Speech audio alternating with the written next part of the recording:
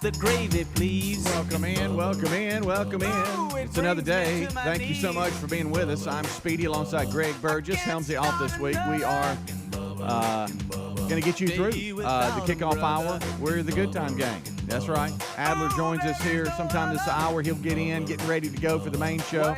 Rick and Bubba will as well. We got big news to talk about during the main show today. A little bit of an update from yesterday. And we'll jump into that as soon as the main show starts. All righty. Well, he's got them already. Look, he's already got his cup of Joe going. So that means you know what you're going to get. Mr. Greg Burgess to my left. What's up? What up? What up? How are you, sir? Got to get that cup in the morning. You know what I mean? No, I know. My clear Rick and Bubba coffee mug I'm drinking. The fact you drive an hour and a half and don't have any up till now. No, I'll have one on the way. I was about to say that, and that's really impressive. Yeah. So we've got a story right out of the gate. I mean, I don't even think we hold it. It's a story that's a couple of days old. But yeah, it is. But what's new is the body cam footage has been released, and we're talking about Anchorman. And how do you say his last name? I don't know. He's the guy who played the sports guy. He's been in a bunch of funny Is it Koechner? stuff. That sounds about right. I'm not going to say the other. David Koechner. Yeah, he's the he's whammy. He's whammy on Anchorman. Yeah, and he's been in a lot of stuff. He's a funny guy. He's the weatherman. Yeah, no, I'm the sports guy. Yeah, Sorry, not the weatherman. He's the cowboy hat. Yes. He yells whammy. Right. Apparently, he got sniffles, huh? Yeah. David was arrested for operating a vehicle while impaired, and following a series of failed field sobriety tests administered by the Ohio State Highway Patrol officers earlier this month. The state of Ohio does not recognize the common terminology DUI. Did you know that? I did not. Instead, it uses the term OVI, operating a vehicle impaired, in its place. So they don't do DUI in Ohio. They do OVI. So impaired. I guess that covers more things. Yeah, I guess maybe? Operating a vehicle impaired. Okay. Instead of driving under the influence. Now, I'm looking, but am I wrong? Didn't he get pulled over not too long ago? Mm-hmm. Yeah, that was that was a hit and run. That was back in 21. Yeah, that's right. Champ and didn't he was found guilty of a misdemeanor crime, right? Yeah. Is that what that was? Yeah. June. Yeah. Yeah, that was in December of 2021. Right. It's New Year's Eve arrest. Wow. He's known for playing sports reporter Champ Kine alongside Will Ferrell in Anchorman, and it's funny, and I've seen him in other shows too. But well, so anyway, he was pulled over. He was on The Office too in Lawrence County, Ohio, on June 4th, after officers witnessed a few lane violations while he was driving. He looked at him, and went whammy. He said whammy.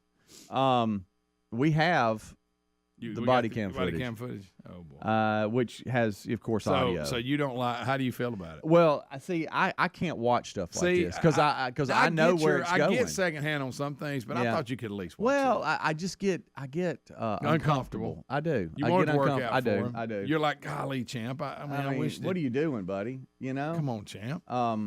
But the officer is walking up. Of course, you know me. I'm gonna watch every ounce of it. He's walking up to the car now. Dude, I'm a nervous wreck. Just stand right there for me. I'm gonna back it up for you, okay? Oh no! They walk there at the front of the vehicle. Yeah. The police officer. There's Champ. Ohio State Patrol. This is not good. Champ told him he had one beer. Yeah, one beer. Oh no! I'd say I'm a nervous wreck right now. I know what's happening. You know what it is? I'm embarrassed for him. You can come right over here for me. And I think at this point he thinks. Well, do you wear contacts or glasses or anything? I don't. Okay. He's very cordial. Yeah. See, this is after they initially went up to his car, and they recognized him, even asked him, hey, I recognize you. Yeah. Was that earlier? Yes. Okay. Yeah, but then again, this is Can I go back? Right? Nah, it ain't worth a while. Okay. Through a couple things, okay? This is the car. That way it puts you a little more eye level. Does he think right now he's about to get out of it? Because he's about to do the field sobriety test right now. That's never a good sign. With your eyes and eyes only. So they've got him leaning on the hood of the car, and they're about to do the flashlight. See, I can't watch this because this is where he's about to fail right here. Champ. Don't forget, he said he had one beer, like you just said. And I think it's like in the middle of the night, and Yeah. well, of course, he's a comedian. I think that in the conversation they had, he's like on tour, and he was going to his next gig or something. And Take a second to blink and we'll keep going. whammy. So think about this. You're that officer. And look, you first responders, officers, y'all have got so many stories. Oh, Let's just say this past weekend you watched Anchorman, and now yeah. and now you're giving a sobriety test to him. How about that? I mean, do you take that one home? Hey, You you do, ain't gonna hey, believe, guys, you're not gonna believe what happened. You ain't gonna believe who I had pulled over tonight. It was Champ off of Anchorman. He said, You gotta stand up here. no, I had one beer. I hate to ask you, are you able to tell me your rear back? But it was a real big one. He said he then was asked to step out of the vehicle and walk on the highway to the second patrol car. And then this is where they're leaning up doing the sobriety test now. And like I say, it's a very serious thing he's doing. It's Oh, just oh, what's yeah. funny is that I say funny, maybe the wrong word, but it's Champ off of Anchorman. I'm sorry yeah. that Oh, makes me want to watch. Look, driving while impaired is extremely serious. That's not what Yeah. we're talking about. No, I'm He talking needs about to be. when you're a police officer and all of a sudden you look through the window and there's Champ. Yeah, there's Champ. Whammy! Whammy! Say it with the side of your mouth like that. Yeah, he does his mouth. It's a whammy. What was the movie he That was doesn't in? sound like Have you that, seen the Steve. movie he was in? He was a football coach. I can't think. It was stupid, but it was funny. Yeah, And of course, he was on The Office too. yeah. You know. I really want to hear him say he had one beer, really bad. Yeah, that's at the beginning at the very when beginning. they walk up to the car. So David, and I don't know how to. I don't Koechner? Yeah. Is it Coach? Are you going Koechner? Okay, Coach. I'm not sure how you say. He says his name. They're walking to the vehicle going on, now. man? Here we go. Oh, yeah? What you got? 19. Okay. Just alcohol. Gotcha. Glossy eyes. I can smell that car when I walked up to the car. Where's he from? California. What's he doing right here? He says he's going to Comic-Con in West Virginia. Oh, That's a Comic-Con. drive. Yeah. He's Might take a couple hours. yeah. I got a couple lane violations on him. He actually. I'll give it to the guy here, to the highway patrol officer. He didn't say who he was. Yeah, I don't think he knows yet. You reckon? I don't know, because I would. I'd go, you ain't gonna believe who we got In in a this minute, car. they recognize him. Okay. When they So get you up to the dash car. line, solid fog That's line, like he's both. asking. Because if he's going to Comic-Con, you ask them big events, Yeah. they sign Yeah. autographs. So Anchorman actor, and this is cowboy hat and sports Champ. Behind the champ, plate. was pulled over for, and they call it in Ohio OVI, operating a Hey, vehicle Trooper, man. impaired. State Highway Patrol. So it's my understanding you're going to West Virginia? Yes, sir. Okay. Gotcha. Where are you coming from tonight? Cincinnati. Cincinnati? Okay. What part of Cincinnati? The airport. Why couldn't he have said whammy your right last there? I know it. I know who you are. I was going to say, I thought that looked like you. Okay. Were you out, are you doing something in Ironton? Yes, sir. Okay, what were you doing in Ironton? Well, no. Huntington first. Okay. Huntington second. Okay, gotcha. Are you doing like your tour right now? Yes, sir. Okay. Did you drive out here? Yeah. Okay. All right, good. Well, from Cincinnati.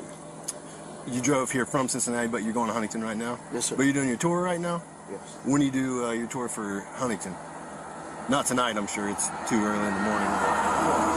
Oh, look at Oh, here that. comes the Anyway, trucks. But all right, so there's your update, and that is that body cam footage has now been released of his arrest back on June 4th in Ohio. Champ got Again, pulled over. the terminology DUI, I should say, driving under the influence. That's not what they use in Ohio. It's OVI. You know, Operating a vehicle impaired. And that's very serious, so that's not what we're discussing, because he needs to go to jail. He needs to get pulled over. He needs to get arrested if he's driving under the influence.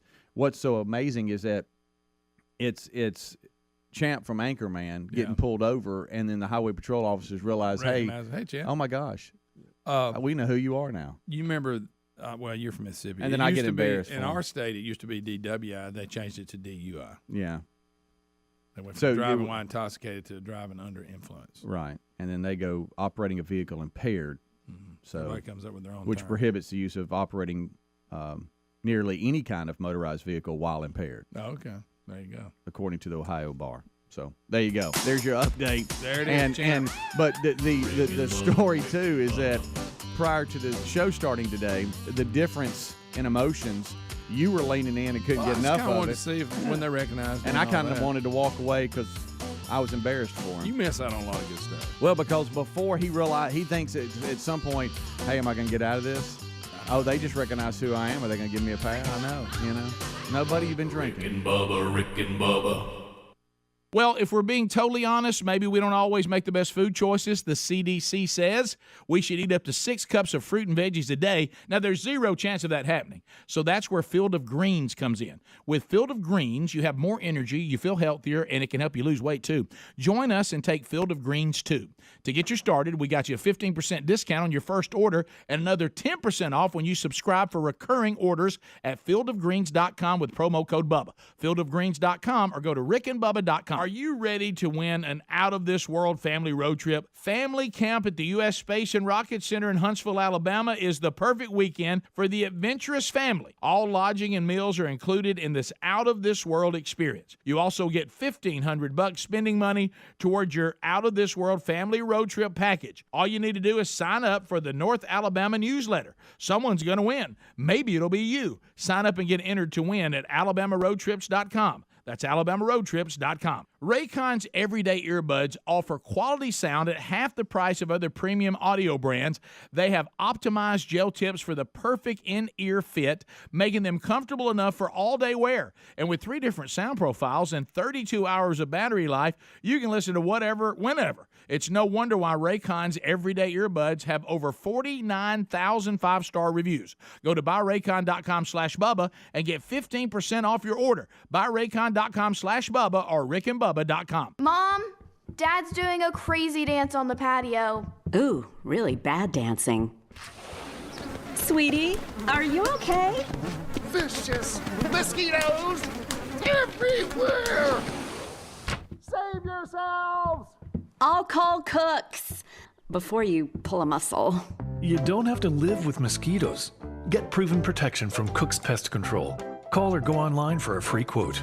Cooks Pest Control. While you can't avoid allergy season, you can at least save on your prescription medications. With GoodRx, you can compare prescription prices at over 70,000 pharmacies, and you can find discounts of up to 80%. Even with insurance, GoodRx may beat your prescription copay. For simple, smart savings on prescriptions, go to goodrx.com/Bubba. That's goodrx.com/Bubba. GoodRx is not insurance, but can be used instead of insurance, Medicare, and Medicaid. In 2021, GoodRx users saved 81% on retail prescriptions. Terry was at her daughter's wedding for the weekend when she got a call from Simply Safe. Simply Safe had detected water in her basement just moments after the leak started. Protecting against floods is one of the reasons more than 4 million people trust their home protection to Simply Safe. With Simply Safe's 24/7 professional monitoring, you always have someone looking out for you. Go to simplysafebubba.com and claim a free indoor security camera, plus get $20 off with interactive monitoring. simplysafebubba.com or visit rickandbubba.com. Our secret to a stress-free summer? HelloFresh. HelloFresh delivers chef-crafted, foolproof recipes featuring the season's ripest fruits and veggies straight to your door with 30 recipe options every single week. Like quick and easy and family friendly. There's something to please everyone. Hey, the best part, we get to spend less time at the grocery store and more time relaxing. Get 16 free meals plus 3 gifts with the code BUBBA at HelloFresh.com/Bubba. That's the code BUBBA at HelloFresh.com/Bubba or rickandbubba.com. Okay, folks, the MyPillow team is offering a huge BOGO extravaganza, and that means buy one, get one free on a bunch of their great products. Now's the time to join millions of Americans who have changed the quality of their sleep with MyPillow and improved their lives with other amazing products. Right now, you get to buy one, get one free pricing on bed sheets, Giza Elegance MyPillows, 6-piece towel sets, a roll and go anywhere MyPillows, and so much more. Go to MyPillow.com/Bubba for our special show savings and discounts, or rickandbubba.com. If you own a fleet of trucks, if you're an owner-operator, you know how much nonsense comes with fleet fuel cards? That's why you should check out A to B Fuel Card. A to B has no setup fee, no transaction fees, no monthly fees, no over-limit fees, and no credit check required when you apply. You can use A to B to get discounts on every drop of fuel at any gas station or truck stop that accepts Visa. Apply for the A to B Fuel Card today at a2b.com/radio and get a $50 credit when you use their zero-fee card. Have you tried the innovative Helix Sleep mattress yet? Well, we love it. If you need a new mattress, go to helixsleep.com/Bubba. Take the quiz, you order the mattress that you're matched to, and the mattress comes right to your door shipped for free. For a limited time, Helix is offering up to $350 off all mattress orders for our listeners at helixsleep.com/Bubba. That's helixsleep.com/Bubba for $350 off your mattress order. Or you can visit rickandbubba.com.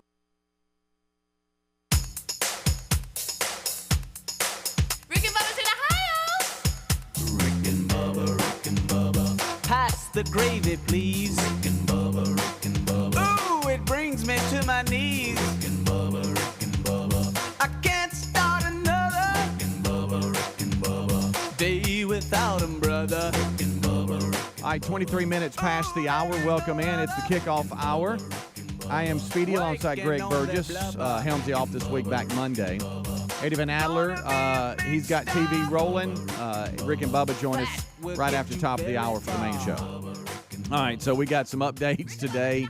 We're just going to save them for the main show, not even bring them up, but just know some of the big topics from yesterday. We have an update, and has to do with the staff here. So we got that for you. Also, Will Meat could spin today, and the Bible study is live at noon Central today. So be tuning in for that. I know a lot of you make that part of your week. We just discussed Anchorman Champ, cowboy hat. He was arrested for driving under the influence, operating a vehicle under the influence. And the video came out, body cam footage, so we watched that, and I had secondhand. Greg was leaning in. It's amazing how we have the difference in emotions, where I just feel I'm embarrassed for him and just don't want to watch it. I thrive in those things. So, there's something I haven't had in a long time is a haircut, and we've talked about that. No, you haven't. But I Never have. been a waste of time. I do remember when I did have hair, and I got a bad haircut. Now I know the women out there, y'all. I mean, I've seen tears and oh my gosh, what am I going to do? And I've seen guys that like even my boys. JC's come in. I remember he mad as a hornet. He had a bad haircut. And it's real at important when you're like a teenager. Yeah, oh yeah. Real important. I can remember getting one and go, ooh. Yeah. Well, apparently we've had a Missouri man. He's been charged with first-degree assault after shooting the barber, cutting his hair because he thought he wasn't doing a good job. Now listen, when I said get upset about it, I didn't mean that. Yeah. And here's a witness talking about it. Take a listen. I got back to cutting, and then before I could even finish, he pulls out a gun. It was like, I told you to do your job. Puts it to my face. I immediately turn to the right and run out the front door. Guy comes out here shooting. He stood right here at the door while there was toddlers sitting here trying to get haircuts. He shot him in the back. It was excruciating pain, but I had to keep running because the dude was chasing me. He was steady, unloading clips. I looked back, he's running behind me. He looked like the Terminator or something. So don't forget this is over a haircut. Right. Now, yeah, please don't lose sight of that. Didn't think he was doing a good job. So that was the barber, and then a witness that was in the barber shop. Is he saying he's in the back? I heard he said it hurt. He said he's had to keep running. Goodness, he was unloading a clip Must been over a bad haircut. I don't know what he did, but I mean, it'll grow back, right? I mean, you can even be mad and refuse to pay. I'll give you that, but don't shoot him. Yeah, I don't think it requires that. Maybe in a little bit of a drastic reaction. But the man has been accused of shooting the Kansas City barber. After I've being seen some haircuts. haircut. Somebody I've been shot over. Right. Gave an haircut. Get it right.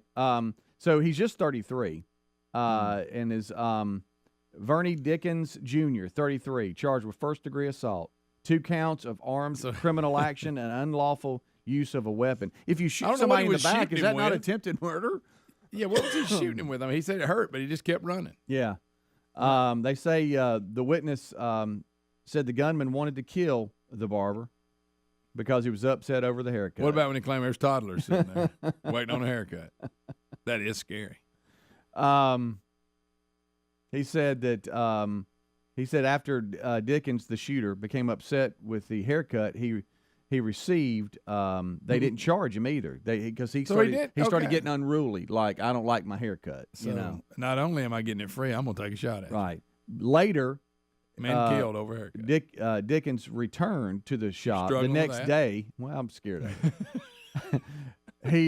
He returned to the shop the next day. The shooter? And sat and sat in the guy's chair, the barber, and said he was waiting on him.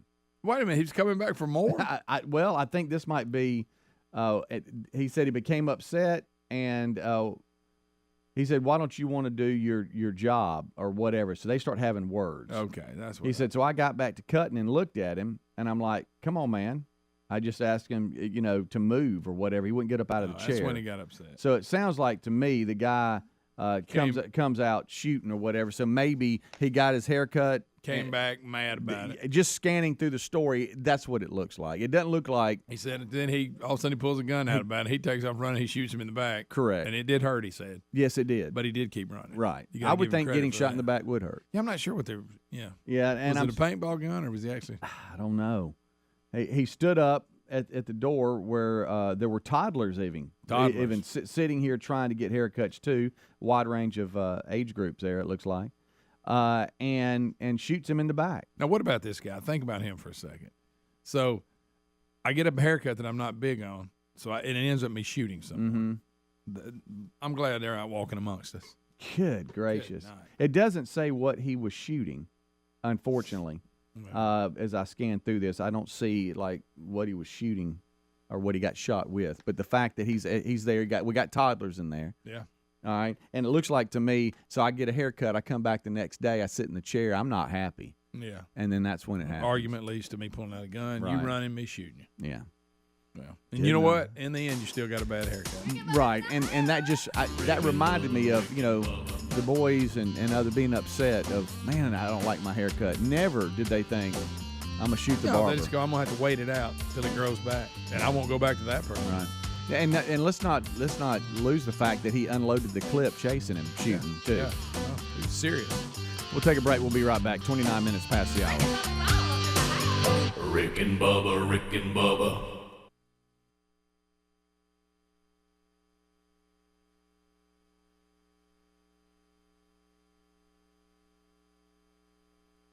In life, you can count on three things: death, taxes, and your car breaking down. We can't do anything about the first two.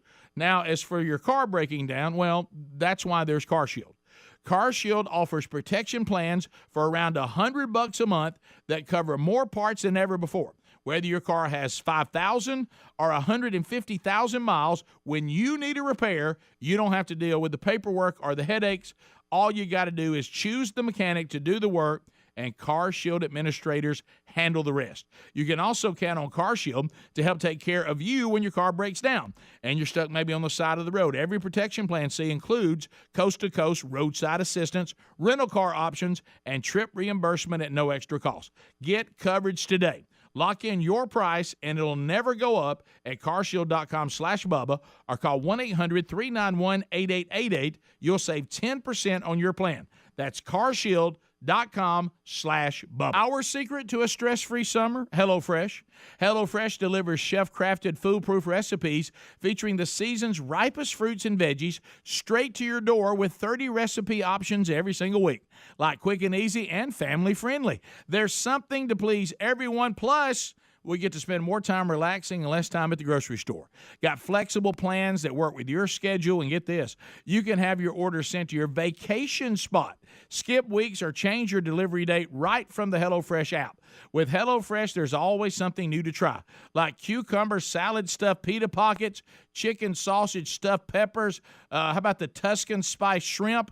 What's more, we like to customize our meal by swapping proteins and sides so we're able to enjoy our favorite summer dishes just the way we like them. Sign up today for 16 free meals, plus get 3 gifts with the code Bubba at HelloFresh.com/Bubba. That's the code Bubba at HelloFresh.com/Bubba or RickandBubba.com. Oh, look, honey, the ants are back.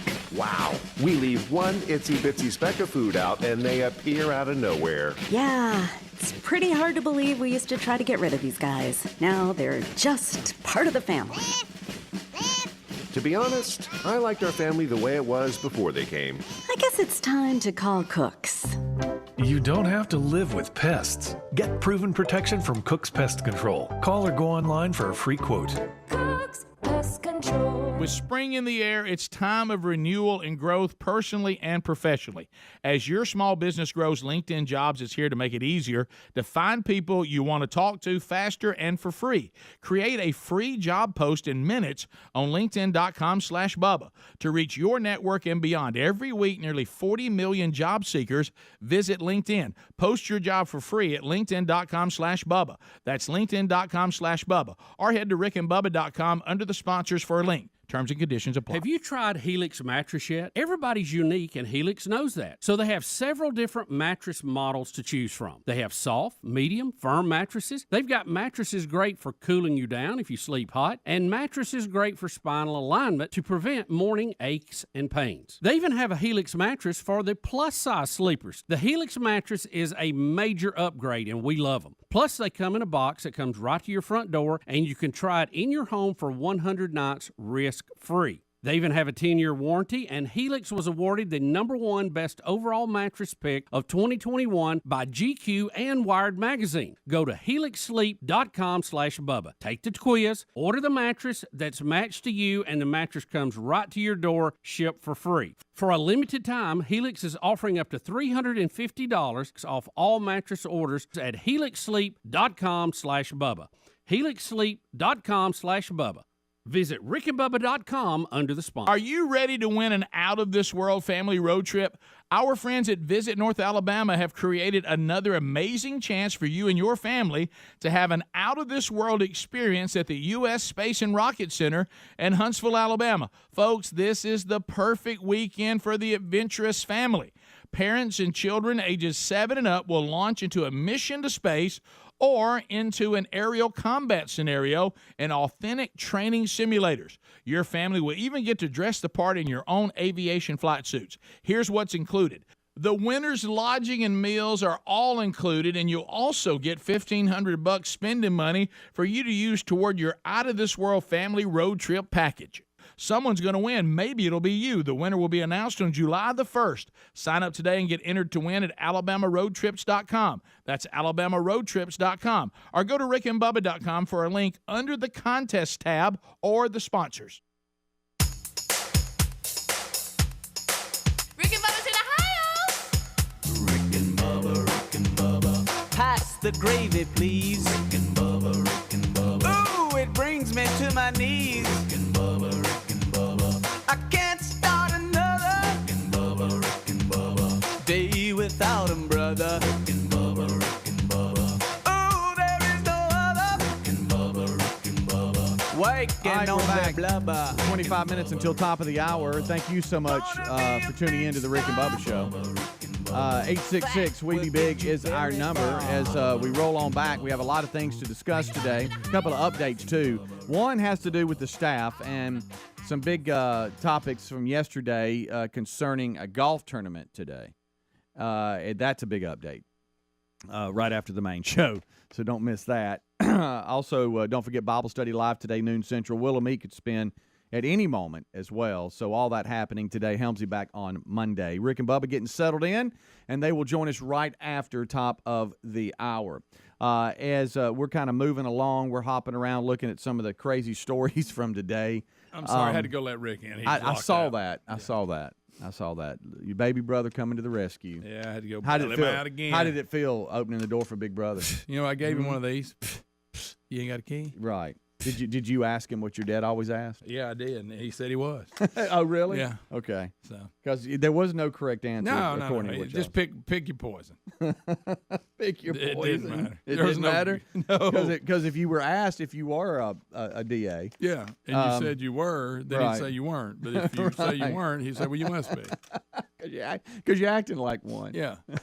So either way, you're going to get a lesson. Right.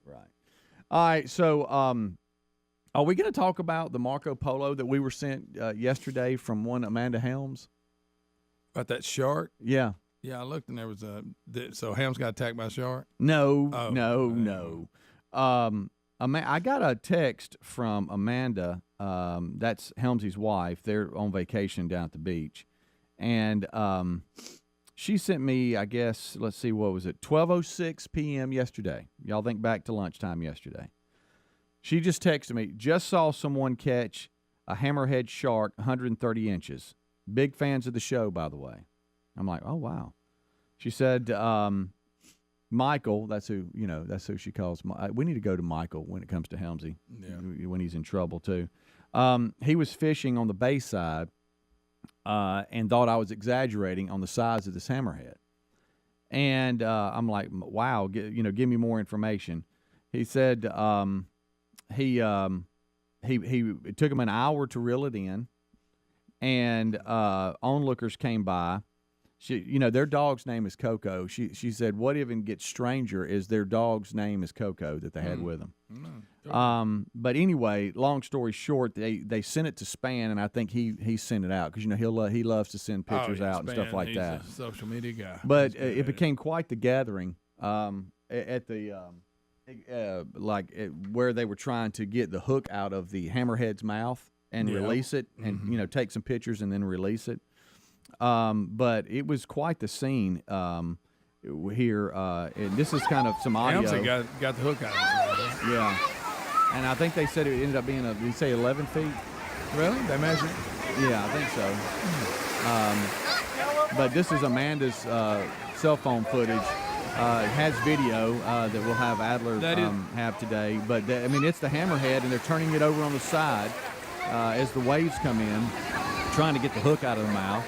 It's funny when you're at a beach with people everywhere and there's a shark flailing in the middle of everything. Yeah. Did you know, and I said this to y'all. An hour? You going to fight that thing an hour? 1 hour.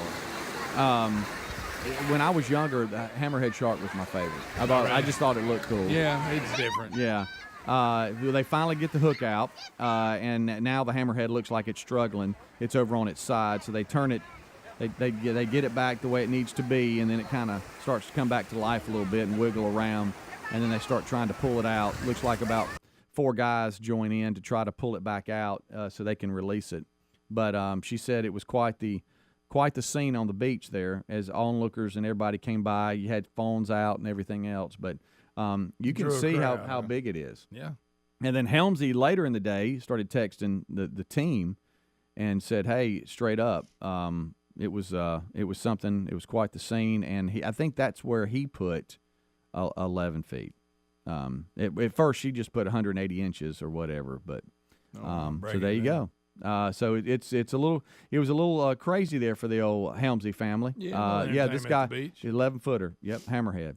I thought that was kind of cool. Yeah. Amanda was a little shaken up by it though. Did you see? Yeah, that's funny. I think they said they were from Clay County. Oh, really? I think in Alabama. He was fishing. He didn't expect to pull nothing. You know it. You know it. Right in the middle of everybody panicking. And do they have to put up a red flag or something if you got a shark that you just pulled in? I mean, he's on the beach. He's not out in a boat. The hammerheads bother people. You don't hear that a lot, do you? I don't know. It'd be tough to I don't know. I mean, I don't want one by me. No. Who wants that? I mean, any shark I'm really not big on. Do you like ocean water or the Gulf? Or nah, it's okay. I can give it a take. It's not my favorite thing. Yeah.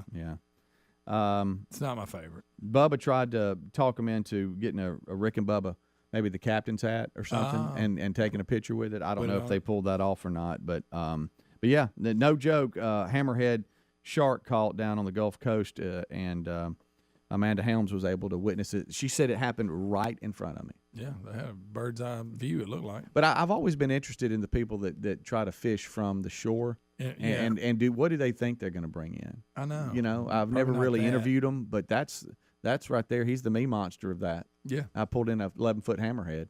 Yeah, no way he was thinking that was a pretty nice one. A pretty nice one.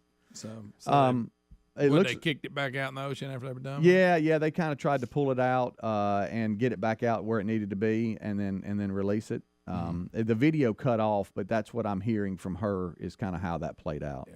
But we'll have that update today, too, during the main show. But that kind of happened yesterday afternoon, and she's like, you're not going to believe what I'm witnessing right now. So there you go. There you go. So that's an update from the beach. And then, like I said, we have a big update today. I mean, a real big one. Funny. Tyler played baseball at Jacksonville State, and they've got the JSU Athletics golf tournament today. And so he and I are going over to play, and Bubba and a friend of his, I think, is going to be in the group, and that's the foursome today. It's going to be hot. I think they have an early flight, like at 8 a.m., and then they have a 2 p.m. flight. Of course, we're in the afternoon flight, but they've got 2 going today, and it's going to be at Robert Trent Jones Silver Lakes there in the Glencoe Gadsden area. No, not at all. And 10, Terry, 15 minutes from my house. I got convinced to go for a walk last night. Terry, it was a little late. I'll be honest with you. We normally don't walk this late. It was hot. It was hot at night. About 7:45, she said, "Hey, you want to loop the cove here, the cul-de-sac?" And we're like, "Yeah, let's go." Well, she starts talking to me. She said, "I got to tell you something. I got to laughing yesterday out loud at Rick and Greg arguing about how to get somewhere they're not going." Yeah, that didn't make any sense. Yeah, I mean, y'all are arguing about we care? How to get to Silver Lakes, and neither one of you are going today. We're not even going to be near it. No, not nowhere near it. And she just thought that was so funny that y'all get to kind of fight. Caught myself, going, why do we care? Yeah, but I was clearly correct. And you drive that a lot that towards that way. But Rick wanted to go interstate and cut over where you're like, nah, because you can get from the interstate to 431 where you need to be in 15 minutes. Right. Maybe. Yeah. It's saying about an hour and 20, I think. Yeah. So. Yeah. But of course, he's got to go around the world and go real fast. Right. Maybe I don't know. Maybe but I tell you the truth, I don't know why we care. But neither one of you are going. No. And that's the comedy there is that y'all forgot in the argument that y'all weren't even going. Yeah. Which way is Bubba going? I think he's going your way. Okay. If he goes. All right, we'll take a break. We'll be right back. 16 minutes till top of the hour. Rick and Bubba, Rick and Bubba.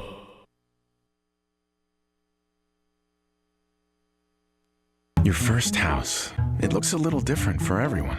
For some, it's a place to gather. For others, a place to rest. And for others, it's a place that was a place to rest or gather until they built a stadium 2 blocks away, and now all you hear is a roaring crowd or someone asking if you're ready to rock. No, you are not ready to rock. But no matter where you call home, Geico makes it easy to bundle and save on home and car insurance. Easier than trying to drown out 40,000 people by speaking really loudly. I always wanted to learn Spanish, but I never thought I'd have the time. Then I discovered Babbel. Babbel's lessons are fun. They only take like 10 or 15 minutes, and in 3 weeks, presto, you're speaking another language. Like magic. I love that Babbel's lessons aren't just robots talking. They're voiced by native speakers, so you get the pronunciation just right. And they're designed by real language teachers, so you learn how to have real-world conversations, things you'll actually use. 3 weeks. It's incredible. After 3 weeks, I'm on vacation in Paris, having a conversation in French. There's all kinds of ways to learn. Use Babbel's podcasts or games or videos. You can even join live classes with a language teacher. If you want to learn a language, there's no faster, easier, better way than Babbel. Babbel. Babbel. Babbel, évidemment. Go to Babbel.com to try for free. That's BABBEL.com. Babbel.com. Angie's List is now Angie, your home for everything home. With Angie, you could cross your next project off your to-do list before this ad is over. Just tell us what you need, and we'll handle the rest. Sending a top pro to get it done. Or browse reviews, compare quotes from pros, and connect instantly. All for free. For everything from routine maintenance to a dream remodel. Because however you want your project done, we'll get it done.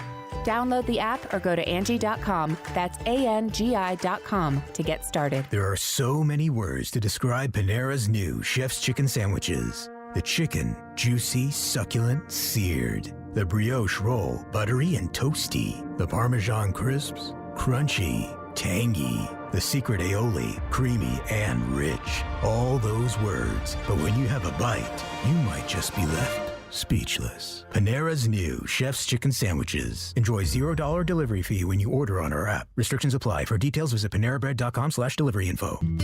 This Father's Day, visit Boot Barn for quality gifts and personalized services.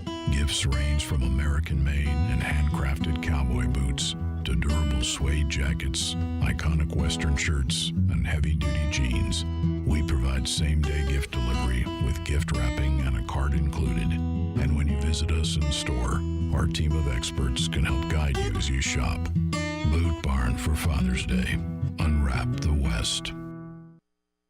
Terry was away for the weekend for her daughter's wedding. The morning of the big day, she got a call from Simply Safe's 24/7 professional monitoring center. Simply Safe had detected water in her basement just moments after the leak started. In moments like this, time is critical because even an inch of flooding can cause more than $25,000 in damages. After talking to Simply Safe, Terry called her neighbor, who quickly turned the water off before the flooding got bad. Protecting against floods is just one of the reasons more than 4 million people trust their home protection to Simply Safe. With a comprehensive Simply Safe system and 24/7 professional monitoring, you can have someone always looking out for you. Plans cost under $1 a day with no long-term contracts or hidden fees ever. You can customize the perfect system for your home in just a few minutes at simplysafebubba.com. Go today and claim a free indoor security camera plus 20% off with interactive monitoring at simplysafebubba.com. Okay, folks, listen up. It's buy one, get one free time at MyPillow. The MyPillow team is offering a huge BOGO extravaganza, and that means buy one, get one free on a bunch of their great products. Now's the time to join millions of Americans who've changed the quality of their sleep with the MyPillow pillows and sheets and improved their lives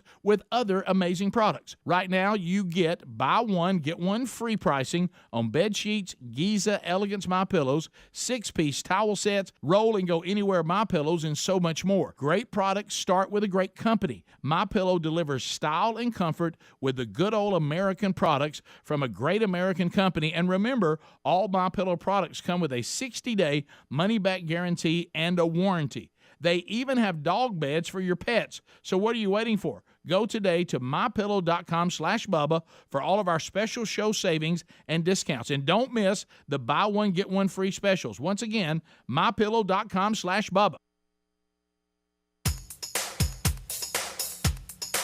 Rick and Bubba's in Ohio. Rick and Bubba. Pass the gravy, please. Rick and Bubba. Ooh, it brings me to my knees. Rick and Bubba.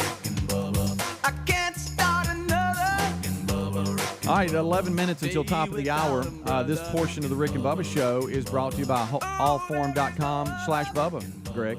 Being comfortable in your own home is so important. Maybe the screened-in patio area or even your house at the lake or the mountains, whatever. Allforum makes outstanding, high-quality, handmade-in-America furniture, folks, offering a flexible, modern design to fit any room. From armchairs, sofas, sectionals, and love seats, they have you covered at affordable prices, too. And what we like is that you customize everything. Customizable. That's it. Ships right to your door. Right to your door. Can you believe nowadays that, you got mattresses and furniture shipping right to your door? That's crazy. Everything. Whatever you need comes right to the house. Yep. Right from North Carolina, too. American made. You pick your fabric, color, leg types, plus sofa sizes and shapes to make sure it's perfect for you in your home or even your office. And then it ships right to your door. Allforum.com/Bubba Furniture arrives fast. Shipping is always free. Think about it. You could have your new chair, sofa, 3 to 4 days, customized exactly the way you want. And guess what? No screwdriver or anything is needed. Oh, wow. It's a set-to-go, tools-free situation you got going. So don't worry about anything either because they got the 100-day free trial with free returns and a full refund. So you have nothing to lose, which means instead you can enjoy time with your family and know that the furniture's on the way and coming right to your front door. Go to allforum.com/Bubba, and when you do, you're going to save 20% off anything you buy and get a forever warranty. So it's allforum.com/Bubba.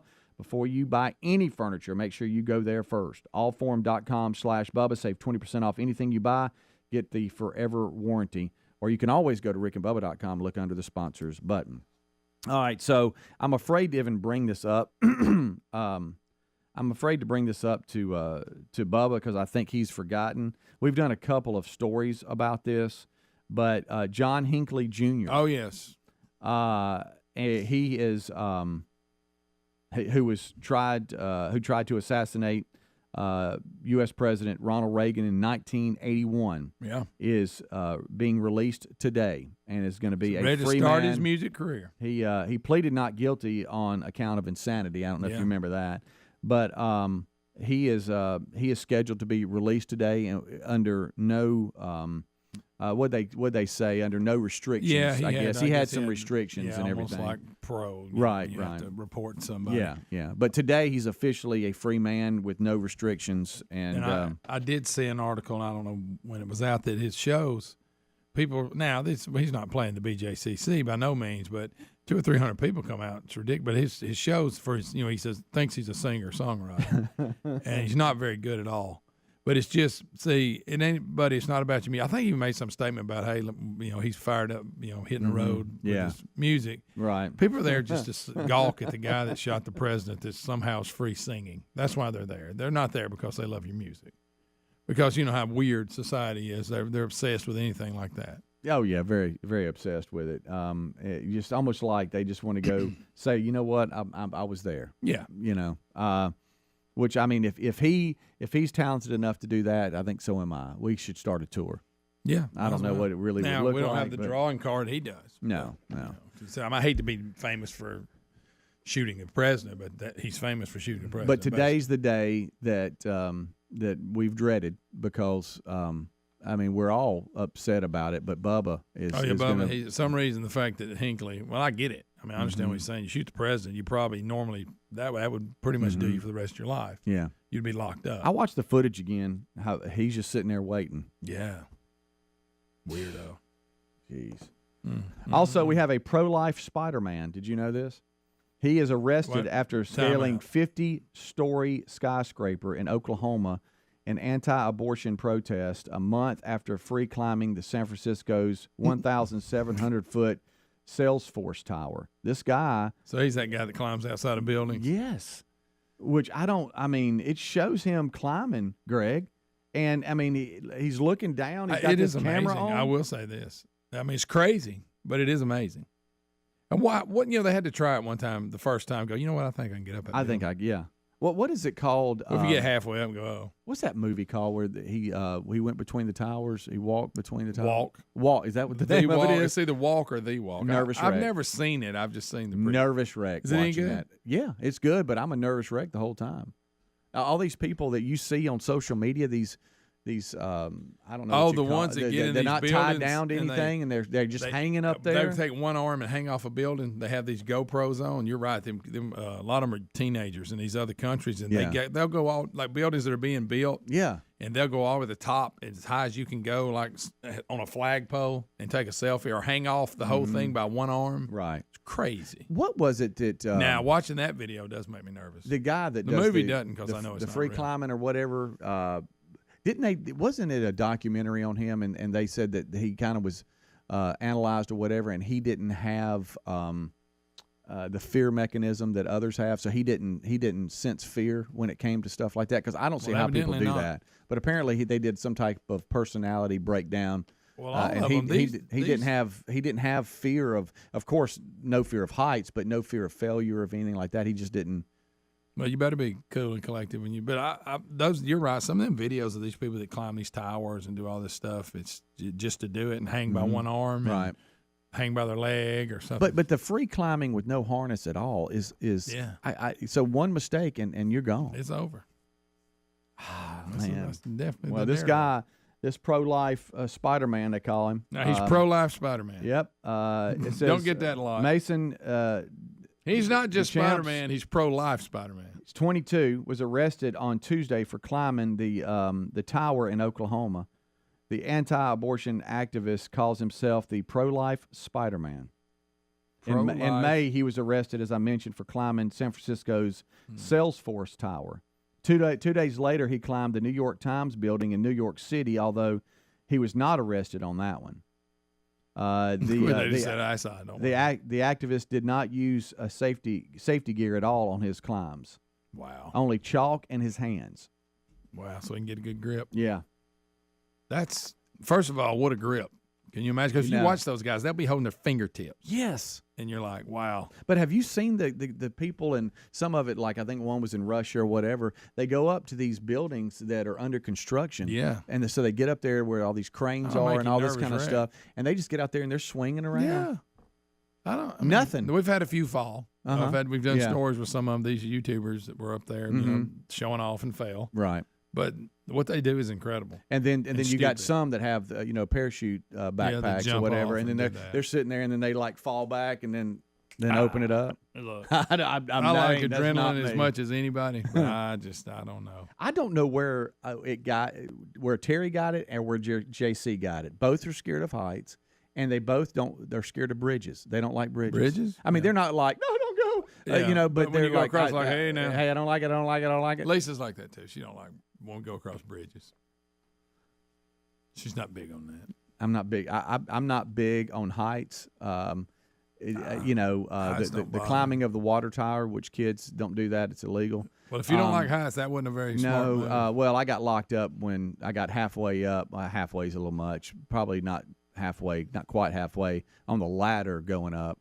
And then I realized the ladder was rusted out a little bit. Just trying to come back. Yeah, and I thought, hey, this is a funny bit, but if I fall, I have no harness. I remember that water tower, and it'd been there a minute. So, yeah, it was a little rusty. I don't know it had any maintenance. I don't know the listeners' names, but you talk about how we're family here and part of the Rick and Bubba Army. There were actually listeners having to talk me down. Like, hey, one step at a time, come down. Oh, yeah. They went from, hey, this is awesome to, hey, let's get him down. Because when you freeze up, because I've seen people do it when I used to work, I mean, you can't go up or down. You gotta sit there a minute. We'll go, hey, just sit back and relax, and not take one foot and move it down. Yeah, this was the water tower that was right to the west side of downtown Nashville.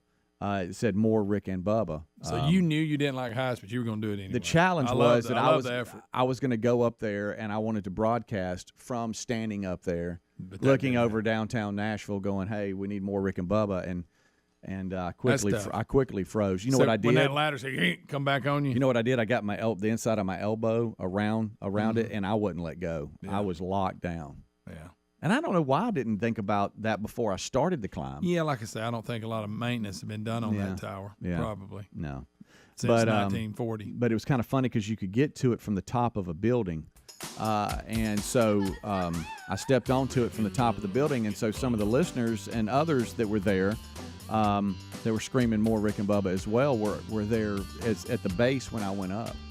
And their concern went from laughing to, hey, buddy. Hey, are you okay? That's when I said, guys, I got to go. Bad feeling. But this guy here, just free climbing all the way up. He's the pro-life Spider-Man. Rick and Bubba, Rick and Bubba. Yeah, come on. I mean, sorry, Adler. Yeah, but to the point, nothing ventured, nothing gained. To the great point, though, this not our state has a lot of really big problems that I like to see them get resolved. And I think them worrying about parents letting their kids play tackle football at what age is none of their business. Yeah, you got other stuff to deal with. We'll take care of that. If we decide this isn't the way to go as parents, we won't do it. But we don't need the state to come in and mandate it. Yeah, they got plenty to take care of. Y'all got other stuff you need to be doing. It's like when we were growing up. I always wanted a motorcycle. My mom and dad said you ain't getting one. Oh, yeah, I don't too like dangerous. Them. Too dangerous. And you're not getting. They made that decision on their own, but there were people who gave them to their kids, and that was fine too. You know, whatever. It's your choice. Right. Yeah. Well, it goes back to this again. I love how they want to tell us to be parents, and then the areas that we, need some help, they won't. They want us to parent through things that they're going to make us deal with. But then you say, now that's something that maybe we want. I say y'all got to be a parent there. And they act like that everybody's required to play football. You do choose. You're not required. Nobody's going to make you play. The last time when I played, I don't recall this. Now maybe I don't remember it.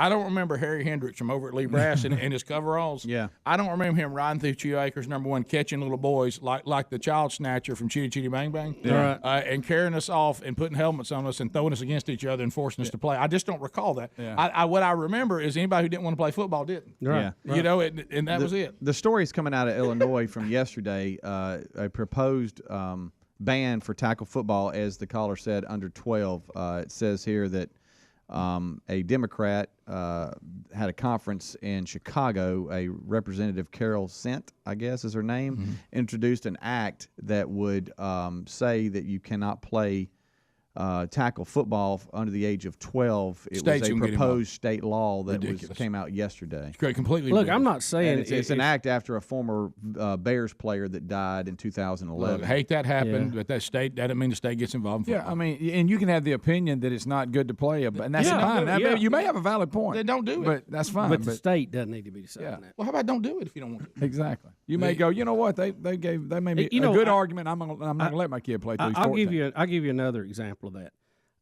You should wear a seatbelt. if you're in a moving car or a roller coaster or anything else that's moving like that. Great idea. We didn't always do it. We should have done it. We were lucky. We didn't have a bad wreck. I always buckle up. Buckle up when I'm driving a tractor, okay? Always buckle up. But I don't want the state telling me to do that. I can make that choice. Yeah. I can handle seat belts. What I can't handle are drug cartels. Right. You know, people who are enslaving people and shipping them through the state and all that. Take care of that. I got seat belts. Good. Yeah. Got it. If I don't want to wear one, that's on me. And it was good to educate everybody on that, but we got it. Yeah. Yeah, I can make that choice. Now, it is a law in our state, and I'll follow it. But, click it or ticket, buddy. But we could have better used that resource somewhere else. I can't deal with drug dealers. Really not set up to do that day to day. Right. Law enforcement is. Let them concentrate on that. I got seatbelt. Me. Yeah, I got it. I'm protected. How about we can persevere through that decision? I got it. I got it. All right, it's bottom of the hour. We'll be back. 866 We Be Big is our number. Click it and stay right here. Yes. To Lori out of Birmingham, standing by, listening to 104.7 WZZK. Trolling. Keep them phones a trolling. Here we come, phone trolling, phone troll. Lori, welcome to the program. Go right ahead.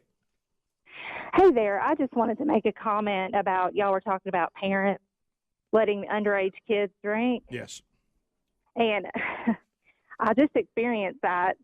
My mother-in-law decided she was going to give my barely 14-year-old at Christmas time his first drink of alcohol. Foul. And my sister-in-law let her 11-year-old try a wine cooler. And I'm just like, what? I mean, you worry about peer pressure with other kids. Yeah. Right. But you don't think you have to worry about Mimi and Aunt.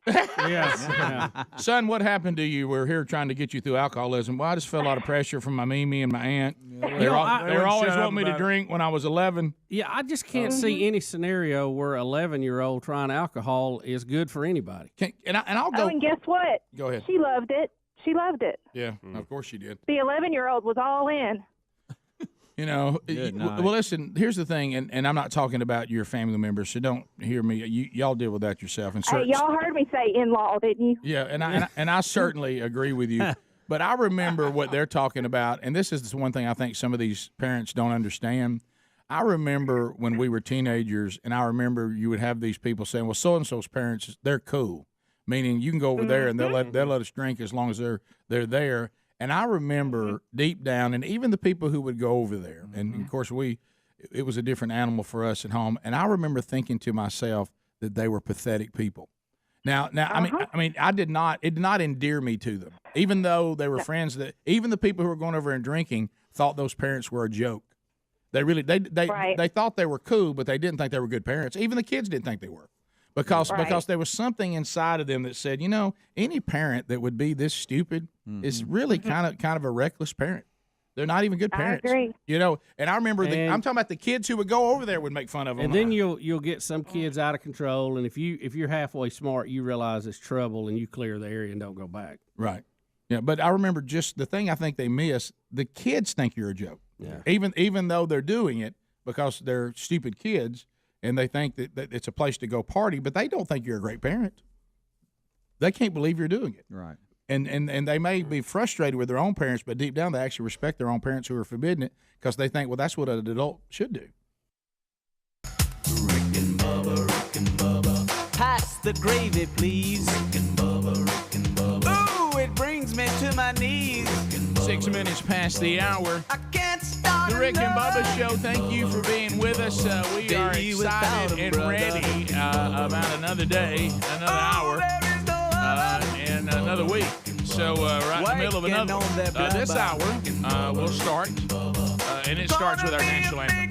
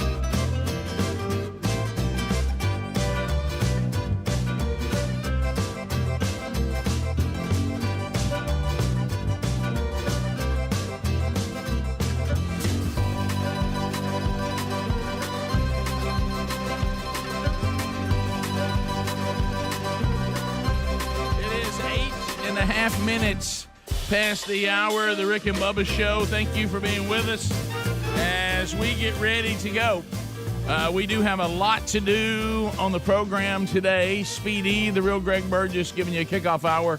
Helmsy on vacation. He will return on Monday. Adler settles in to his seat to provide live action and also archived content for you, the YouTubers out there, and all sorts of other content as you're out there grabbing the show, however you grab it, whether that be on America's boldest radio stations on the Rick and Bubba Radio Network. I mentioned live or archive on the YouTube, the TuneIn app, iHeartRadio, podcast archives, whatever the case may be, and then, of course, all you Spotify's and you know, Pandora and all that stuff. However you're here, we are thankful that you are. And all that's left now is us getting in for just a brief second, not for very long at all, the Silver Tongue one, the man with a golden voice, professional lunch eaters, man of the year, the inventor of pizza and a cup, Shakespeare's worst nightmare, and the master of the King's English. Ladies and gentlemen, put your hands together for Bill Bubba Bussey!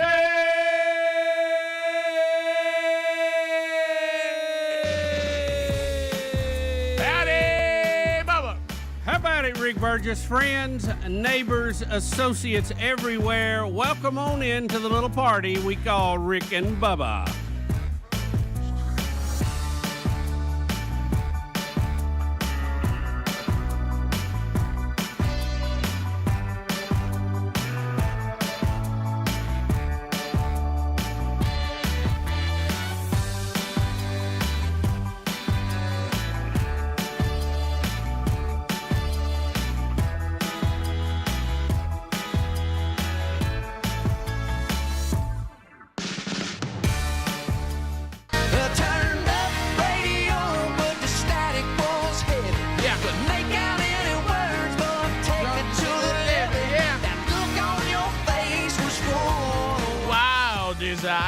What do I say?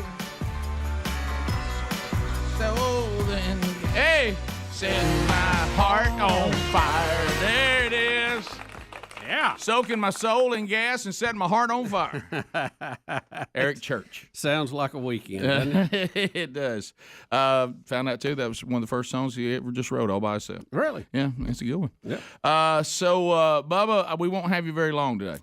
Well, Rick, but not very long. I have not related to the last episode. I'm having a tooth problem, which I think I've cracked or something on the other side. So, you know, it was aggravating to me, but this is on me. I mean, it's my teeth. So.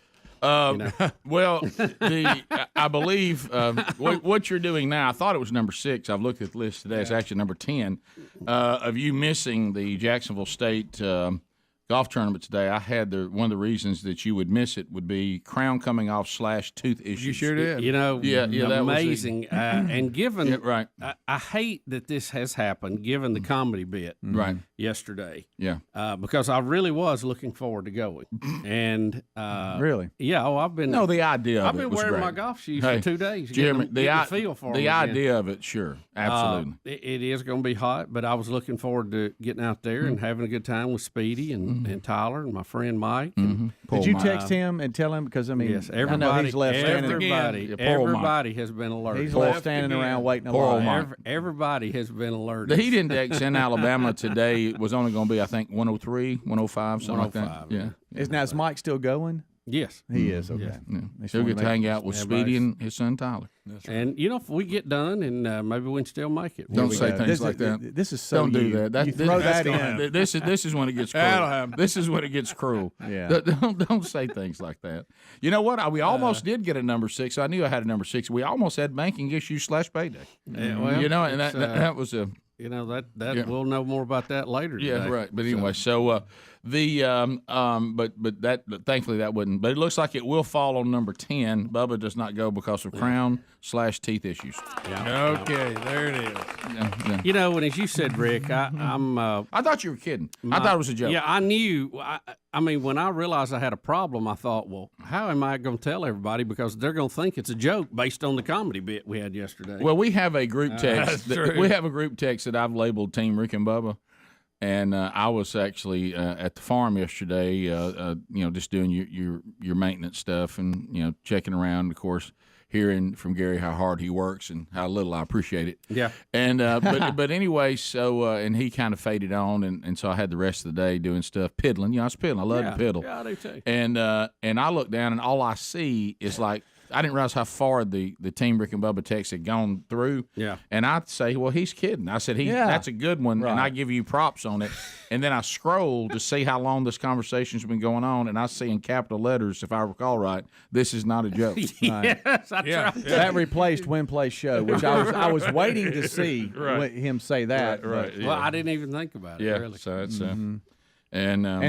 so you're leaving to go now because they're booked up later. Yeah, the doc is going to come in early to tend to that, so I'm gonna have to So go Bubba's. I mean, this is it, right? because I can't. I can't eat and I barely can drink. Right. So. Do you think it could, either, because we're getting older, so, in the old days, when people became old like we are, their teeth starts falling out. Oh, I know. Yeah. I know. Oh boy. I know. But thank goodness we have modern dentistry that allows you to keep your teeth longer. Do you think your teeth just go through so much? Well, You think they're like your knees? Without the weight, but the number of bites, probably way up there. Way up there. Is there any particular food that got you? You think? No, I actually was eating soft food yesterday. I was eating sushi, and it's just the pressure. Oh, it's age then. It's age. Yeah, I got Well, good news. I warmed the seat up for you. I got a crown put on yesterday. Greg, how's your crown? Oh, that's excellent. See our teeth falling. We're just a bunch of old people. Yeah. What about? Can I ask you this? Because I know you have. Everything quits. Now you everything about you is a little bit different. You're as unique an individual as I've ever known. Yeah. Thank you. And one of the things that's extremely unique about you is you claim to have a dairy sensitivity, but you eat ice cream. Yes, that is correct. And he works through it. So what? Yeah. What I'm saying is, this would tell me that you do not. You don't do milk, so it could be calcium is what makes our teeth strong. Yes, yes, yeah, and we suggest some D3 for you too. How's your D3 intake? I don't even know what D3 is. Well, that's I don't a either, problem. but it sounds like it's helpful. If it's in ice cream, I get a little bit of it. Okay. I think it's in Krispy Kreme donut. Do y'all agree this right here is unique and individual as we've ever known? Yes. I've told you, I've the combination that is him. Over the years, I've become jealous on how he thinks. Oh yeah, and how he rationalizes things. And I'm not proud of some of those. It's just the way it is. Well, that doesn't make. Some of them are really good. Yeah, we all got our good points and our bad points. Yeah, and you try to get the good, see if I can defeat the bad. Right, and you got a keep lot them of out good. front. Right, keep them out good. front. Yeah. It's those on the backside that just I know. kind of drive you crazy. Well, we're a working process. Yeah. I will say that my bad side is not dead, but it's not what it was. Right. Right. It's been pushed back, but she's still out there. It always will to the end. Oh yeah. Yeah, I'm always thankful when I see Paul struggling in Romans 7. Well, I'll keep y'all updated. So you're going to get your tooth worked on like right now, right? So we'll be bubbleless. And if when my if I can get the numbness out of my mouth and not be drooling everywhere, I'll come back. Yeah. Did you know that? Oh, please. Did you know that your teeth have cost you a show and a half? Oh, I know. Yeah, I know. And so you were just eating sushi and this happened? That's when I first noticed it. And that's salt. Isn't sushi salt? Yeah. And then last night when it really happened bad was the salmon. Salmon. Which is a lot salt. of fish. All right, on the table, we have to discuss, are you and Dudney in on this, and there's really nothing wrong. You just don't want to go play golf. No, I'd rather go golf than face the drill. Bubba, Rick and Bubba.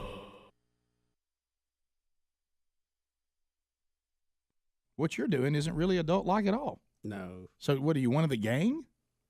So anyway, Rick, they're gonna drink anyway. I'd rather have them at my house. They're gonna drink. Yeah, well, that's what I've said before about my kid. My kids have friends. You know how old their friends are? 16 and 18. Yeah. I'm not their friend. I'm their father. Absolutely. Who's supposed to give wisdom. I'm not their buddy. Trust me, they'll get in enough trouble on their own without you helping them and priming the pump for them. Absolutely. They don't need help. We continue. Chris in Pensacola, Florida. Chris, welcome to the program, buddy. How are you? Good, guys. Green Acres. Thank you very much. Go ahead. Well, I've been checking Apple iTunes and checking on the CD, and I just want you guys to know you can't have nothing. You can't have nothing. You can't. I mean, the new CD getting iTunes this year has been a frustrating ride. And I wonder, is Greg over it or something?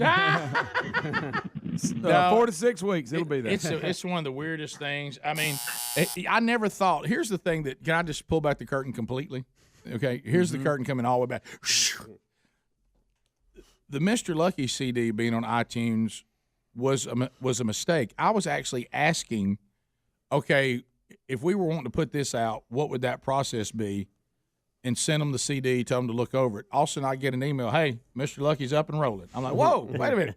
I said, that was something I was just inquiring about. The one I'm asking about is the one that's not up. You know what I mean? But and they kept saying that they wanted some code, and then the person sends the code, said, I've already sent the code. Then I'm going to send it again. Hey, have you got the code? Still don't have it. Send it for a second time, third time. The last time I left, those two people were supposed to have gotten together. So I expect to get something any day that it should be up soon. But so I finally have at least hopefully resolved the issue that I don't know how it ever was an issue. Let's go to Eric. Eric, welcome to the program. Go ahead. How are you? Good. How y'all doing? Good. Great. All right. Hey, I didn't know what y'all were going to be doing Saturday night, but there's a Facebook invite going around for a candlelight vigil at the Taco Bell in Prattville. The one that got hit by the car? Yes. Well, they dabbled in the Illuminati. Bless you, Taco Bell. I mean, Illuminati's not letting us go, are they? No. Yep. You know what it is? They better stay I'm away quoting from the great Jackson. Charlie Daniels. It's not a frivolous topic. That's what Charlie said. Right? I like Charlie's a those wise man. Yeah, I won't be available for that vigil, but I certainly respect it. I like those new chicken stick things they got.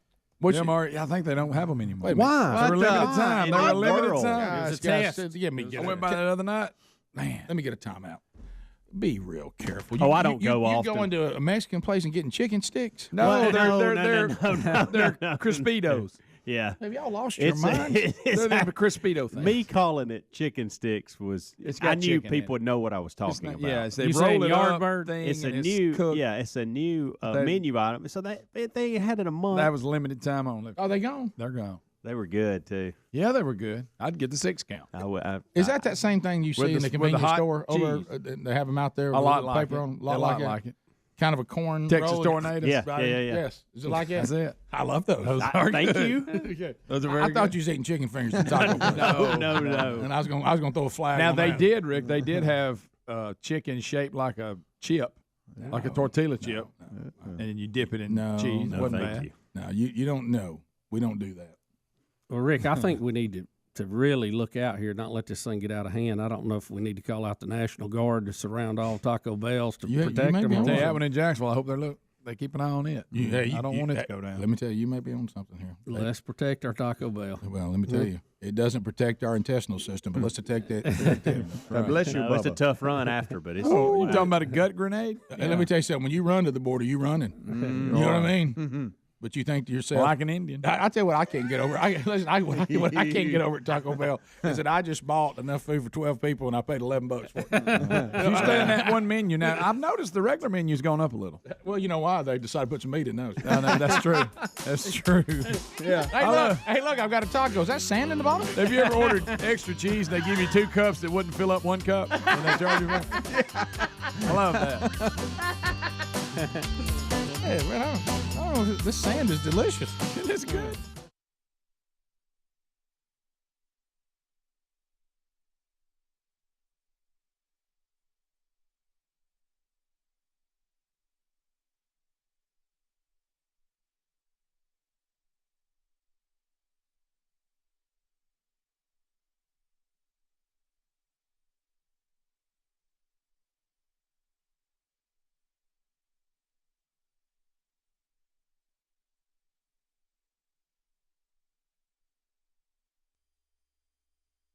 Twenty-two minutes past the hour. The Rick and Bubba Show. 866-WE-BE-BIG is the number. So yeah, you did hear this right. Bubba has had a tooth issue again. This one not involving a crown or anything. This time the tooth has just it has a stress fracture through it, like it's cracked. I don't know what, but Dudney said he needed to get over there to deal with it and couldn't do it later. So Bubba is gone, and And I did I hear him still pretending that he might go to the tournament? Yeah, I heard that. But that's classic Bubba, where he doesn't want to give up on it, but we both know, or we all know, that he's not. Right. Now, that's why I wouldn't go. I mean, I wouldn't go if I was him, and he's dealing with that. Well, I just don't want him to play games with his friend Mike. Yeah. You know, and I don't. We've seen. I'm not going to share all of them, but if I could just maybe 2 highlights of our group text. Okay, so we're going to read some of the highlights of Team Rick and Bubba yesterday. And just again, not this all is of us them. finding out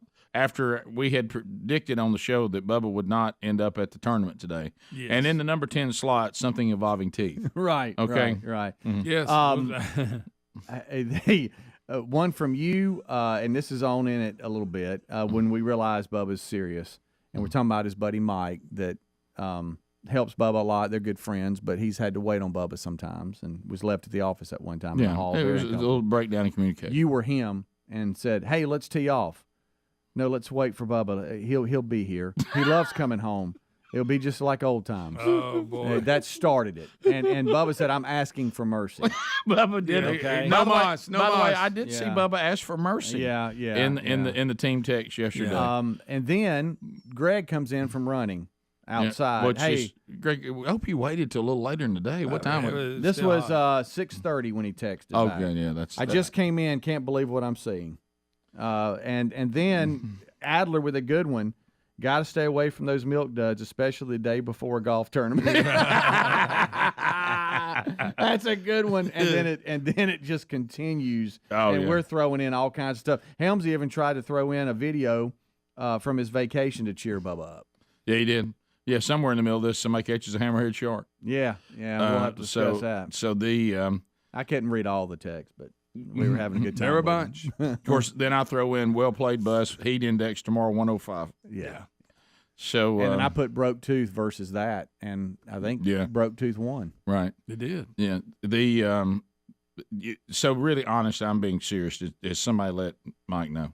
I've asked him. Please don't leave this Bubba to me. said he did. Because if Mike looks at me and says, "Where's Bubba?" I'll melt. Like Well, it's going to be hot. How did you like this? Is totally inside. You'll be melting anyway. Totally inside. Then we all become the voice of his friend Mike. Right. How did you like this? Now this is totally inside, but it's going to slay everybody in Calhoun County. Okay. It would have been just like Stony Brook. That's so good. That is awesome. Everybody was they couldn't get in there quick enough. No. Did you like mine where it says, "I was looking forward to riding with Bubba. He was even going to let me drive the cart." Yes, that was all good. When we became the voice of Mike, that's when it took a different turn. Yeah. And the dejected golfer video. Yeah. Right. Look, I knew. Let me tell you, when you know that you and your buddies, and don't miss that all this is going on, and two of us are 57 and 58. Oh yeah. Right. Don't miss any of that. And so.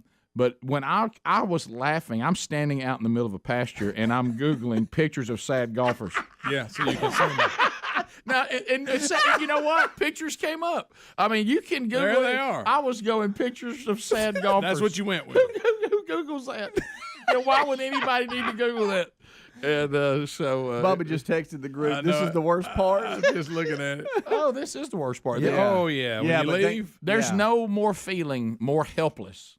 Then let me tell you what's even, and at least he can hear what we're saying. Mm-hmm. I'll tell you what's helpless is when you got a pretty good idea that the team is running along saying whatever they want to say without you there, and you're not sure what they're saying. Oh yeah. You know, right. and that's worse. At least he can hear the exact words right now. Be ready to respond. Now he's helpless. There's nothing he can do. No, he can't. He can't volley back. No, right now he says, right now that my tooth is the least of my problems right now. Yes. Well, he just said this is the worst part. Oh yeah, you know what it feels like. Have you ever seen? And this is exactly how this bunch is in here. And Adler talked about his adjustment to it. Greg, you came from the Southern Company and said that it in some ways this can be even more brutal. Because it's more of a small group just I mean, knocking it was you brutal around. there. You can't get out I've of been it. abused my whole working adult life. But back when you worked with the Southern Company, you could walk away from it. See, and here you can't walk away from it. That's true. I mean, you're in the middle of it. But have you ever seen them take a piece of meat or something and throw it to piranha? Yeah. And as it's trying to sink, they just keep hitting it, bam, bam, bam, bam, bam, and just pieces of meat are coming off. Yeah. That's exactly what it's like when you're the person that you've been thrown in the water and your coworkers, the piranha, just begin to just take pieces of your flesh as you're sinking. Yeah. it's tough in here. And let's not forget, he's called the staff in to come in early. Did I hear him say last in a text he tried to get him to come in last night? Yeah, was that true? I think that might have been a bit, just showing us that he's doing everything he can. Got it. Yeah. But they're coming in early to get this done before their day starts. So kudos to Dudney's staff. Yeah. Oh, Dudney always comes through. Look, I feel bad for people that don't have a Dudney. Oh, yeah. And it is. I do hate that Gary had already left yesterday before I started getting all this, because I would have loved to have had Gary there with me as we were enjoying all this. Oh, yeah. Mm-hmm. And Gary, I'm aware that it's hot. Yeah, it's hot coming in from the heat, huh? I've been out here since, Gary has to give me his exact time frame he's been there, and I'm sure he's added an hour on the front end a little bit. Or the back. There's been an ad in there somewhere. You think so? Yeah. I think like if Gary gives me a time period, because sometimes it's outrageous. It'll sound like he's been there for 14 hours. Yeah. And I'm like, come on, yeah, no way. Right. Look, it's awful. Been here a while. It's hot. It's hot. It's terrible. I got it. You ain't got no idea. Been there, Rick. Been 12 hours. I've been out here on that bush hog. And now I got to get over and get my stitch gear. I remember thinking, I didn't even know what that was earlier. I just knew that Gary said it a lot. Right. Yeah, he used it a lot. According. No, we can't do that without that. I got to get my stitch gear. Rick and Bubba.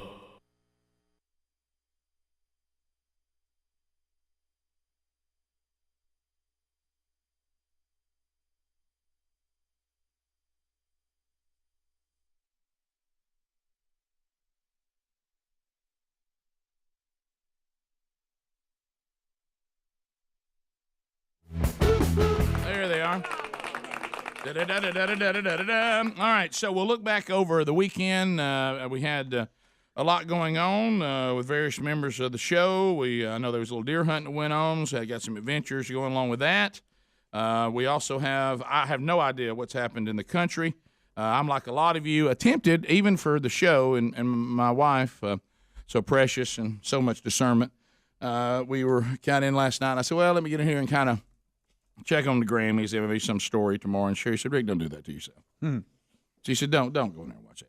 She goes, you know what you're going to see, and it's just going to frustrate you. I'm going to hear you in there getting upset and just making comments. I hadn't turned that thing on 2 seconds. I'm like, I can't watch this. And plus, I didn't know anything. I didn't either. I didn't know any of the music. The saddest part is when I saw Bono come out with The Edge for Album of the Year. That was right before I went to bed. I went back over and looked, and I didn't know any of the albums. So I just said, well, I guess I'm out. But guys, some of the I'm not going to get into it. We'll talk about it. I'll just make one comment, and that's it, because I didn't see enough of it to make any long comments or anything like that. But we have others, but I do not know what's happened. I did get to hunt a little bit with one of our congressmen this past weekend, and I will tell you, Bill Bubba Bussey, I thought of you with our little friend Gary Palmer. I'd like to sing. You talking about the little battler? Yeah. And it's the line I like, because we've always, Gary Palmer was not going to run. He was doing a great job. So he's a brilliant man as far as the state he's from, which is our state. He knows everything about our state, our Constitution. I mean, he knows everything. He also knows everything about our country and the Constitution, and this is how it works, and the branches of government. But he's always just kind of that guy that worked behind the scenes, being sure you know. Yeah, he's a policy guy. Yeah, you policy. Yeah. Hey, you know what you don't say that. That's not correct. Here's how. So, and then of course he got saying we needed better candidates and whatever, and he thought he was getting called to run. Then he didn't want to. He went out to Washington, felt all that oppression, went home, told his wife, I just don't think I can do this. And then she just basically said, well, you're a hypocrite then. Mm-hmm. You're telling everybody they need to run, you won't run. And he thought, well, then he had to call back and say, all right, I'm in. So, but he's a little dry. I mean, Gary's, and he openly admits he's dry. Okay, and so when he started wanting to run for Congress, he said he was telling everybody this over the weekend. He goes, and then Rick told me I need to get a little personality. And he said he kept telling me, Gary, you're gonna have to come out. You're gonna have to pep it up a little bit. We had given him the nickname Mr. Excitement. Right, and this was the line, and he slayed the room with his dry humor. He goes, I actually do have a personality. It's just not a very good one. He goes, Rick says I don't have a personality. I have a personality. It's not a very good one. But I love him. I love him when comments like that all weekend on me. When I see him in Congress, And I know he's got his facts, and he's about to slay somebody. He's about to eat somebody up, and he just comes in there like the silent assassin. Oh, you know, yeah. And I love that part of his personality. Yeah, Really so it was interesting to hear him talking about, and he's still one of those guys. He said that place is so wicked he refused to get a place to live, so he sleeps on his couch in his office and then comes back. He said, I'm not landing in that place and living there. So anyway, and we talked a little bit. That can't be good for your back, though. No. So anyway, we'll unpack that a little bit, and but that was the running joke. He would say something, everybody like, "Look at you, Gary! Look at you, Gary! We're coming up with one." he tried to get a little. He tried to get out there and get a little edgy. Yeah. But anyway, we'll talk about that, Greg. Also, I blame you for damaging my friendship with Rich Wingo. Thank you. Oh boy, what did I do? Well, I'll talk about that today. And he talked about it the whole weekend. It bothered him so bad. Wow. Yeah, and it was it became our theme the whole weekend. Okay, and I told him, I said that's for my brother and me. I'm sorry. That's from hanging out with Greg. I'm so sorry. Greg, I'm sorry. Well, it happens. So it's so instinctive to us now. It's like we talk about we try to warn our kids. The people you hang around will influence you. Yeah. You'll pick up some of their stuff. Good or bad. Yeah. As I look around this Greg, room. I'm talking about I didn't even check up. I mean, it came so quick I couldn't stop it. Oh, yeah. And it bothered Rich the entire weekend. Wow. Must have been one of them good Well, it just became something he kept hanging over me. Well, he'd already got on me for being down about the forecast. Oh, yeah. You weren't being positive. And Rick, I can sum up my weekend hunting with one word: mud. Yeah, boy, a lot of mud. Oh, yeah. Saw those pictures. My Good goodness, night. what mud. Whew.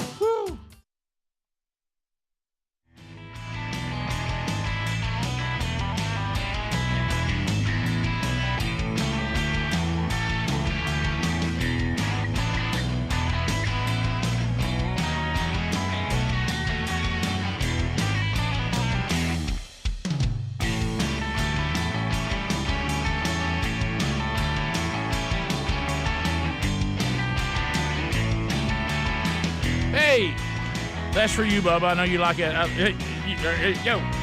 Go. As we make our way back, 35 minutes past the hour, so Bubba is out and is getting another tooth fixed.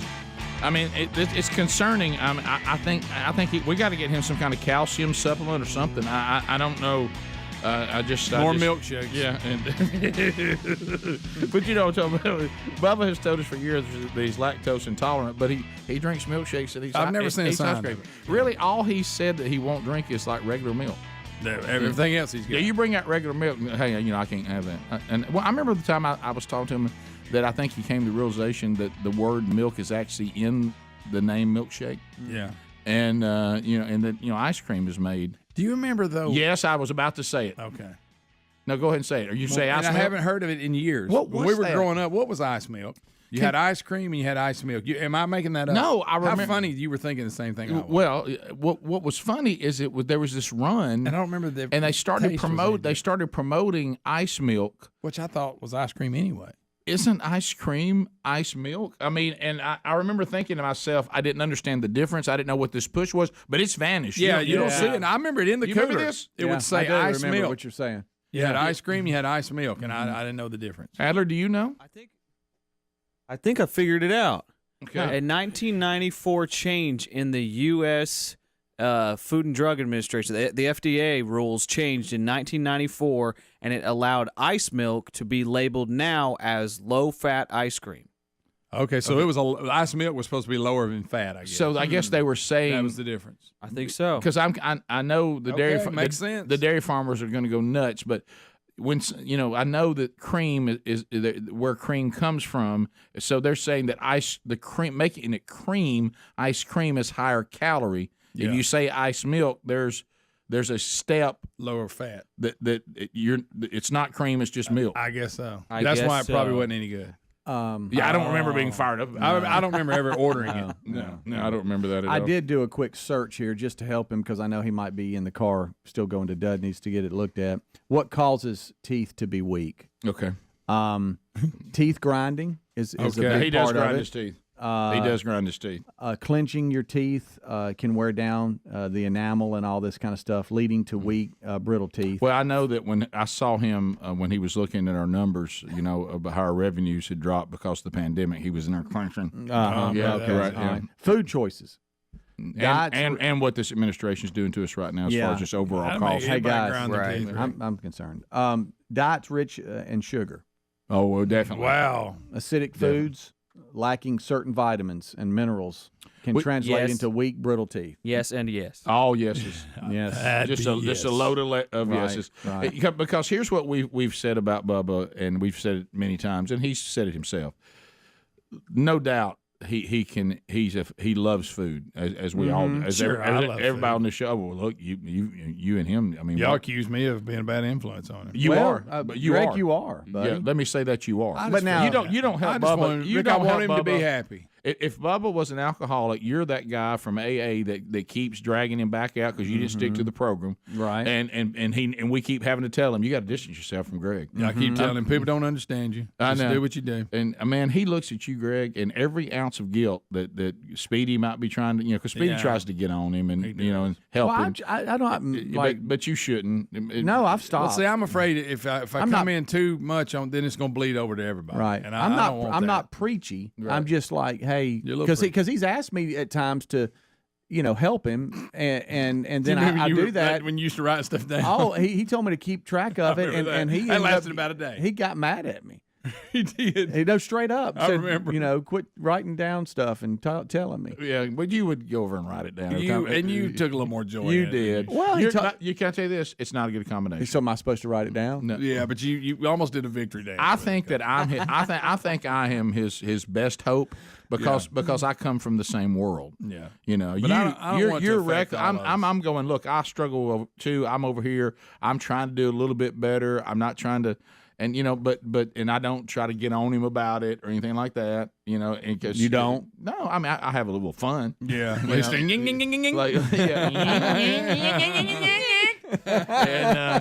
and I'll say things like, "Man, well, good thing you got that candy bar. You were starving." Right. But I mean, I feel bad, but my intentions are good. But I guess no, they're not. I do. I want him to enjoy himself while he's here. But what I'm saying is. Back to this thing about nutrition and supplements and things like that, is that, and that's why I'm thankful for the new product, Field of Greens. I was about to mention something. Yeah, because here it is. Bubba about FOG. Bubba likes to consume food, but not a lot of different food. No. His menu looks like when Taylor was 5. Yeah, you could take if say there was a restaurant that says all we serve is what Bubba likes. You wouldn't need a big menu. No, you could do that laminated one pager, a lot of ketchup. Yeah, and just hand it over there, and so he doesn't branch out into to me a good balanced diet. Now, Betty really works to try to provide him, like you heard him mentioning, delicious salmon last night. That's good for him. Yeah, now tore his tooth off. Yeah, right. Now I'd like to have known the whole day. Yeah. What happened? Don't forget, he's famous for his quote of a somewhat healthy snack, peanut M&Ms. Right. Yeah. Somewhat healthy. Yeah, that could. Yeah. There's things like that. Like I said, he's the most unique individual I've ever known, or one of the most unique. I know a lot of unique people. But he will also, if you'll watch him, and he's the only one that's ever done this research, that healthy food goes out and attacks the unhealthy food you'd eaten that day. Oh, yeah, it cancels it out. I think he came like up that piece of salmon runs through his body and grabs that candy bar and throws it out. Right. Well, I ate broccoli. Well, yeah, but you also ate 6 donuts. Right. Yeah, but and one of them, and all of us in the heavy community, and we won't listen to what nutritionists actually say about it, because the first time I heard it, I didn't want to hear it either, is for some reason, I don't know why, we feel real good about bananas. I know, but then I see this bunch that tries to tell me they're bad. It's not even a good choice of fruit, and I love bananas. I don't. It'd be good for today, high in potassium. They have to be ripe. But what I'm talking about is I've been in that deal where I get up, and I remember, and I'm trying to do better, and Sherry goes, "Wait, what?" I said, "I just ate a banana." Okay, yeah, I mean, just trying to be healthy. And she's like, "Where did you get that a banana is healthy?" And I'm like, "Well, from nobody." It grows on a tree. It just feels like it. Yeah. If I feel like I'm making a good choice when I ate a banana. And my go-to is the little tangerines, the little cuties. Go check anytime somebody's trying to help you do better, and they say, "Here's some good choices." Banana never makes it. And I know, and when they go over to the fruit, they'll skip banana right out. There's a controversy. Why is that, you think? I don't know what's wrong with bananas.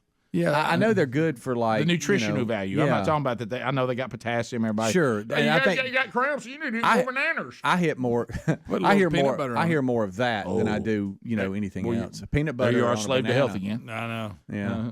I think peanut butter's pretty healthy. And that's another one. All heavy people think that peanut butter's healthy. Yeah, it's protein. Yeah, but there's a lot of other things. But when it hit me, when I had, which is strange to have children that anybody would ask them to put on weight because I can't relate to that. But when my boys were all playing football, if they wanted them to put on weight, guess what they gave them? Yeah, a little peanut butter shake. Yeah. The quote, before you go to bed every night, eat a peanut butter sandwich. There you go.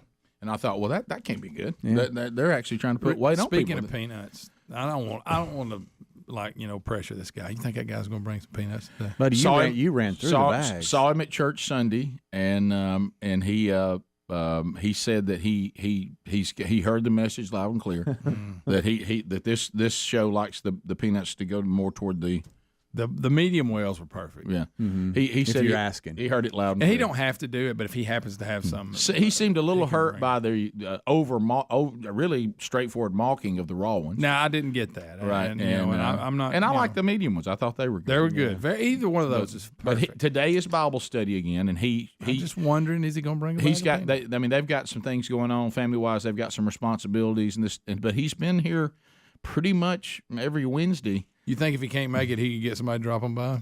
And by the way, remind me in the break to tell you another thing involving the Wednesday Bible study that I have forgotten to tell you. Okay. I may have forwarded the email to you. If not, that's Oh, no, you did. Okay, good. You sure did, and Okay. I can't believe I forgot to I talked about that. Dang it. What's wrong with me? But anyway, so I don't know whether y'all got more peanuts coming I today. laughed so hard. But don't know what I should do. You got to give me some kind of feedback.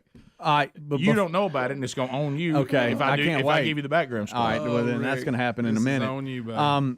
Just real quick before he gets out of the car, how to fix weak teeth. It says here, You've got research going on. consume fruit and fruit juices in moderation. Get more calcium and vitamins. All right. Consider probiotics.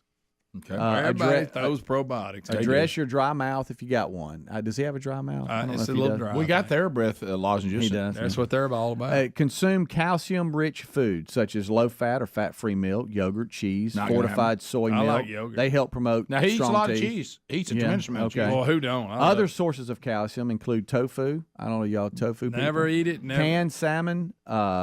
ate salmon almonds. He ate salmon last night. Of course, it was too late. Some Almond, my dark favorite green nut. leafy vegetables.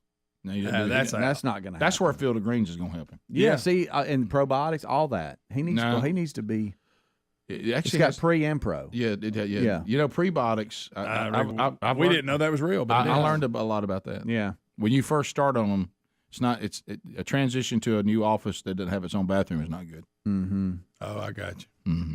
Kind of makes you, but you do feel healthier after all that's done. Oh, man. Yeah. You're walking lighter. Yeah. Limit the number one though is limit sugary foods and drinks because Well, bacteria good in your night. mouth feed on Oh, sugar from he's food got and problems drink. there. We got He's problems in there. trouble. There's our culprit. Mm-hmm. That's like that loud person that's ruining the family gathering and needs to leave the room. Yeah. You know. Oh, yeah. I gotta find that email. Coconut oil. Never mind. I won't. So I read did that. send it to you. Yes. All right, we'll be right back. Rick and Bubba, Rick and Bubba.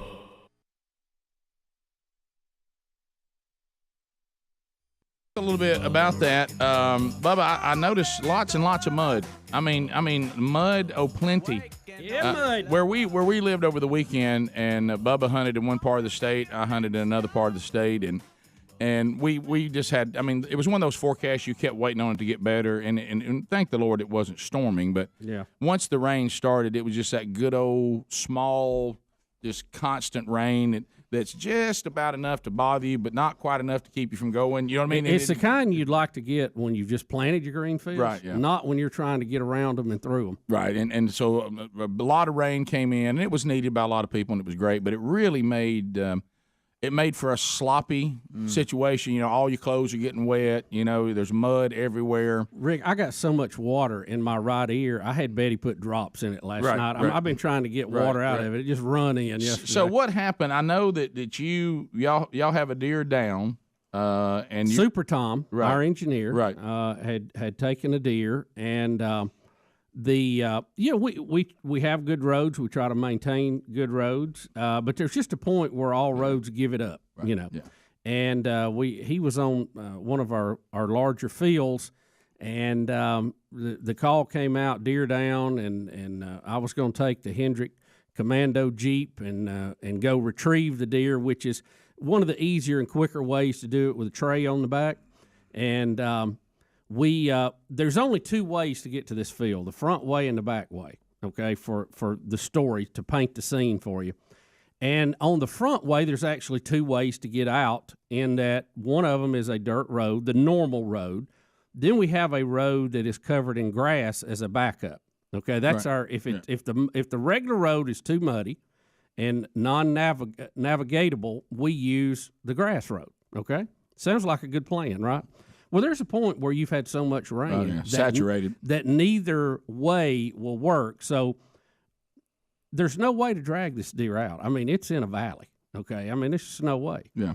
So we head down the road, and I felt pretty good. Now, the back way out is the slickest place on the property. There's days like a bunch of owls live out there? Absolutely. There's days that you don't even try to go up that road when it hasn't been raining a lot. You just avoid it. You can go down it, fine. Going up, not going to happen. Need to do a little work on it in off season. I'll try to get my Mahindra tractor and do that. Yeah. So we literally slide into the field. And our plan is to turn around, try to get kind of a running start. Here's the problem with the front entrance into this field, the two fields, the muddy road and the grass road. There are no sizable trees you can winch to. So you're pretty much on your own. So we got the deer loaded up and tried to come up the regular road, which we knew wasn't going to work. And then we tried to get in the grass road, and we got about 75% up before we started sliding backwards.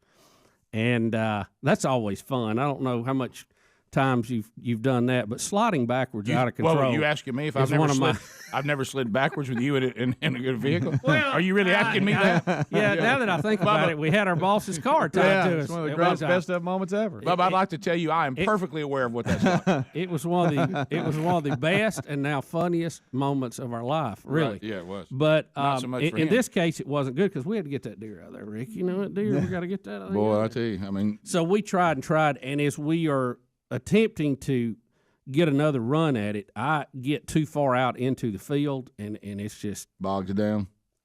And the more I move, the worse it gets, and we're getting lower into more wet. And at one point, I think, well, there's nothing to winch to here. We've just lost this round. I'll have to come back when it dries out, you know. And that's not a good feeling. One, because I got to walk out. I don't like that. Well, and two, you now don't have a vehicle. Yeah. So, you know, to me, you know, in mud or ice, there's a couple of rules with four wheels. You try to keep two of the wheels on good dirt or something not, you know. Since that'll work. But in this case, there's none. I mean, it's just all four. You're in a sea of mud. All four are spinning, but they're just spinning on nothing. Yeah. So I even get the tracks out. I've got these little portable tracks. I kept thinking about Greg talking about with the power company. If I just had a piece of tin, I could get out of there. Piece of tin does it. Piece of tin do it. But there's nowhere to carry a piece of tin on a Jeep. No, it's not. So we're trying to get out, and we're just going deeper and deeper. But at the time, we're not even stuck at that point. We're just posing with the mud. We don't even know You don't know what's stuck. ahead. It was so bad when we were stuck, we were not worried about pictures. You know what I'm saying? Oh, If you sure. get to that point, like we're not playing in mud anymore. Right. So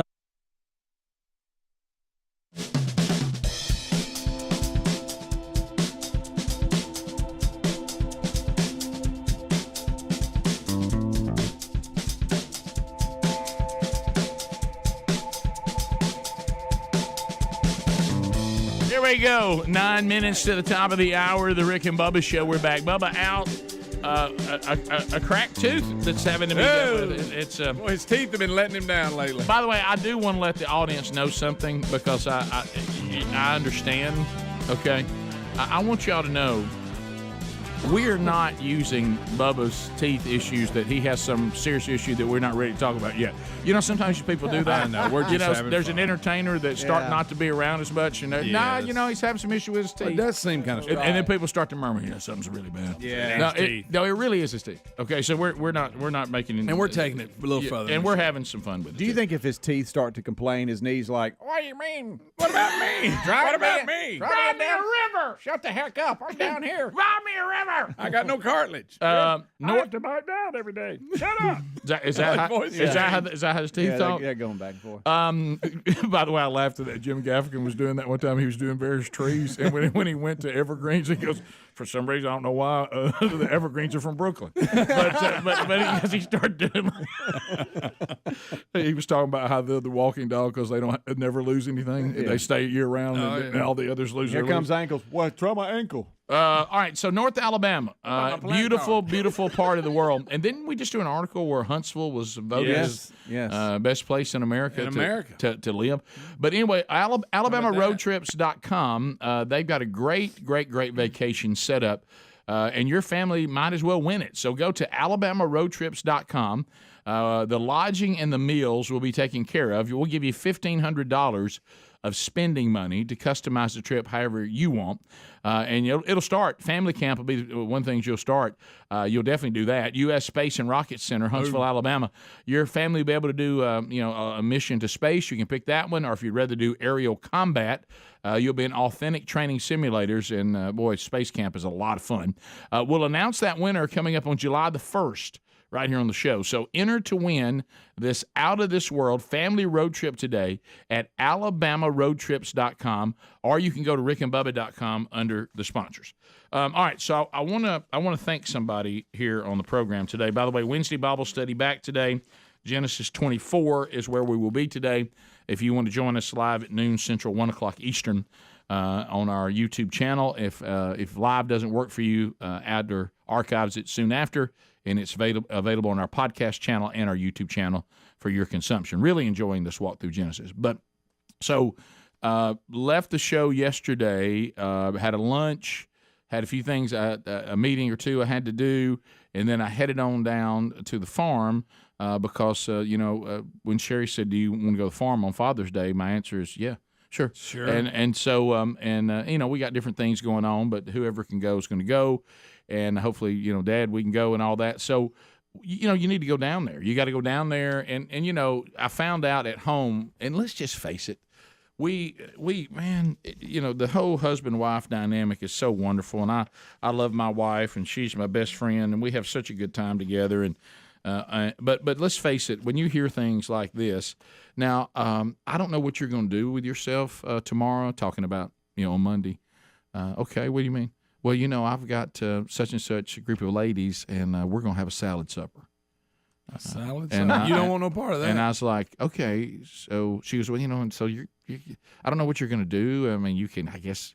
I said, well, I obviously go somewhere and watch TV. Yeah, but I'm just telling you, tomorrow dinner, you're on your own and all that. So I said, well, this will be the day I'll go to the farm. This is perfect because I don't have to be back at any time. Yeah. Matter of fact, she apparently I got back finally going, look, I have to go to bed, and they were still there. So anyway, they were having fun. Did you get a salad? No, I did not get a salad. Hey, let me tell you something. If you got the right steak or something, I like a little salad. So I'm headed to the farm. Gary, of course, senses I'm at the farm. Hey, what time are you gonna be down here? I don't know, Gary. I've got things I've got to do. Probably late afternoon. It's 1,000 degrees. Probably late afternoon. I've been down here all day long. I know, Gary. I know you have. Hey, text me when you're close. And I'm thinking, I don't even know why Gary needs me to. This is I have to be taking on the tour, and the tour involves one or two things. Everything Gary's done, that I must be made aware of, right? And anything that anybody that isn't Gary did, how bad they did. And they did it wrong. How bad they did. This is And this is the transition. Here's how they work. Hey, I've been out here since 8:30 this morning, and doing this and doing that, and this over here, and this and that. Look right here, and then I don't know what's going on with Truett, like that. Yeah, that's the hey. guy. Okay. I mean, he stopped by. I mean, why he ain't got all the hay? Heck, I don't know. I don't know what his problem is. But I mean, hey, by the time he gets these bales, it's gonna be time to bale it again. And I'm like, all right. Hey, and let me show you this. Get in the cart. Let me show you this. I'm like, what? And he goes down the fence line. Look at these stumps. Hey, they cut these trees. I can't come out here and bush hog this with them stumps sticking up everywhere. I tell you, Rick, I don't know. I ain't nobody worth a crap anymore. I mean, why can't you cut it down there? I mean, all you done is made it impossible to bush hog now, up and down these fences. And I'm like, all right, buddy. So we go through this. He finally leaves because he's completely exhausted. Well, he's been there since 8:30. And so he leaves, and so I start piddling, and that means like get all the rods ready, ride the trails, cut out any trees that have fallen in the trails, and and of course eventually I'll have to make sure the fish are biting, and it's crucially important. You're moving trash, you're checking on everything and all that, and so when I look and where this time of year the sun doesn't go down till after 8 o'clock, right? So I'm staying till it's dark. So I realize as I'm leaving that I'm in a small town and it's like 8:30 and I haven't had dinner. Ooh. And everything's closed. No, and rode the sidewalks up. So I want to say this. I went to one of my favorite places there, Bones Backstreet Barbecue. Okay. And I saw the ladies kind of shuffling around. Exactly where that is. Is there still somebody in there? And I walked in. I said, "Are y'all closed?" And they said, of course, it's the kind of women in the Deep South. Oh yeah. Yes, baby. We've already we're closing. Are you hungry? Oh. And I said, no, I'm good. And, no, let me get you a barbecue sandwich. Oh, and how sweet is that? And I was like, no, I'm okay. Y'all don't. No, they're cleaning up. Inside, you're going yes. You outside, you're going no. Then of course, how many times do you say no because you don't mean it? No, y'all do. You do not go get me that barbecue sandwich. The big one. Yeah, y'all don't get that from me. Don't do that. Yeah, y'all have cleaned up. Hey, and then are you thirsty? You need some sweet tea, baby. Oh, of course. Well, I mean, did you throw the tea away? No, I'm not throwing that tea away. Bring him a glass of tea. And you want how about a barbecue sandwich? Well, I mean, y'all don't do this. All I got to do is walk back here and get it, baby. Okay. Well, if it's that easy, I guess I'll do it. And I just thought to myself, what a great place to be. Oh, yeah. And they went and got me a little barbecue sandwich. Well done. And glass, hey, it was real good. Rick and Bubba.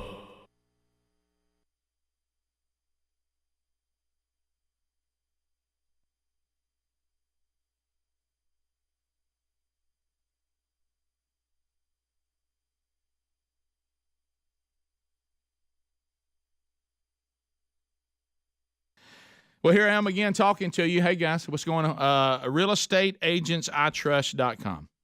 And a lot of you are responding, and I understand. Like I said, anytime, is there anything that brings more anxiety than a move? Oh, we're moving. I'm selling my house. I'm buying one. Hey, they're moving me and my job. I'm going to some market. I'd never even been there. Well, what real estate agent should I even use? Well, if it's one of our markets, we got them. Just go to realestateagentsitrust.com. It's people that listen to this show. They support this show. They're full time. They got track records that show that they're the people you can trust to get you the best deal on the house you're buying. And if you need one of our real estate agents on the one you're selling, you'll get the most for your house as well. It just take all that anxiety out of I don't know who to use. Here's where you go. realestateagentsitrust.com. Our team has been finding these agents, vetting out these agents. It's a lot of responsibility, and you don't need to hand this to just anybody. We want agents who take this job serious. There'll be no part-timers, so don't worry about that. The process is simple. Go to realestateagentsitrust.com. We do need some basic info from you. Not a lot, just basic. And then our team will contact you, make an introduction to our preferred agent in your town, and they will take care of it. And you'll know that this process is in the hands of an agent that you can trust.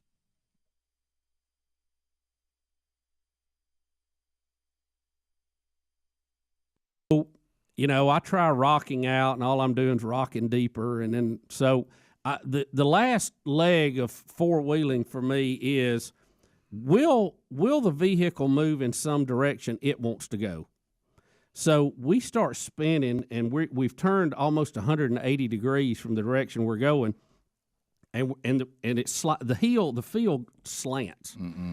So I spin around and I get sideways on the field and get just enough traction to start kind of going along. And I think at any moment I'm just going to slide down to the bottom of it.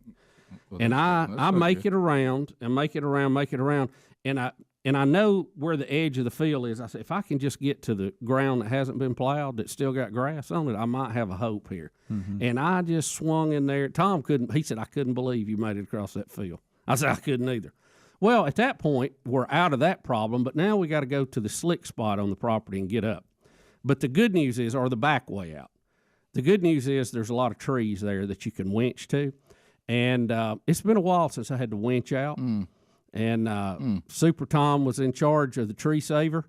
And, boy, the tree saver, can I tell you, having a bag of four-wheel drive stuff to get out of an area is crucial. Well, yeah. I was so glad I had that in the back. Yeah. And he threw that thing around a couple of pine trees, and we just winched that baby right. It took a little time. We had to re-winch, I think, 3 times to get out, which takes a little time. Be out there a while. But, a lot of rain. Hey, the gas pedal was useless, so I just threw it in neutral and let her pull up. Yeah.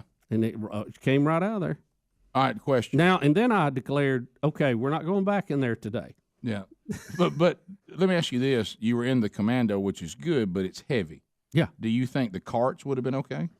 I don't know. I don't think anything would have made this. Really? I mean, it was. Because we were in a bunch of mud, but we stayed in carts and four-wheelers, and we never had a problem. You could not have gotten a truck out in there. No way. I would say no way. In a difficult situation, the Jeep is better than anything that we've got.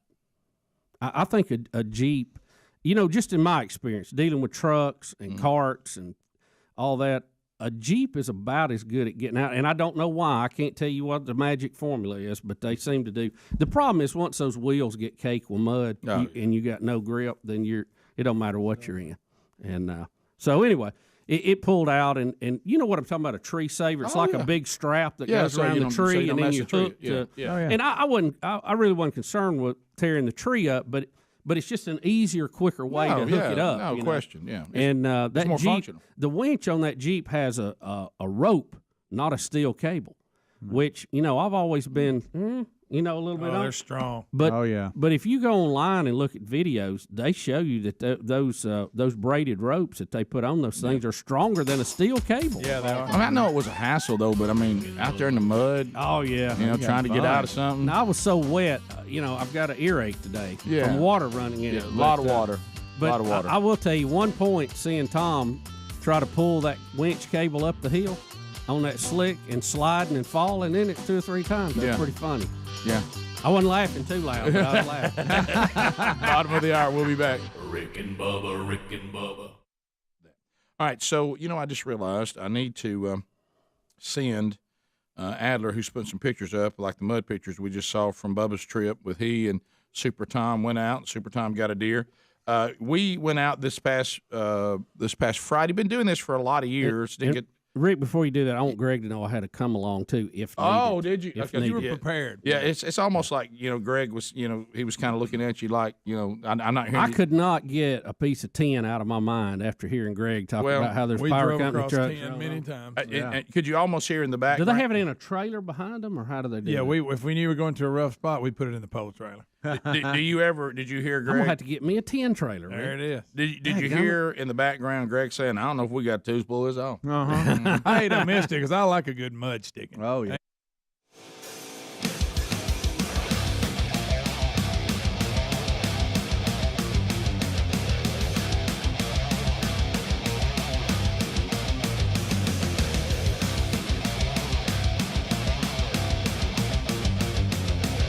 Six minutes past the hour, the Rick and Bubba Show.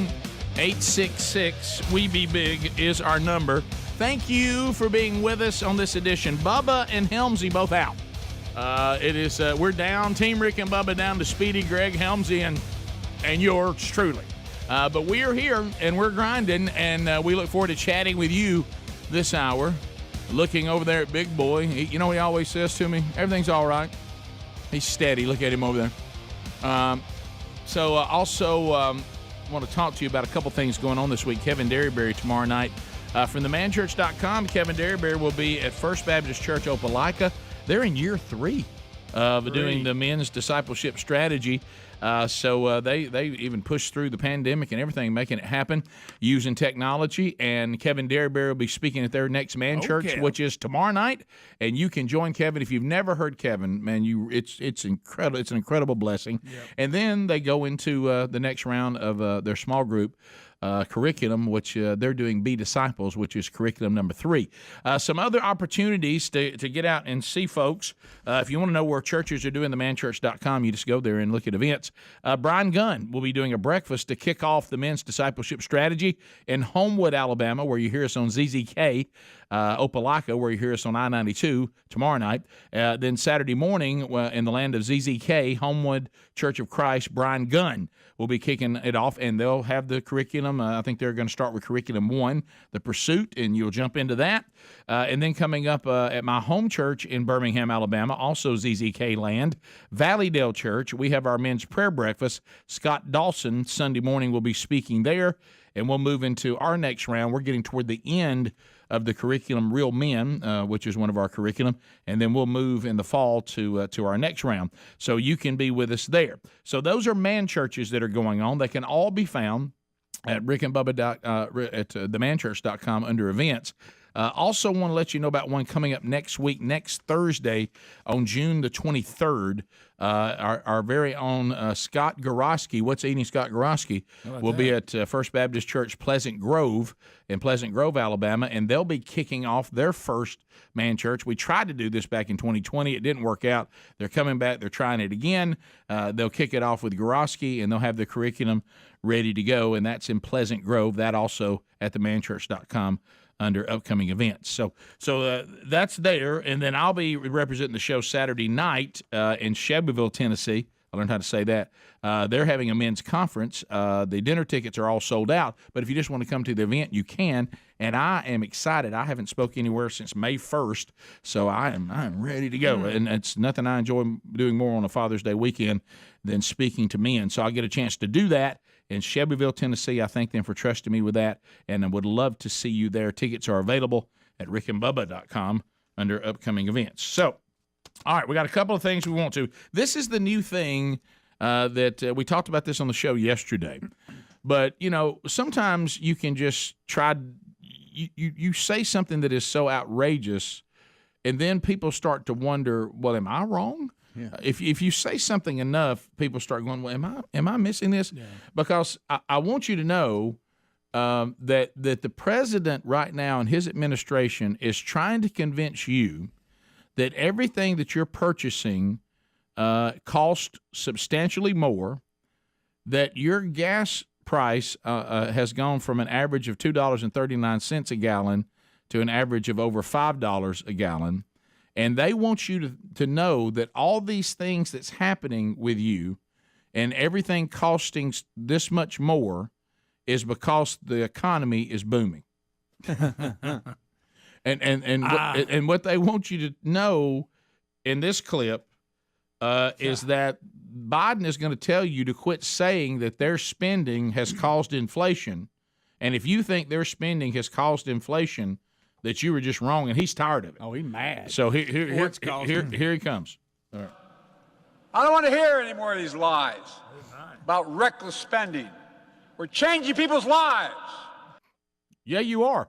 That you're right about. Yeah, terrible way. We're all struggling, and you got an approval rating of about 33%. Yeah, it may be lower than that now, but I saw that was a bad one. But Greg, have you picked up on this, Speedy Adler? Pick up on this, and I heard somebody else point it out yesterday, and I can't remember who it was, but they were 100% right. I can't remember who it was, but if you've ever been around people when the aging process is starting to affect their faculties, they'll emphasize bizarrely. Like all of a sudden they'll be like, "What are you talking about?" Look, Greg, and they can't do it.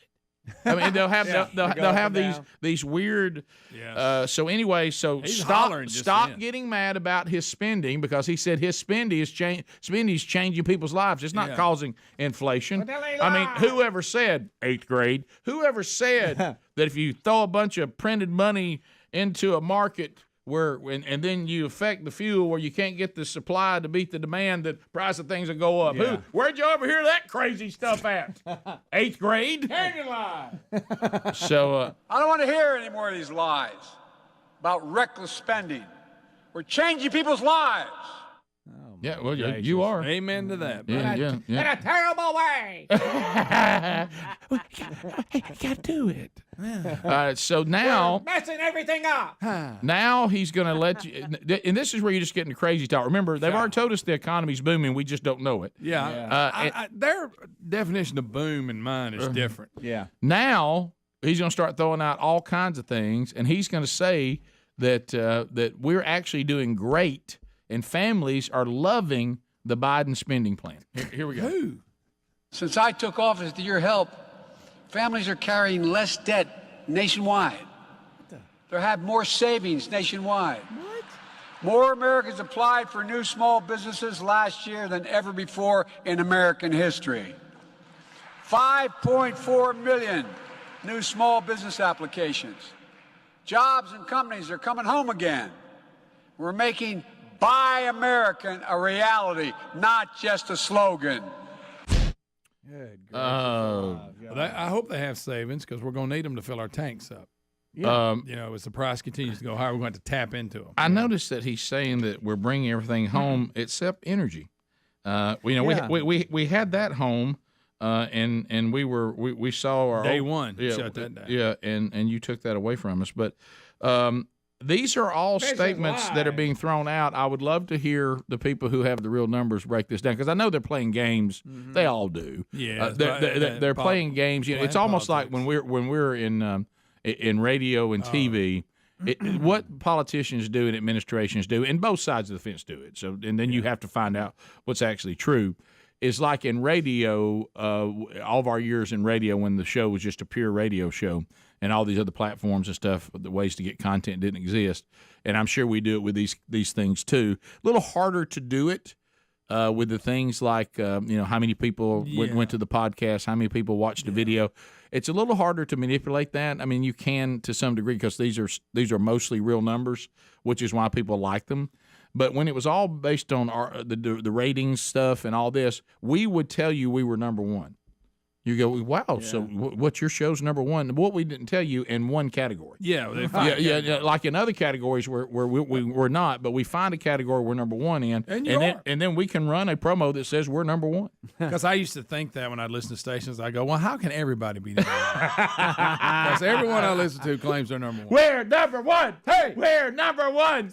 And men with gray hair over 50. I don't understand. Yeah, exactly. I don't understand how he's getting away with saying what he just said, though. I know. I don't either. Since I took office, families are carrying less debt nationwide. Everything I see says more families have more credit card debt nationwide, and they're using those credit cards to buy their monthly necessity needs. So where does he get that? And then he also said the truth is Americans have more savings nationwide.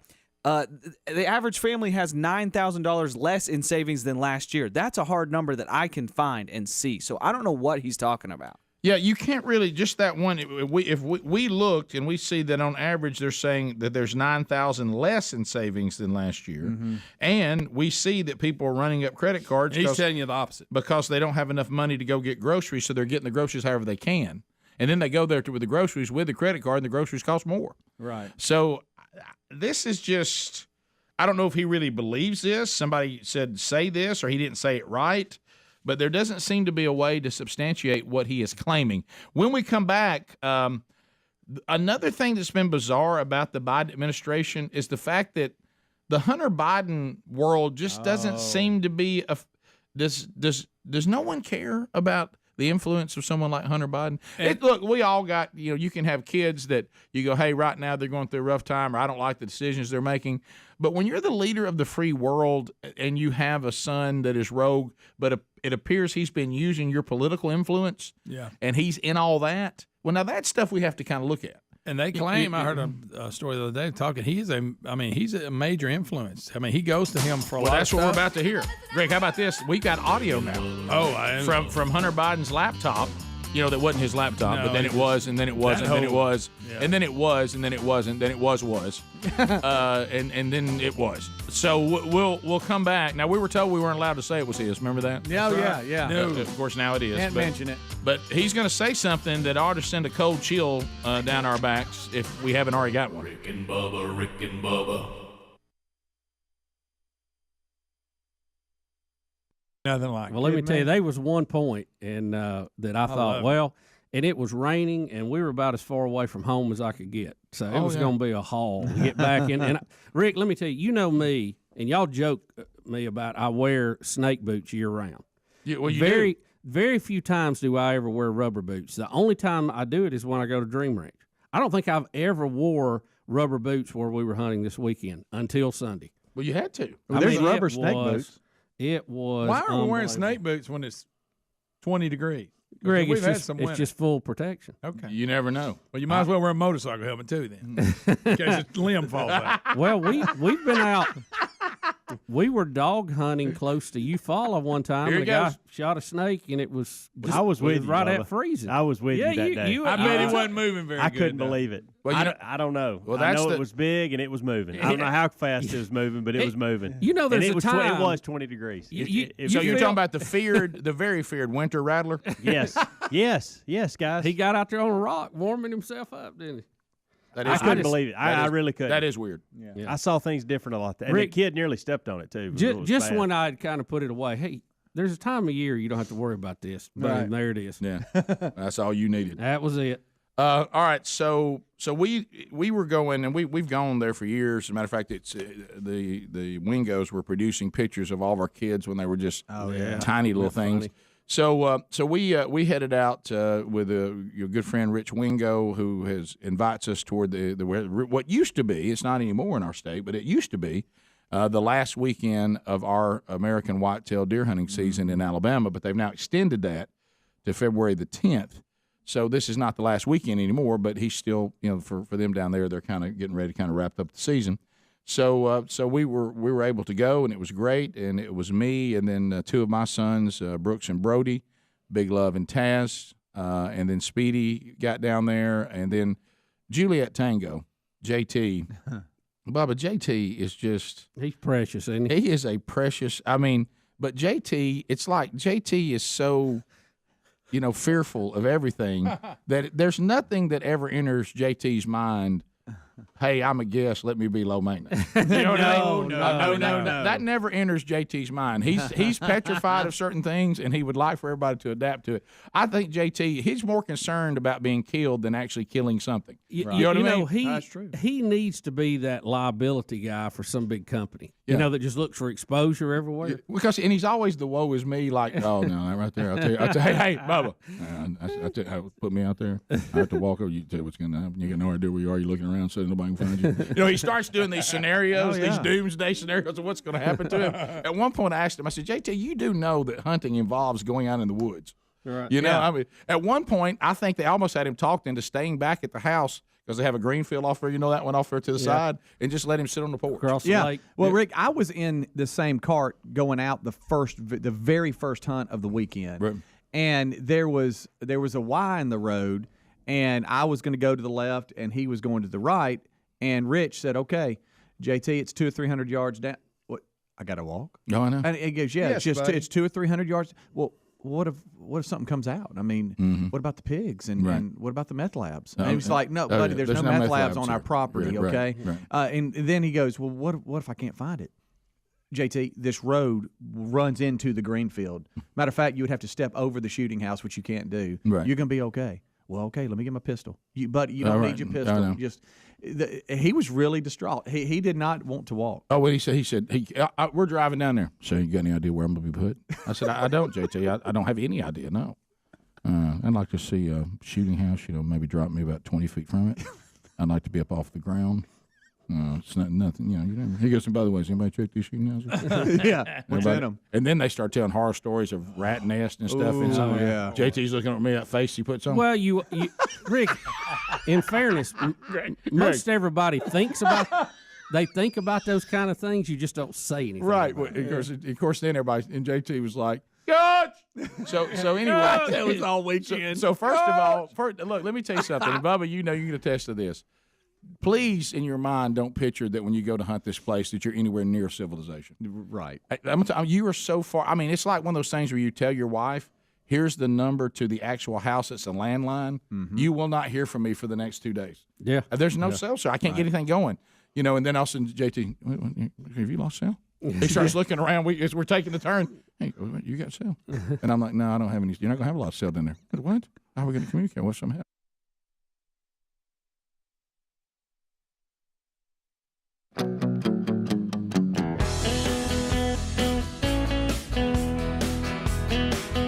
"22 minutes past the hour of the Rick and Bubba Show. 866-WE-BE-BIG is the number as we make our way back. All right, so Hunter Biden, creepy Hunter Biden, for some reason, we're not allowed to be concerned about him. So now the old Hunter Biden laptop, and this is what Greg was alluding to, and it looks like this is not good. I mean, Joe Biden has been, walling. I love to heard him do one the other day too. I was sitting around my dinner table and my hardworking blue collar family. Hey, Joe, those stories are tired and they're old. You are not in touch with the working people of America. You have been wallowing around in politics for over 40 years. Yes. You don't even have any recollection of what it was like to sit at anybody's dinner table and talk about the job.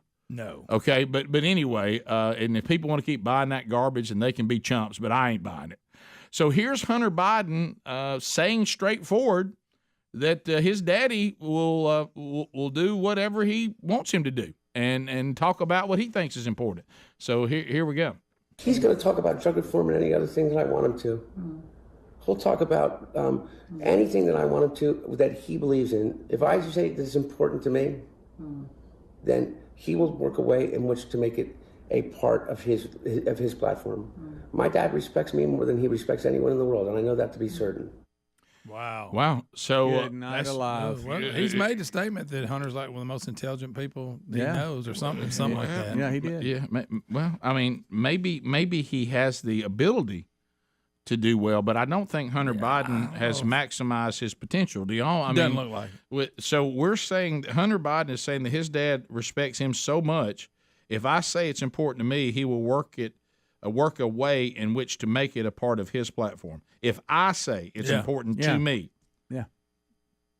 and it's so. And I think one of the most frustrating things for us. Wow. Is the liberal media, and look, this isn't new, but it's frustrating as heck. Mm-hmm. Is the difference in treatment when it comes to the left and the right and what's covered? You had a Supreme Court justice that was, I guess, an attempted assassination. Guy showed up wanting to kill a Supreme Court justice. Can't hardly hear any news stories about it. Over, I think, Sunday morning, all the news channel, whatever, nobody even brought it up. Yeah, we had and then you got this, and you had a phone call with President Trump when he was in office with Ukraine, and there was an impeachment over it. Mm-hmm. Yeah. But yet you've got Hunter Biden leaked audio from his laptop that he didn't even know where it was. And nobody's going to even cover it but us and a couple other stations. Yeah, well, that's the reason why the American people have to do their own work, because you can find the truth, but you got to go out there and look to find it. So talking about the economy, apparently Hunter Biden must think that we need to be dependent on other people for our oil, and he thinks that we need to get out of the combustion engine because apparently Joe's found that to be important. You know what it is? He's and Bubba said this the other day, what he's done is he wanted it so bad to be president that he cut a deal with the Green movement, and they own him. Yeah. Okay. Yeah. And so that's right. I mean, the Green movement owns the Biden administration, and we all pay the price for their stupidity. Right. And you really shouldn't implement a policy through people's emotions. Okay, you got to think this stuff through. And here's an economist, and is this Laura Ingraham? Yeah, this happened Do you have on this, Adam? Laura Ingraham last night. They were doing a segment on the Biden administration trying to rebrand inflation. And Like we just heard. Right. Yeah. And she had this gentleman on, and hey, wow. He throws down some facts. All right, here we go. Joining us now is Peter Schiff. chief economist and global strategist for Euro Pacific Capital and host of Shift Radio. Peter, thanks so much for being here. I was watching your tweets and Tom Elliott over the weekend discussing why the inflation number is so misleading. Explain it to us in simple terms. Well, first of all, the government is reporting on prices. Inflation is the expansion of the money supply. That's the actual definition, and it often results in prices going up. But the way the government measures prices today, it really understates the true impact. If we were still measuring prices using the CPI that we were using back in the 1970s, the actual increase would be about double what the government is reporting. So not 8.6, it'd be closer to 17%, maybe a little bit more. Well, Peter, when you think about the average cost of housing for individuals who rent, that figure alone was a staggering series of increases over the last, several months, in the last, really several years. How significant is that, given the modest increases in salary for individuals who are working? Well, it's very significant. And, shelter is about a third of the official CPI, but the government doesn't use actual home prices, which are up about 20%, or actual rents that were up over 15%. They use something that they made up called owner's equivalent rent. And that's something that nobody actually pays, but that was only up 5.5%. And Peter, we also hear now that to address the oil price issue, the energy price issue, the Senate Finance Committee Chair Ron Wyden is introducing what you and I remember as the windfall profits tax, called something else. It's a 21% surtax on oil company profits that they consider, I'm laughing because it's so painful, that they consider excessive. What's that going to do? They cause the price of oil to go up. Well, look, if we confiscated all the profits and distributed it to the American public, you would barely even notice the difference. But if you take the profits out of drilling for oil, guess what? No one's going to drill for oil. Right. But that's in contrast to what Biden said when he was visibly angry yesterday. Yeah. That he's helping people. And he's changing people's lives. Yeah, look, trust me, I've got a son that's trying to get out in his first step, renting an apartment in Atlanta, and the rent changes as you're online applying. It will go up, and when you finish your application, suddenly you're like, where did this number come from? Well, it's all moving, and rental prices are through the roof.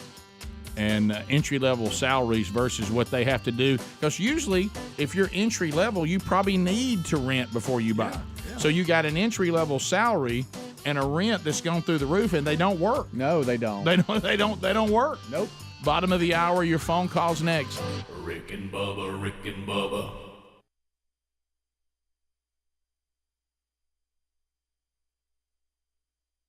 We have great confidence in our son. I am not concerned about any accusations been made against him. It's used to get to me.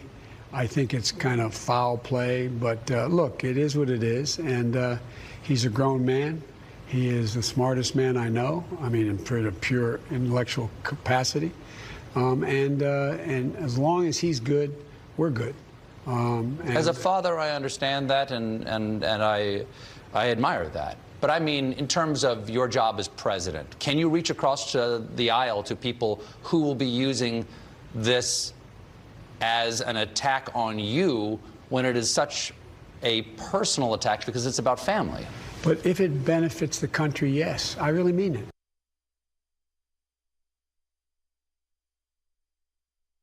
Well, if I need help.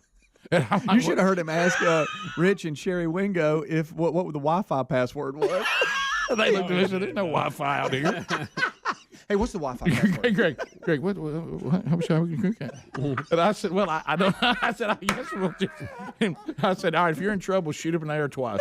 Yeah. What, are you serious? Twice? 2 times means what? Three I said, 2 means times come. means we need help. 3 times mean, oh my gosh, it's real bad. One, I said, then I didn't want to tell him one because I thought he'd shoot every now and then just to check in. Yeah.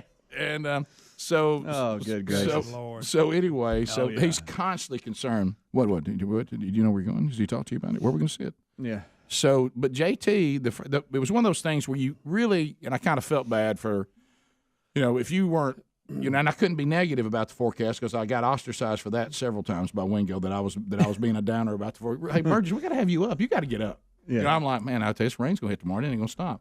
And then, of course, Hey, it didn't. It rained from get to go, didn't it? Listen, there's exceptions, and I acknowledge that. There are always exceptions. We all heard the legendary story. But in general, I have had a better hunting experience when it's not pouring rain nonstop. Yes. Okay. Right. I have those few that brag about that great. I said, biggest buck I ever saw. Came out there in pouring rain. Yeah, I got you, but that's a long shot. Right. You know, most of the time, if you're sitting out in the rain, not a whole lot goes on. And so of course I couldn't speak of that. And so I'll come back and I'll tell you some of the stories from the weekend. JT actually.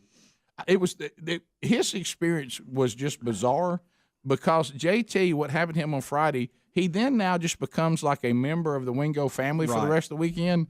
And suddenly JT went from deer hunting to vacation. Yeah. Oh, yeah. Hey, you know, you would kind of see him kind of hanging out. He'd be up on the couch. He'd have a book out, be reading the Bible. Whatever. One time I looked and he was out on the porch sipping coffee. Greg.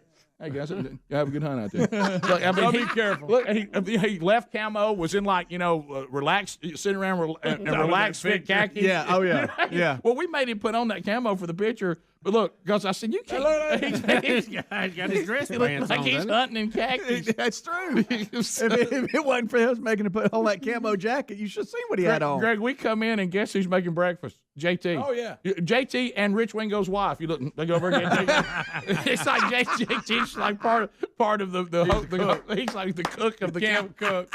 Hey, you want the cheese and eggs? We were leaving. He said, "See y'all Friday." He's coming back. So we'll come back. JT, he tags out early. Hey, Rick, I was He sitting. wasn't afraid to shoot. I'll tell you that. I was He sitting. got it over with. Close. For the Rick and Bubba Show, we're back 866 We Be Big. Much to cover today.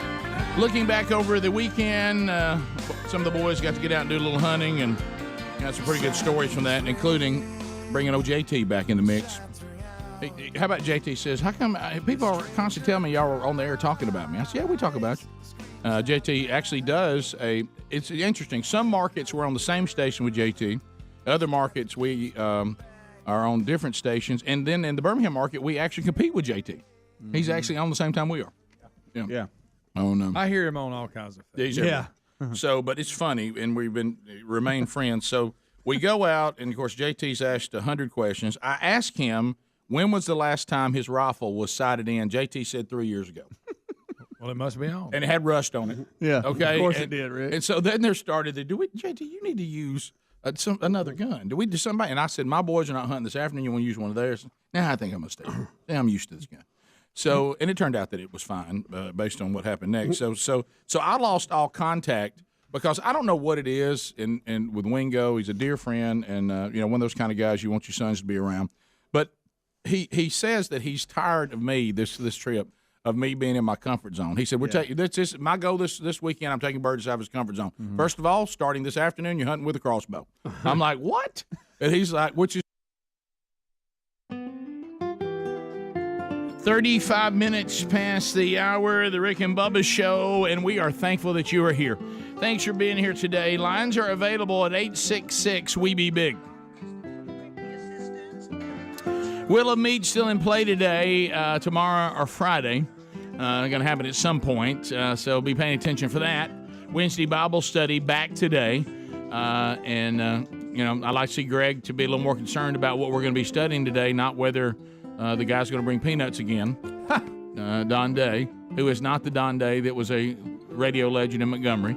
By the way, I asked Don Day at church last Sunday, do people confuse you with him? He said, when I go to Montgomery, everybody thinks I'm him. Oh, really? Yeah, well, if you're named after a famous guy that was a legend in radio in a city and you walk around with the same name, people are going to think it. And so we'll say this. When people say Don Day, we go, Don Day, the radio legend or peanut guy? Well, peanut guy. But don't you want Greg to be a little more concerned about, that he gets here maybe for the benefit of us growing spiritually, not bringing peanuts? Priorities a little out of whack. All right, so let's get started. Lines are available for you. Let's see. Yeah, looks like we got about half the lines engaged, half the lines available. Remember the studio at the Broadcast Plaza and Teleport, when it was built, we said, give us 10 lines. And we've carried that over to the No Name. And the reason why is, I've heard people say, well, you no way you can manage more than 4, Rick. Well, that's true, but if you got people who block the 4 lines, and those 4 lines, it's not a real big sample. So we wanted a bigger sample so we could reach out there. Maybe your call's better than the person that would have blocked you from coming in. Yeah. So that you got a lot of opportunity. Yeah. Ain't nothing between you and the show but air and opportunity. Let's start with Shane in the great state of Georgia. Shane, you got 30 seconds, brother. Go right ahead. How are you? Hey, good morning. Good. I'm fine, thank you. Hey, Rick, I'm just curious, what's your take on the left as far as the things that they are putting out, the state of our economy, gas prices, inflation, just the way that the left does business. Do you think that they believe this stuff, or are they just as stupid, or is it more of what the Bible says, hey, this is going to be a one-world government at the end of times, and we're making our way there? Well, there's no doubt that what God says he's going to do, he will. But and there's going to be a way to get there. But back to your question, you might remember the great line from Jack Nicholson when he was playing the devil and the witches of Eastwick. And he made the speech about the difficulty of women. And he says you almost have to get into the conclusion with of course, he's wrong theologically. It's really just the fall of men and women. But he's making the joke about the difficulty of these women. And he said, and God made them. Of course, he's playing the adversary to God. Mm-hmm. And he says, so you got to come to one or two conclusions. Either he made a mistake or he did it to us on purpose. And so which was a funny line, but and it struggles theologically, but it was funny. But to your just world thing, I believe you do have people, and I've seen it. Now, I think the politicians are manipulating the people of the left because they're going to be the ruling class. They benefit from all this.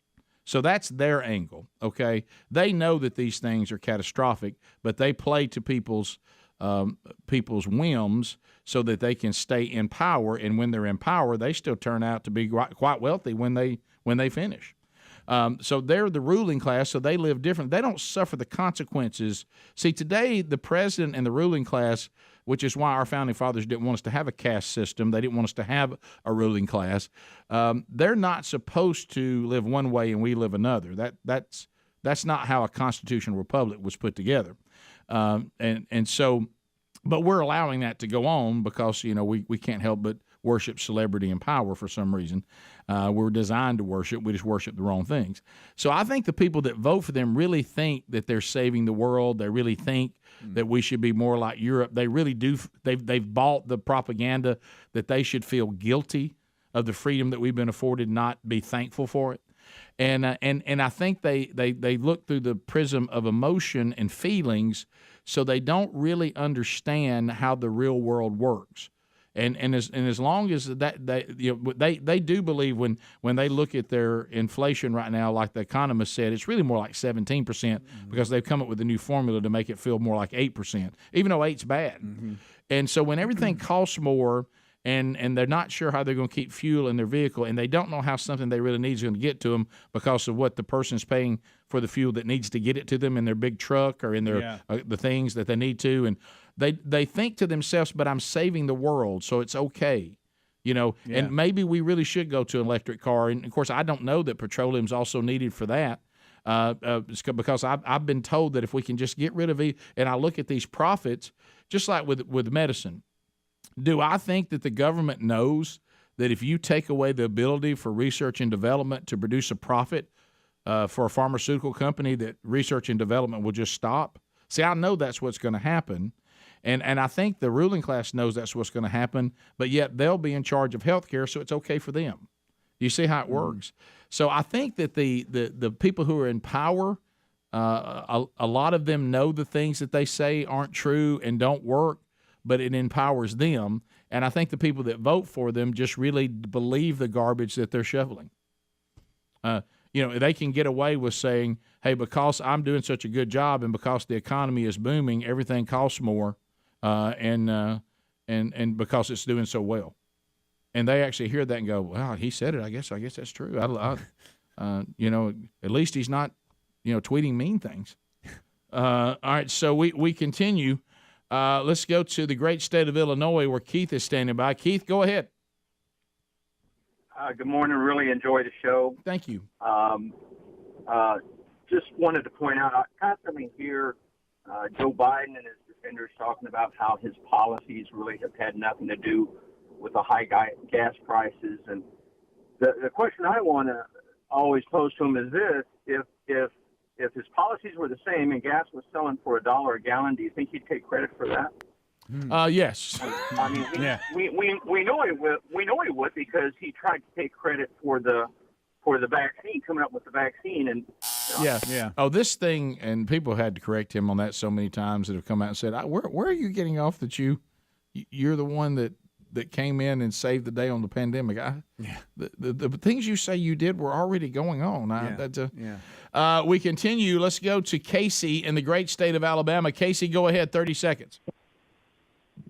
Yes, sir. I saw an article this morning about Chris Evans in the Lightyear movie. Evidently, there was a gay scene in the movie where two girls kiss, and they received some criticism over it. He's come out and made a statement that people who don't believe that way are basically idiots, and we're all dinosaurs, and we're going to eventually die out, and then the world will be a better place.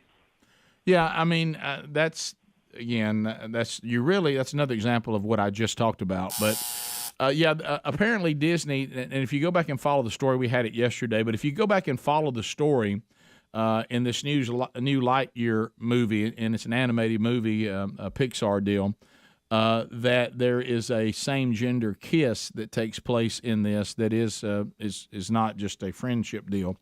And there were people inside Disney that said, I don't think we need to go here. I think, we're doing our part as a company, and we certainly are not.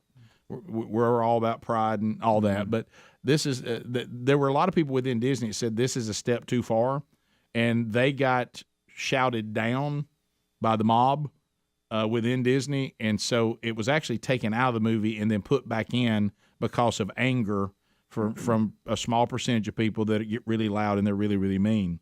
So they crumbled to that. But I will say this, I couldn't care less what some actor says who pretends to be a superhero. He's really not Captain America. Okay, I enjoy those superhero movies to a degree, but I couldn't care less what the actor has to say about any of this.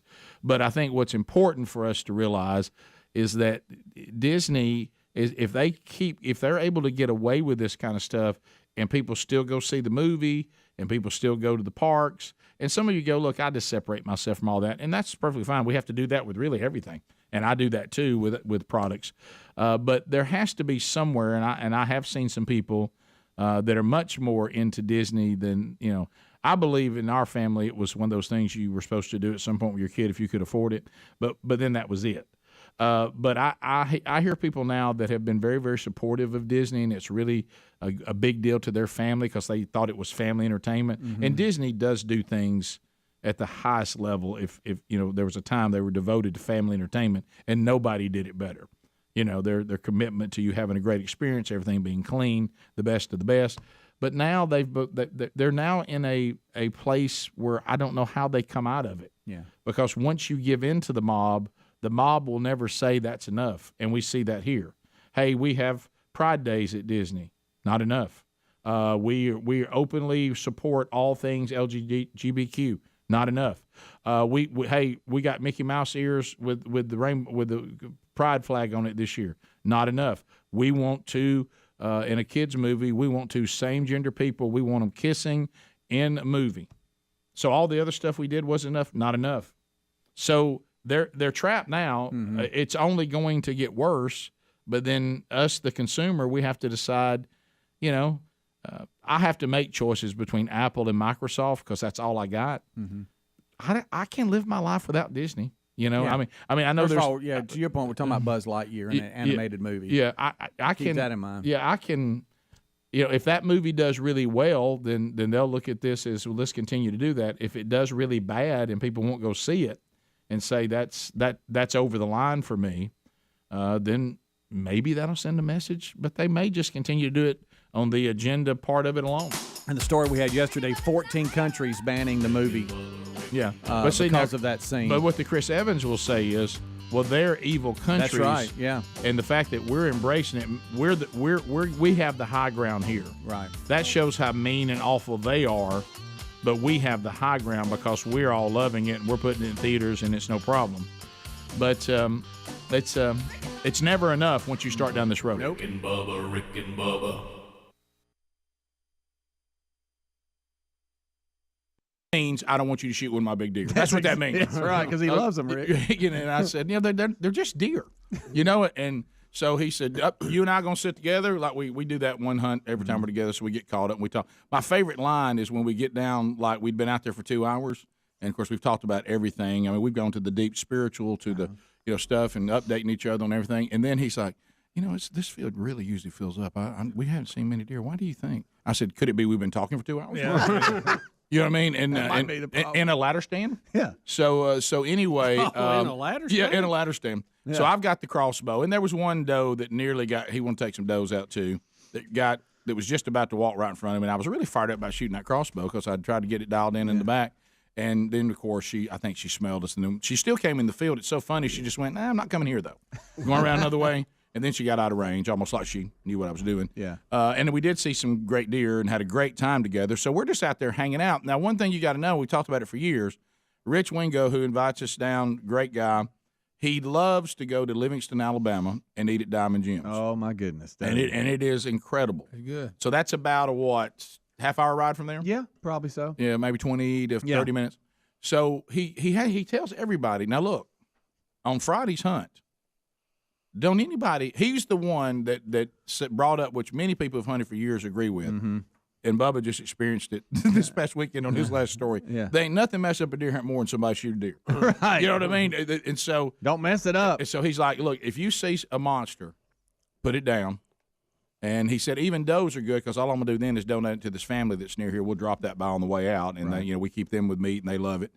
And he said, so monster – or a doe that we'll just drop off on our way out. That's right. Nobody mess up Diamond Jim's, us getting there. He's right. And one time, a bold statement, he got us a 6:45 table. I said, 6:45? We ain't going a little early. We ain't going to make it. You know what I mean? Not deer season 7 at best. Yeah. So anyway, of course, we've been sitting there, and then Speedy, you're communicating with JT, right? And what is well, it's so bad there. Sometimes he keeps asking me what's going to happen at dark. Yeah, you get one bar of cell service, and then it goes and says no service. It's just back and forth. So he texts me and says, "Hey man, have you seen anything?" And I text back and I go, "No." I said, "But it's a beautiful setup. I'm just waiting." I'm thinking, man, I can't. I'm gonna run out of bullets. There's gonna be so many things come through here. Right. Of course, I didn't see anything, but he says, "Hey, I got a spike and a button head on the field. Hey, I just didn't want to scare you because we were close. I'm about to shoot." And I replied back. I said, "No, don't shoot those two. Right. And then he says, "Hey, my cell is getting low." And then all of a sudden I hear, and I'm thinking, "Oh my gosh!" Yeah, we heard that too. I'm thinking, did he just shoot one of those two deer? I know. Please tell me he didn't do that. Know. So I'm like, "Is that you? Is that you?" And then you start coming back. "Hey, who was that?" Right. And then he comes back. He goes, "Hey, shot a doe." And I'm like, "Okay, does he think the buttonhead is a doe?" So now I'm worried that he's made a mistake. But and he says, "No, it's laying in the field." About 30 minutes later, and I'm like, "What is going on?" And that's when you said, "Easy now." Yeah. You actually I said just typed the word easy. But now his cell is Don one. That's what I thought it was. Yeah. Now his cell is dead though, Right. and so I have no way to communicate with him. But I know it's him because it's knocking me out of my stand. It's so close. Of course, I'm having to deal with now the nervous Wingo. What's he doing? Yeah. What's happening? 30 minutes after that, I'm like, that's 3 shots. I know. What is going on over there? I know.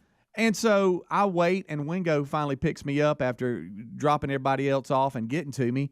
And he goes, "Hey, what's going on?" And I said, "I don't know. JT has shot 3 times. I know his one doe down. I don't know after that." So now the nervous ride to JT, and you know me, I'm a nervous wreck because I don't want JT to have made a mistake because I'll feel like it's me, even though it's not. It's just how I am. And so we get there, and sure enough, there's a doe laying in the middle of the field. And I'm like, man, okay, there's one. So we actually stop, put it in the back, and then go get him at the shooting house. And Rich says, "All right, where's the other does?" He goes, "I don't know, but my 8-point's right over there." All right, now let me chime in on this. Because we're sitting there, and then all of a sudden, we knew that Gary Palmer, Congressman Gary Palmer, was going to arrive, but he was going to get there after we were out, so he was going to go to a place that was near where the house was. Backfield. Yeah, so where we're sitting is not that far from the house either. You know, the field that Rich won't let anybody shoot anything on. Right. And so we're sitting there, but you'll see tons. I probably saw 30 deer. Sure. But anyway, so we hear, I mean, like right on us, and all of a sudden he looks at me, and goes, "That's Gary Palmer," and all of a sudden, so then I see his face. I'm like, Rich. He goes, "You know, does really weren't an issue."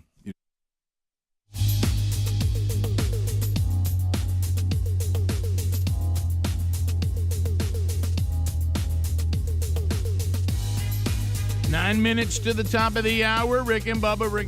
We're back. 866 We Be Big is our number. Bubba is out today. Bubba is out. He had a tooth problem, and now we get the word that will lead to a root canal. So Bubba will now be shifted over to root canal. Why Bubba crying? Because his teeth keep breaking. So he did send me another text, but I still might try to make the golf tournament. Don't tee off till I get there. Right. Y'all, I hope Mike's not thinking he's coming. I must be so uncomfortable. Somebody call Mike. MyPillow.com/Bubba. Because Bubba won't go up. All right, so picture standing outside his office door locked again. Which was one of the greatest. Why Bubba crying? Gotta have the root canal. Gonna have a root canal. You know, how about it's tough to when you think about there's a procedure that's coming up right now that is used as an analogy for misery. Mm-hmm. That's right. Think about that. I have a root canal. It'd be like somebody saying, "I got to have a DMV today." Yeah, exactly. You know, it's They use it as an example of a horrible day. Hey Rick, how did it go yesterday? About like a root canal. Oh, see? Yeah. And I'll tell you what that process is like that with a root canal. Bubba just got dunked on. But haven't root canals, haven't they come a long way? I've got a friend. How do they come a long way? I mean, like where were they and were they? Well, they were really, really bad. I'm just kidding. I've never, yeah. thankfully, I've never had to deal with it. I've got a friend, that's what he does all day long. Root canals from the time he gets up to the time procedure's gotten a little better. Yeah. MyPillow.com/Bubba. If you love quality American products that improve your life, this is the place to go. I clicked on that URL just the other day, and you go boom. As soon as you click on it, here come all the savings. MyPillow.com/Bubba. If there's ever been I know everybody's out there right now, and you're saying I got to have some relief.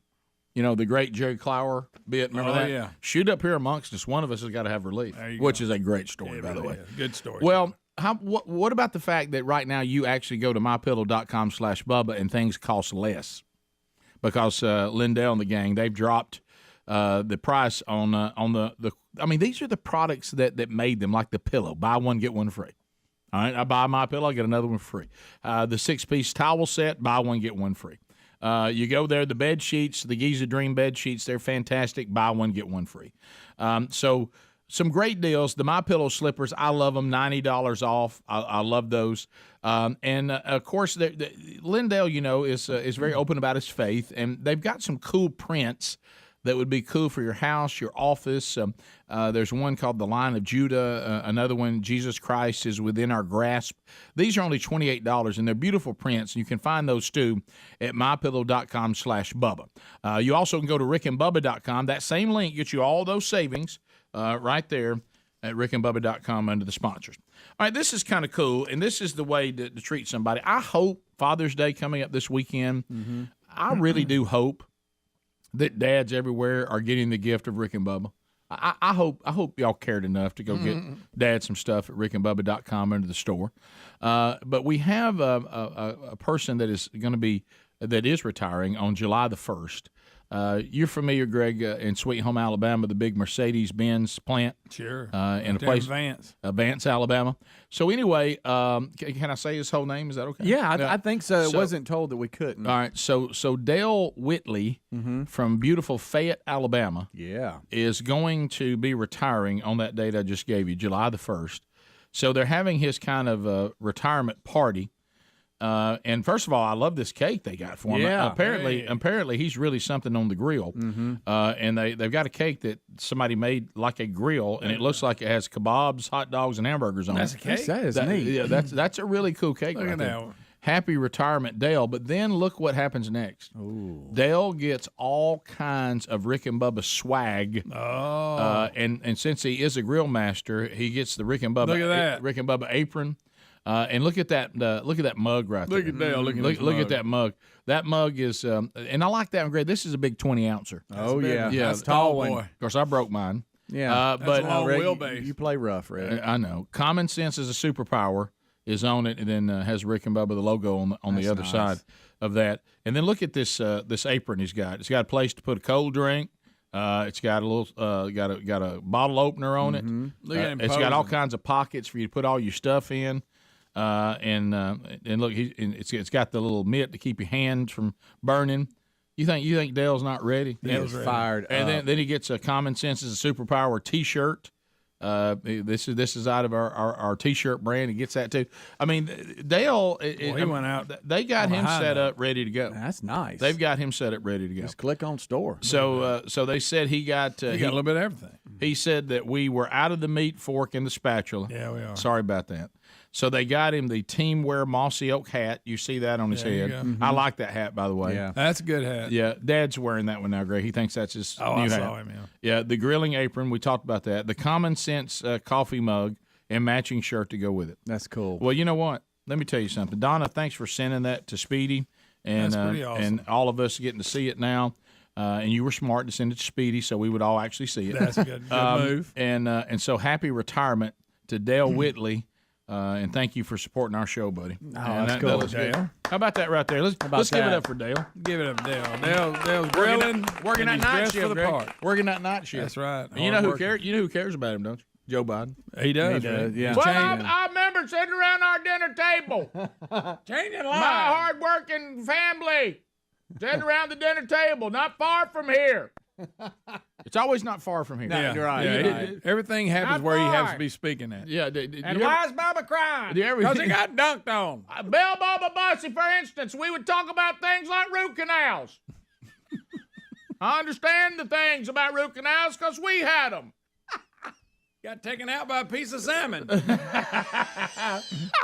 Salmon sometimes can be deceivingly rough. Just press them things. I'm kidding. Maybe Bubba should floss more. I kind of like flossing. I don't You like, do? I don't like Yes. flossing. No. Do you go?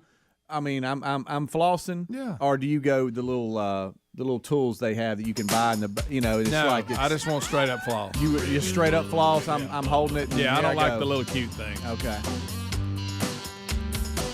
I mean, I The just little got done. disposable. You don't like that all-in-one flosser they got now? Nope, Little don't disposable. like it. I'm little, and traditional. then on one end it's got like a little toothpick, and on the other you can floss. Every now and then I'll get a piece of floss and just chew on it.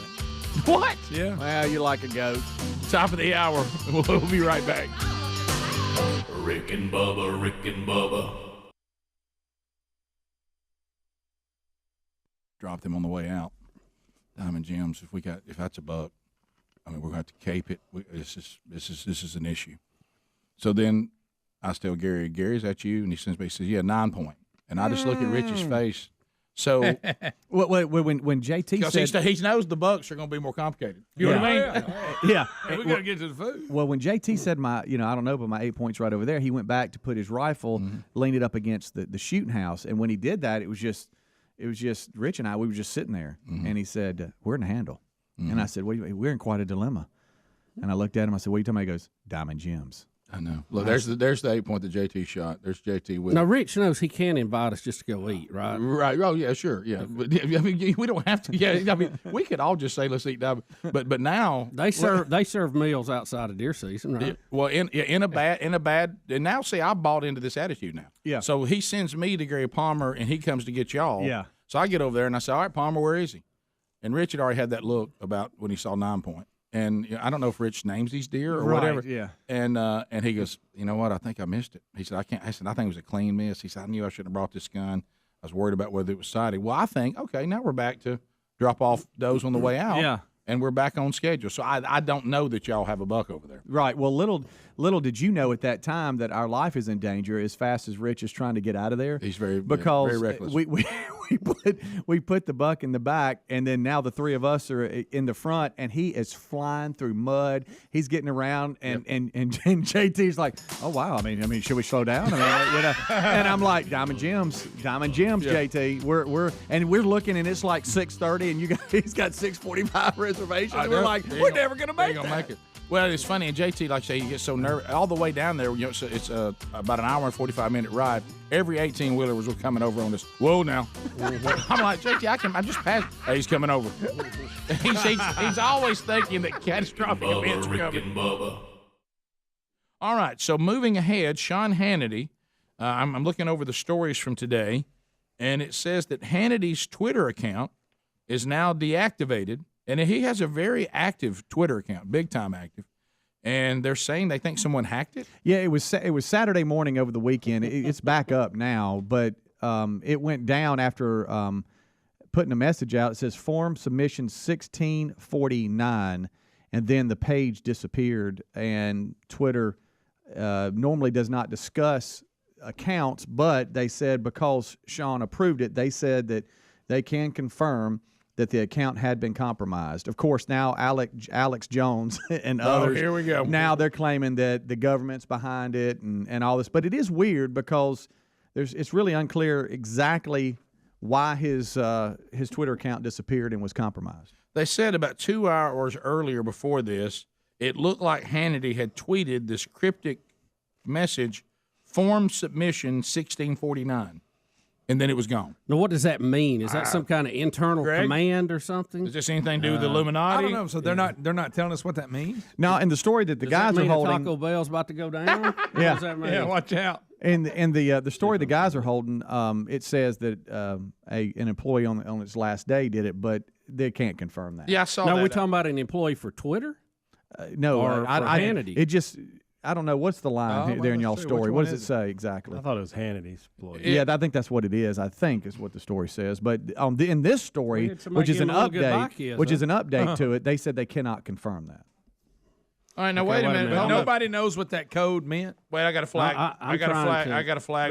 Rick, I think it's in Tangle A. Let me have a flag on the plate. This says that the employee line belongs to Donald Trump. Says on November 2nd, Trump's Twitter account was deactivated for 11 minutes. Later, it was revealed it was the work of an employee on his last day. Yeah, from Twitter. Yeah, it was a Twitter employee that deactivated his. I remember that. Yeah, I remember that story. But I don't see anything that says anything about Hannity's being tied to any employee. The only thing in this story is the thing about Trump. They were referring to somebody that says employee. The updated story that we have now that I was reading from says they can't confirm exactly how it is taken.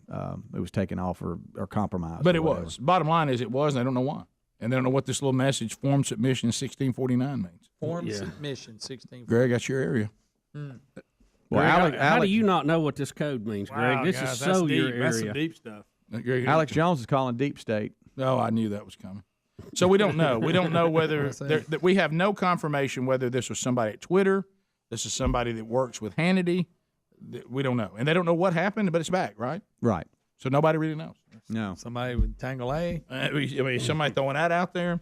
But it was down for a while, but it's back now, right? Back. Yeah, but there wasn't messages going out that were hacked that were that's what I when I first saw it. I thought, oh no, somebody's acting like Sean's tweeting things that are very bad. But because that's what you'd want to do, right? But it didn't happen. That'd be your point. But Twitter did confirm it was compromised in some way. Okay. Now I did. Did anybody watch the Grammys last night? I did not. Did you, Greg? Briefly, I had just so happened to be flipping when they did the little parody about what's the book about Trump, Fire and Fury, and they brought Hillary, showed her like they were showing them. They were talking about how you give Grammys for the written people reading the written word, and they showed Hillary's won one in the past. I didn't know that. Bill Clinton, a bunch of them. I bet. And anyway, they were showing these people were supposed to try broadcast while he was reading. Celebrities trying out. They were going to read it, and and then of course she ended up being on there. Oh, okay.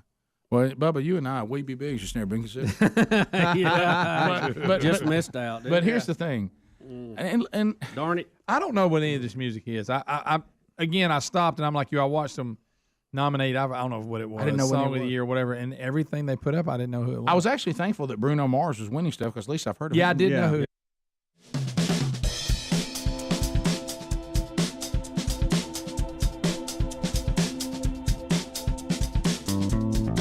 All right, so here we go.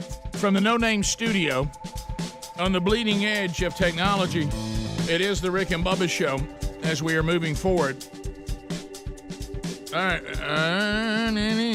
Wednesday Bible study back today. We walked through the book of Genesis. We are now in Genesis 24, which is the longest narrative in Genesis. So we may not get it all done today, but we'll walk through it as far as we can in the time that will be allotted. So that's happening today on our YouTube channel live at noon, 1 o'clock Eastern, and then archived soon after for your consumption. And it's really cool. Got a great email from like somebody that has found the show through all different stuff and reached out yesterday. Said, hey, I just found it. I have to find that. I need to send y'all that email. It was kind of cool.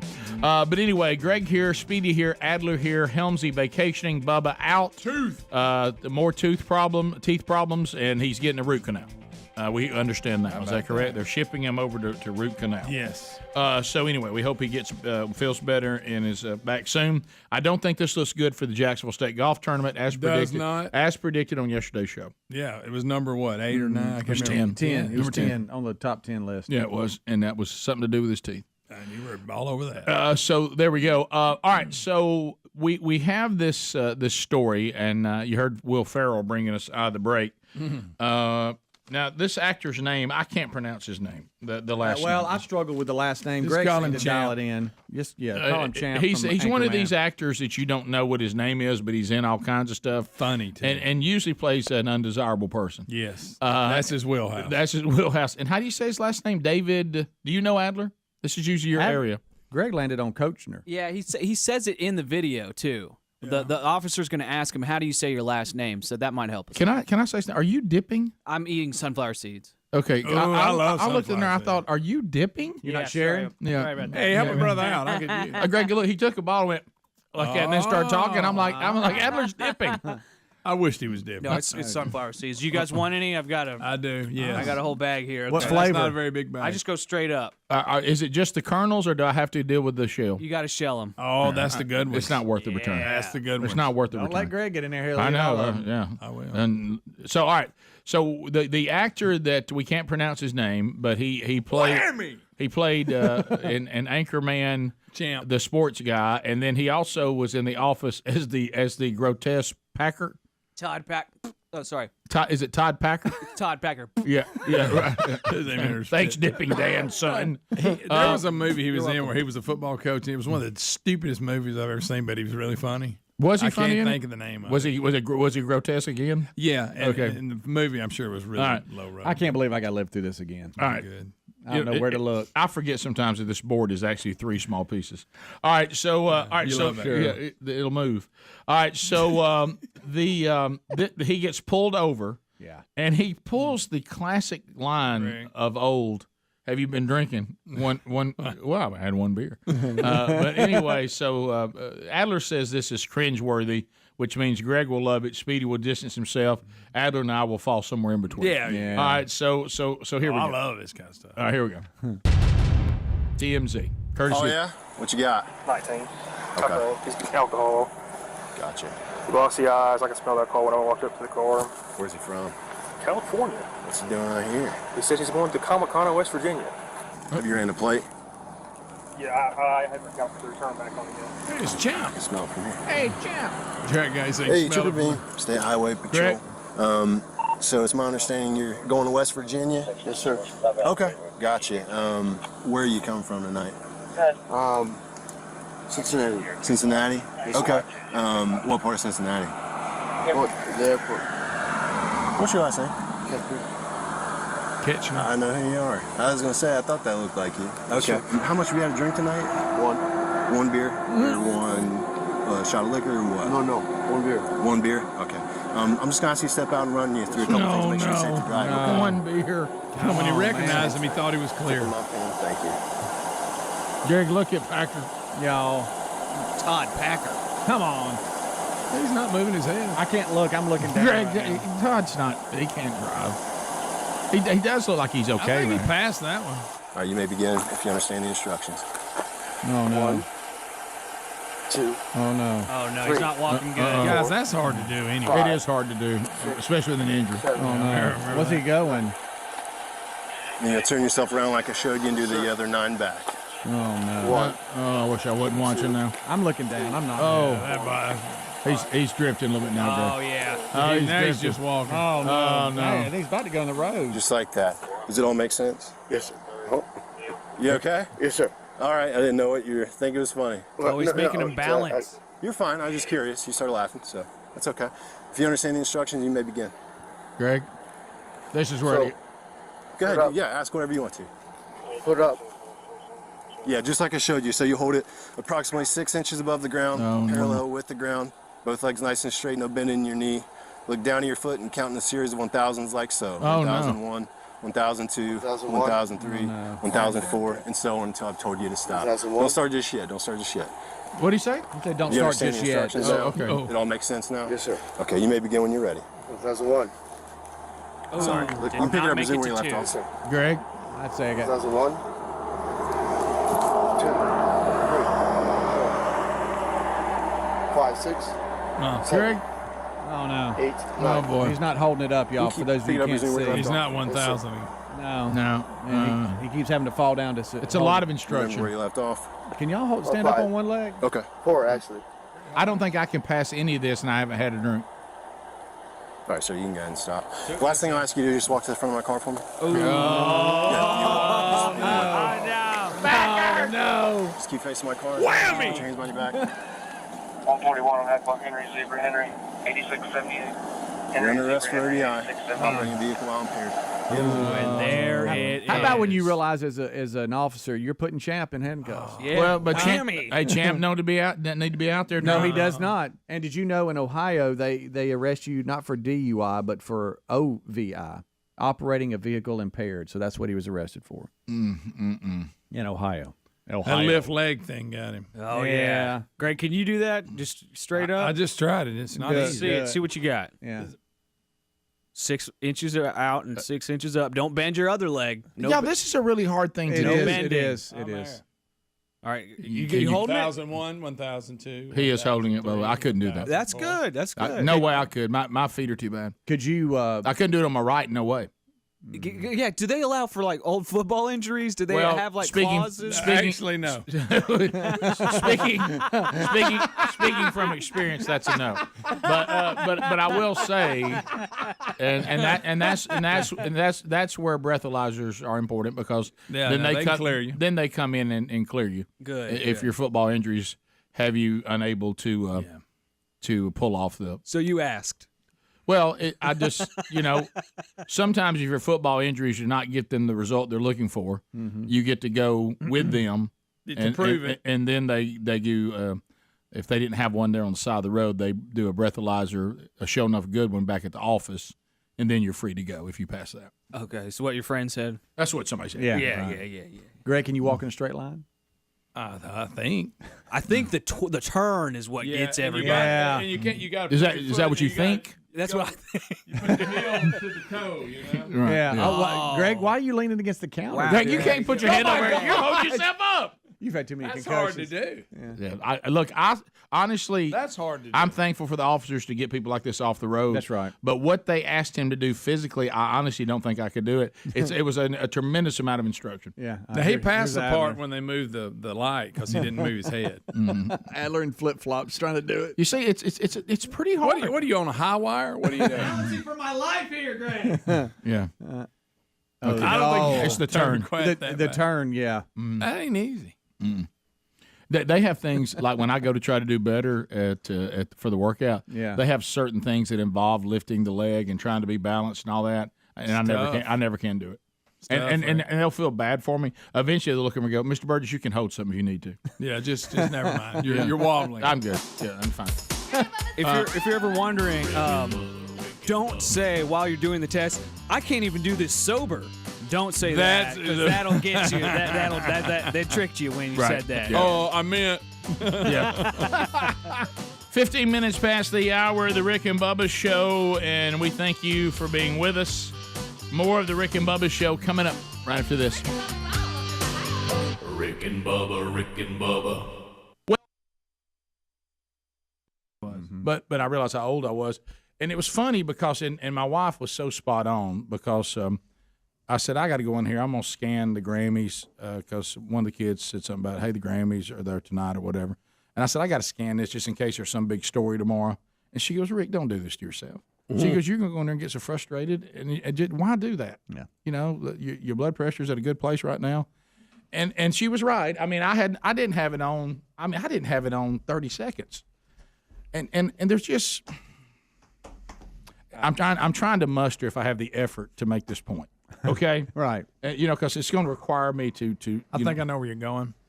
You probably do. Here's the thing. You know, the thing that bothers me about the entertainment left is there really isn't any consistency. And again, what I have and sincerity about any of it. And what I have to tell myself is, Rick, you said 1,000 times in this mic, Rick, don't look for consistency from people whose whole worldview is based on emotions and feelings and seeing which way the wind blows. Rick, why are you frustrated by that? You've already said Rick, you had the answer to your question. That's right.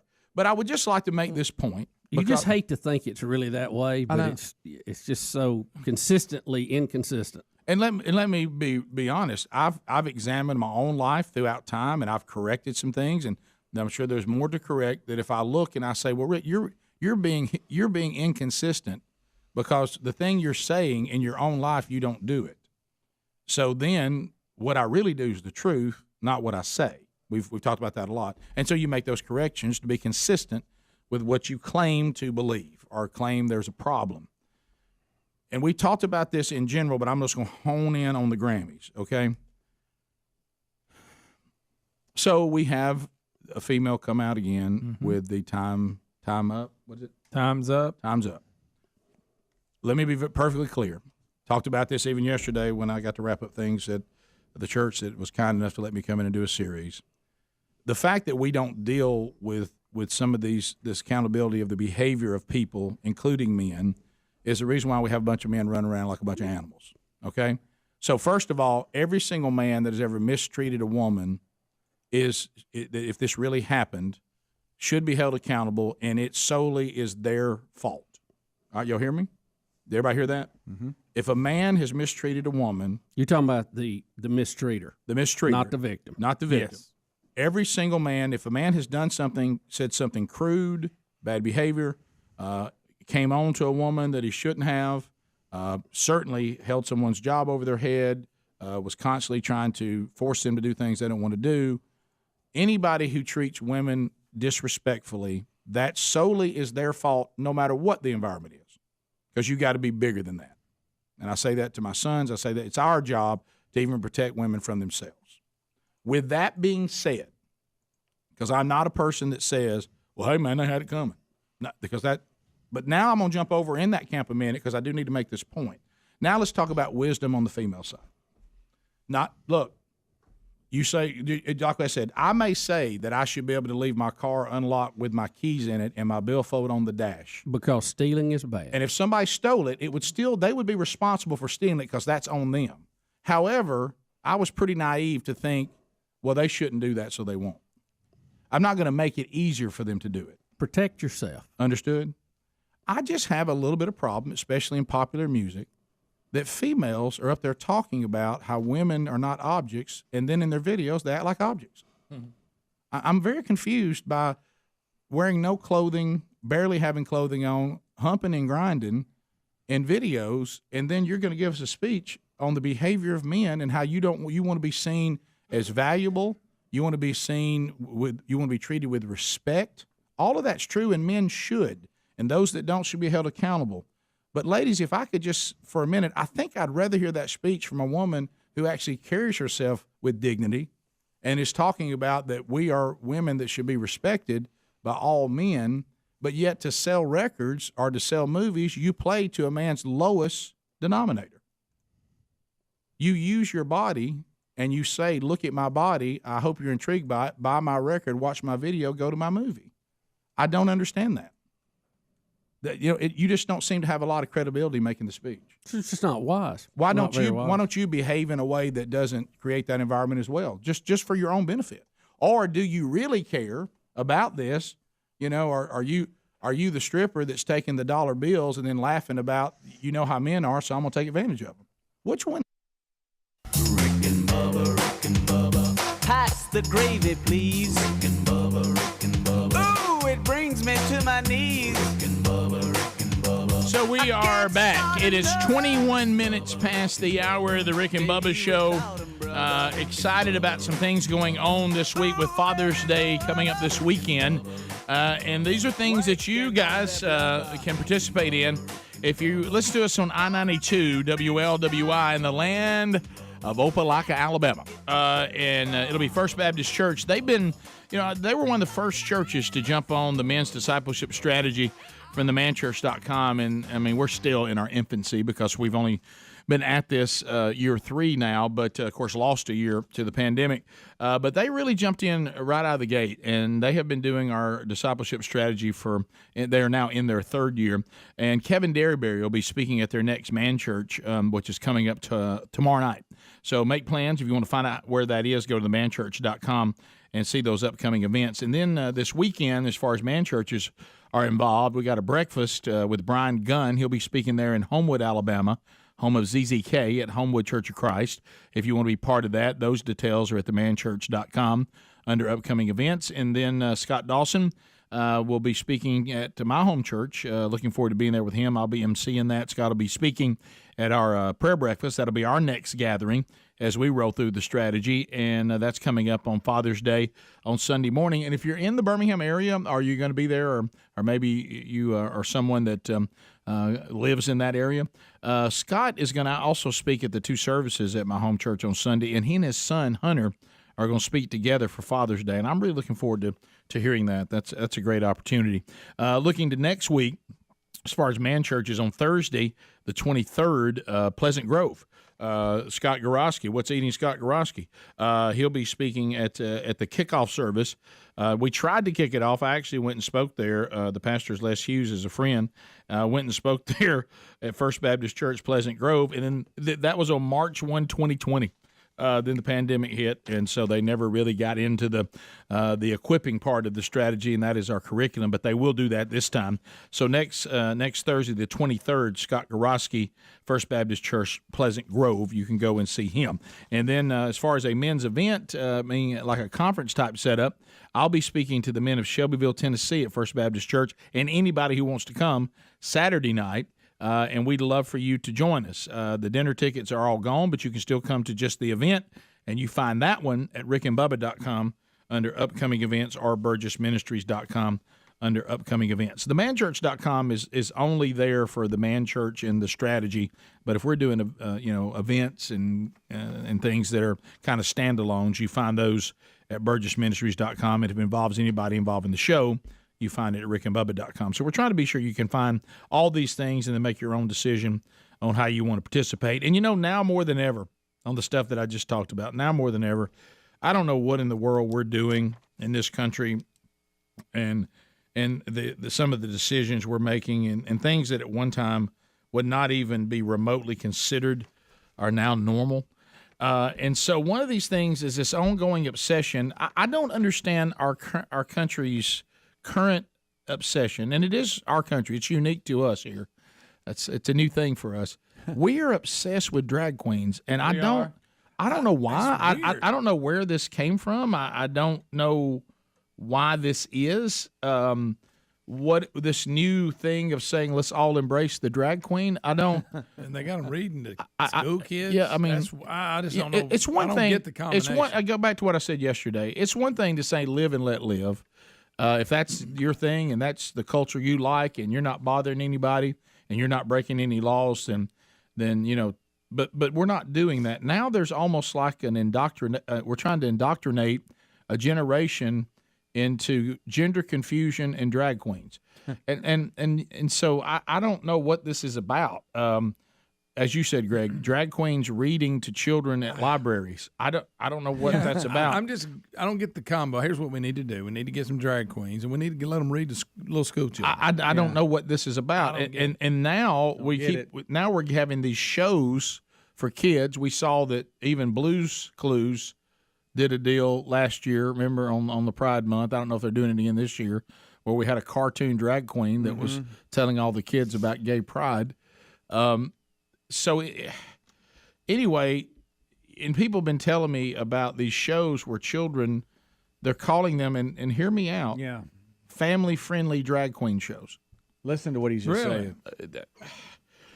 But these images should really bother us because it's not like, here comes Mrs. Doubtfire, to teach us some stuff, and it's really a man being a female character that is it'd be like saying, hey, and she's not, let me be clear before I say this, she's not.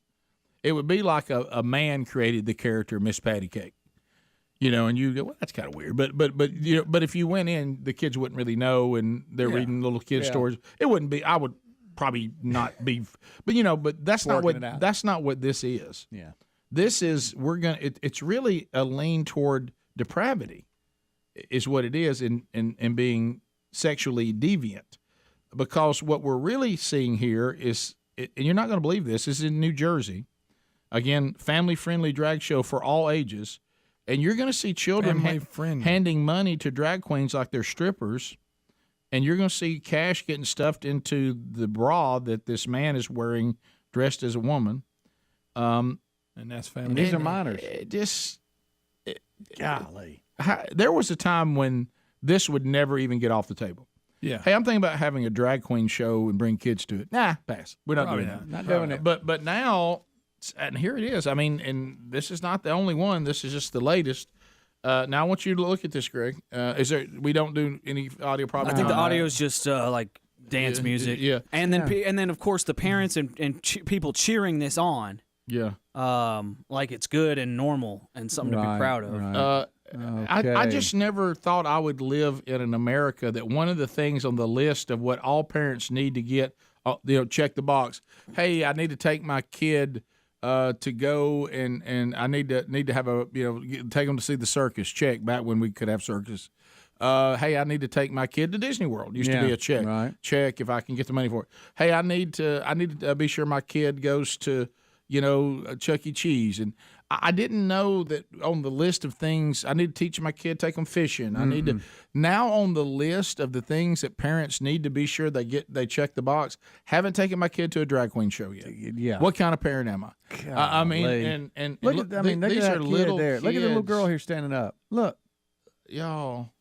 Oh my gracious! What are we doing? What are we doing? What are we doing? What are we doing? What are we doing? That's the question, isn't it? Rick, there's a lot of people sitting there that agreed to that.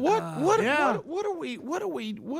And y'all can go. You're hung up on the drag thing. I'll tell you this: if that was just a woman doing that, it's not appropriate. Yeah, it's absolutely. It's not appropriate. I mean, it doesn't have. It's not appropriate. Is there? I gotta know, and apparently the answer is yes. Now I don't know. They listen to this show, and we're doing calls, so this will be an opportunity for you coming back. Is there anybody that thinks this is okay? Is there anybody that says, I tell you what, I don't got a problem with it? I don't. Like you said, let's say that really was a biological woman, same outfit, same dance. Not appropriate. Yeah. It's offensive. If it was a Chippendale, still inappropriate. Yes. What are we doing? Rick and Bubba. I'm just confused about it because, it seems like if you don't want to be seen that way, you wouldn't behave that way either. Still the responsibility of the men not to act inappropriately, 100%. But some of the behavior, especially of pop music females. Oh, I know. What? Y'all going to do a time's up speech to everybody? I just didn't think it had a lot of credibility. It's hard for me to take you serious because you're going to roll around in the water with see-through clothing on, a very little, with your butt up in the air, bumping and grinding, and then say, I want to be treated with respect. It doesn't wash with me. Real inconsistent, isn't it? We'll be back. We have an intern program that we have lovingly called Rick and Bubba University. And these are, we take young minds and We try to mold them into, one thing. They're trying to earn a degree in common sense, which we all acknowledge, including Dave Ramsey. That has become a superpower. Mm-hmm. I mean, it is uncommon now. So we try to teach them the ways of the world and to send them out to see if we can't turn, where we're headed, which is we're just in a wagon. Just everybody's just piled in there and the wheels are coming off and we're just plowing. Just in a handbasket to hell. Mm-hmm. So what we're doing is we try to take these young minds and see if we can't go out there and, and infiltrate society with some people with some sense. Yeah. And so we now, Bubba, there's a process you'll be following along as you're new to the show. From time to time, we will give them their Rick and Bubba name because all of our interns must receive a Rick and Bubba nickname, and you, the audience, help us. And we're about to give a nickname to Kevin Dukes of Crestview, Florida, currently attending University of Alabama. Mm-hmm. Kev, how you doing, buddy? I'm doing good. I'm glad to be here. Yeah, how tall are you? 6'4". 6'4", you big fella. Yeah. Yes, sir. Mm-hmm. All right, so Not related to play a little ball? Did you play a little ball? I heard you only played in the marching band. Yeah. Nothing wrong with that, but why didn't you do both? What's up? I don't know. I mean, I was never really any good at sports, so I just got in the band. I kind of liked it. Like I wish I would have. Really? stuck with football, you do? You wish you would have played some more football? I believe we could turn him into a rush in. Oh, I'll tell you, I could have brought you Stand off the up corner. in. We'd have to work on your feet a little bit. XFL's coming back. You can try out. There you go. What would you like to play? Would you like to play for the Stampede? So, what is the what instrument did you play in the marching band? I played the trumpet. Oh, really? Little brass fella. Yes, You sir. play any other things? That's it. And Just- I really don't even play anymore, so I just Easy. You set it down, huh? That's right. You done with it? Done. Yes, Intern sir. Gabriel. I wanted him to play. Okay, so I was hoping he'd come in here and give us a little New Orleans jazz. I was too. I wasn't that good at it. You like that? Put the thing in the end of it. What do you call it? Stuff it? I was mainly in it for the trips. You're in it for the trips? Oh, okay. Yeah, I marched in the Intern field trip. 2012 Tournament of Roses parade. Yeah. So that was watch pretty cool. out. Oh, you went to the Tournament of Roses. Well, let's jot that down. How about that? Of course, you in the band too. You usually better start flirting with the dance line a little bit. Sure. Yeah, sure you do. Look at me! Look at my yakety trumpet. All right, so It always bothered me when y'all had to dump that spit out of it. When they turn it upside down, and spit out Well, of it. you got to, Greg. Where you want it to go? I know it's just kind of something. So you wanna learn how to do some production? Yes, sir. Okay, I see that. Mark, you wanna learn some marketing and promotion? We can help you with that. Don't have our news. Are you looking at your phone? Our news department's a little shaky. Oh, is it? Yeah, I got his resume right here on my phone. I think we ought to crank a news department up, Rick. Why not? Why not? Yeah. News. Well, we do need Kevin somebody to cover Dukes. the Olympics. Hey, Greg. News. Kevin Dukes. Reporting. And when then- we I'm jump the news around, it's kind of like department. that. Yeah. Bubba, he hopes to get real work experience in our field. He says he wants to gain the skills necessary to make it in this industry, and he believes, and this is a statement we'll see, that interning with the Rick and Bubba Show will prepare me for what's next. Well, I agree with that. I agree with that. So have you ever had any nicknames before? I kind of got one in middle school, but never really caught on. Come on with it. I used to be called Dukenator. So Dukenator? Dukenator. I like that. Dukenator. I don't even know what it means, but I like it. Intern Dukenator. Oh, yeah. Yeah. So some of my buddies still call me that. But Duke. It's not like a thing, really. It's not like a thing. I like the Dukes of Tuscaloosa County. That's a good one. That's a good one. Dukes of T-Town. What about Uncle Dukinator?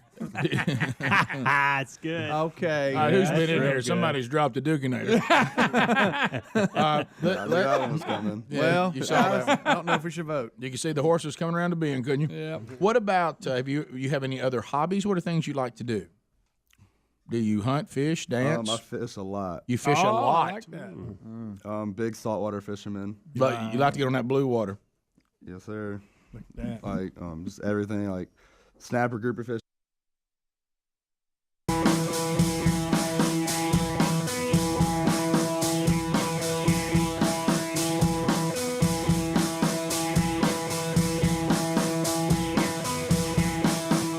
To the phones we go. 35 minutes past the hour. Rick and Bubba Show. It's just and for somebody who talks as much as we do to be speechless. I mean, I just don't. I didn't think we were to that point. I just yet. don't understand. No, I just don't get it. I mean, it's like the embracing of hedonism, like you said in the break, which was true. And the one we haven't showed you, the one we didn't show you, mainly for the sign in the background, was that another one of these things was held at an actual gay bar that children came into and were giving money. What is the children drag queen show? What is that? Don't know. First of all, what are the children doing in the gay bar? And some of the signs that Adler said were on the wall, and the thing that Christina Aguilera did. I don't understand. I will tell you this: if I was in charge of the public relations for the LGBTQ community, y'all are going about this all wrong. Yeah, I mean, it's just all wrong. You're trying to reach some people that refer to you as offensive and all this. You're not helping there. And help me to get into the mind. Help me to get in the mind of the parent that says, you know what, I'm in. Yeah. Help me to get in the mind of the school that says drag queen reading to the kids at the library. Absolutely. Yep. Need to do that. Help me to get into the mind of all that. Is sometimes you have to say, I know what it is some of you want to be presented as so open-minded. I'm so open-minded. I'm so accepting. Mm-hmm. I'm so inclusive.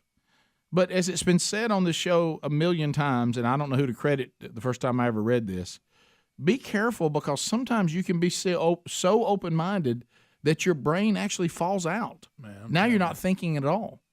You're not a bigot, okay, and you're not hateful if you didn't think your children should not be exposed to drag queens.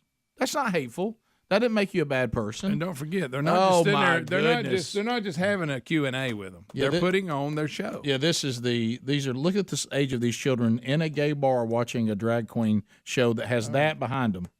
A very, very, I won't even say what it says, but those of you that are watching, there you go. And you have children in there. That's good. All right. Let's go to Jerry out of Prattville. Jerry, welcome to the Rick and Bubba Show. How are you, sir? Oh, it's Gary, but it's Gary. All right, 30 seconds, Gary. Close enough. Yeah, Gary. Hey, Jerry. I understand. You shouldn't take your kids to a drag queen, but what about loading up your baseball team and heading up to Hooters? Yeah, to me, that's just on the heterosexual side and is completely inappropriate. Again, why are you taking a little league team into what you know what's going on there? You know what the theme is. If grown people want to make the decision to go there of their own free will, that's their call. But taking children to that, see, I've never understood that, and I really don't understand the little league coaches or the youth coaches that don't understand why they shouldn't do it. This is not complicated. This is not a difficult thing about what is appropriate and what's not appropriate, regardless of your worldview. Just being appropriate. Yeah. Let's go to Cameron, Harpersville. Cameron, 30 seconds. Go ahead. Hey guys, how y'all doing this morning? We're great. I really thought Bubba would choose something Betty needed him to do over a toothache. And Greg, I think it's about time for you to sound off. So sound off on Bubba's teeth problems? No, I think he needs to sound off on everything going on with society. Oh, okay. Boy, yeah. It's gonna be a long one. Yeah, that'd be a long one. I got to sit down and get it all in order. Well, I'm at the point. Sometimes you have to let. I understand. I'm still shocked, but it's. So has it finally happened that you look at our country and our society and you go, I have to say, I'm at the point I am surprised now. Yeah, exactly. Yeah, because I didn't think we were there yet. We're there, buddy. Let's go to Dr. Mike. Dr. Mike, 30 seconds. Go. Hey guys, how are you doing? I'm going to be the one doing the procedure on Bubba today, and I just want to let you guys know he definitely will not be back in or at the golf tournament. We ran into a bit of a snag there. We found an entire Tootsie Roll jammed down his root and tooth with the wrapper still on it. With the wrapper still on it. Wrapper still on it. That's good. That is so good. Oh, he's cutting out. Doggone, his phone left him, but that was funny. With the wrapper still on it. So he's not going to make the tournament.